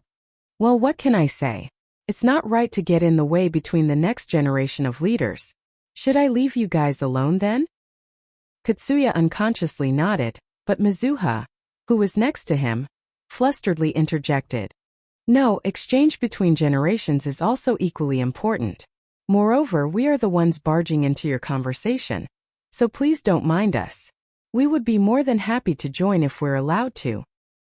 I see, I shall take on that offer then. Mizuha lightly sighed in relief. If Katsuya did not leave a bad impression, a chance to introduce him to an officer from the city management was an important thing. Although it was awful that Viola was there, Mizuha was still satisfied with the current result. Seeing that, Katsuya, who was next to her, looked at her confused. As they continued their conversation, the flow of the conversation naturally separated them into 2 groups, the younglings and the adults. The adults were talking about their future prospects regarding ruin expeditions, while the younglings were talking about their recent experience working as hunters. Katsuya was talking enthusiastically about his experience. Cheryl listened closely to his story with her usual smile. Yamaina joined in their conversation from time to time as she felt something bothering her about the relationship between Cheryl and Katsuya. Back then, when Katsuya suddenly cheered up and returned back to his usual self after he was in a long depression since the incident in the slum city, Yamaina was honestly happy for him. When he lowered his head and apologized for making them worry, He said that instead of worrying about each other, they should be laughing together as compatriots. That smile was so bright that Yamaina felt like she would fall in love with Katsuya again. But when she asked about what changed his mood, Katsuya said he met Cheryl by coincidence and had a talk with her. When Yamaina heard that, she could not hold back the jealousy and other dark emotions that were welling up inside her. Yamaina was lamenting the reasons Katsuya did not say anything to her. She questioned if she was not good enough for him. All the jealousy and questions that came up inside her ended up making her loathe herself, hurting herself even more. Yamaina looked at Cheryl and compared herself to her. In order not to wound Drankum's reputation and so that she would be able to attend that feast, Yamaina was wearing a beautiful and expensive dress. But since she was not used to it, she looked a little awkward in her dress. In contrast to that, Cheryl was wearing a refitted dress, especially made for her, and it was refitted not only as a decoration but also as a weapon for negotiation. Furthermore, Cheryl herself had the skill to enhance that, further making her undoubtedly charming. Yamaina and the other girls' awkwardness was the unique trait of new younglings. Others' opinions about them would not change just because of that. But there was no denying that the aura exuded by the veterans there was completely different from theirs. Yamaina swore that she would stay beside Katsuya to protect him from his tendency to jump the gun.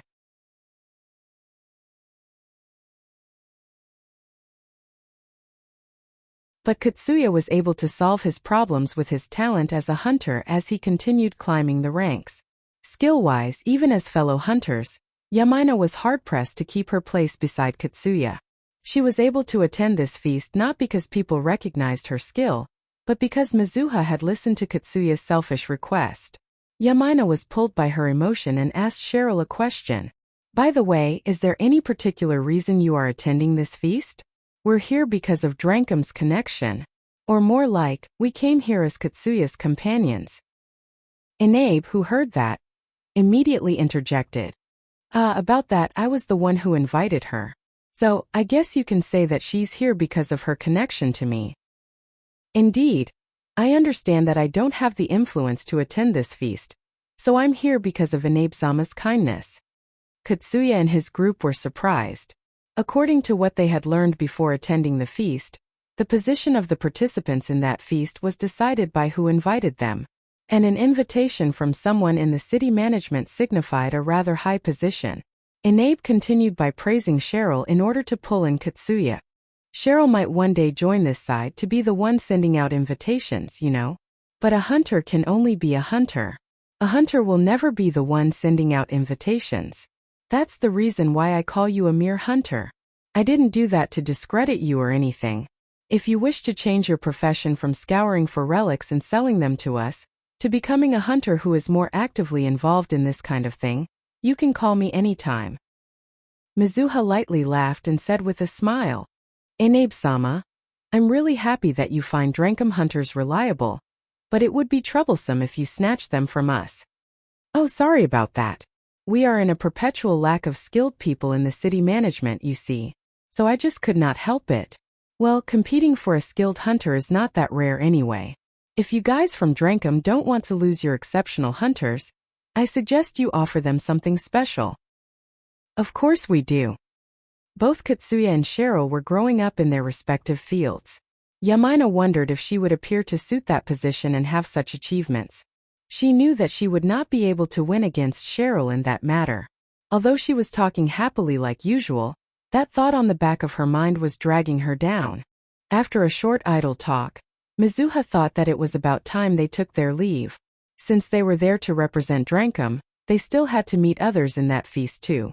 So with the limited time they had, they could not afford to stay there for too long. Katsuya understood Mizuha's signal as he smiled regretfully. But then he remembered something as he took out an accessory from his pocket and bashfully gave it to Cheryl. "Ah, right, this accessory, I found it during a ruin expedition.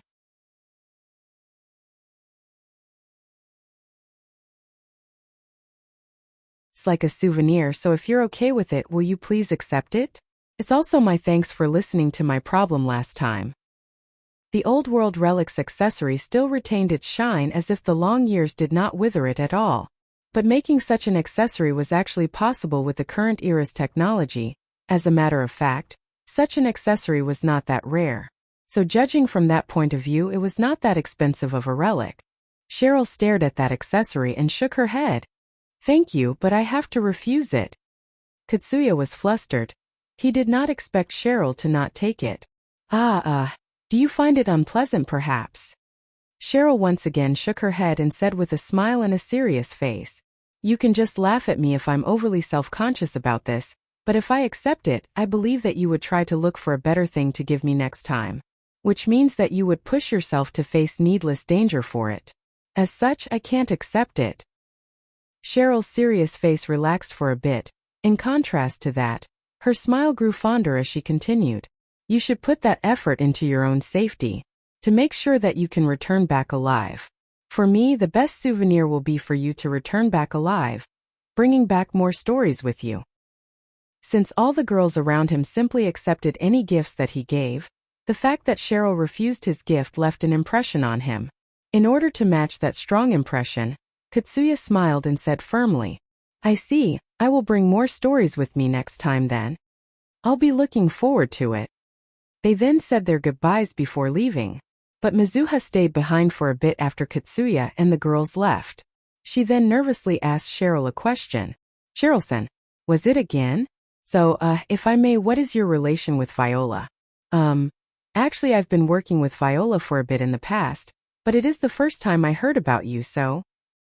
We are business partners, nothing more, nothing less. Cheryl replied back almost in an instant. Viola immediately interjected. Oh, is that so? And here I thought there's more to it than that, you know? Cheryl still had her smile as she looked at Viola with a gaze that was a few degrees colder than before. I'm basically keeping you alive until you have no use to me. Is that good enough now? Yikes, that's so scary. I'll do my best to make sure that I'll always be of use for you, boss. Mizuha was surprised by Cheryl's attitude toward Viola and Viola's reply there. Boss? Yep, I'm basically working for Cheryl right now. She's directly above me at the moment. Mizuha frowned and slightly puckered as she watched Cheryl and Viola smiling while facing each other. I see. I'll take my leave then, please excuse me. Mizuha lightly bowed before leaving. Although it was obvious that Cheryl was skilled, she was still not sure whether it was more dangerous than profitable to deal with Cheryl. She was at a loss whether to warn Katsuya to stay away from Cheryl, or to encourage him instead. Inabe looked at Mizuha, who was leaving their area, with a look that was saying he understood what she was thinking. But still, it should be okay to accept that gift, no? It's true that not accepting it would leave a bigger impression on Katsuya, but to be honest, I think it'll leave a better impression if you happily accept it, you know? I didn't do that to leave an impression on him. It's just simply an excuse not to accept that kind of gift. Is there any problem? To be honest, I don't see any problem accepting that gift though. There are people who get offended when you don't use the gifts that they give you. And sometimes that is doubly true for non-expensive gifts that they can get without much work, and it still applies even if you say that you lost it or sold it by mistake.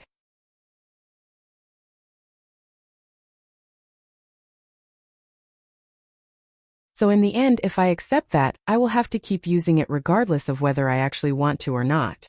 I just want to avoid that. Inabe smiled bitterly. I see, sometimes lying is the right choice, huh?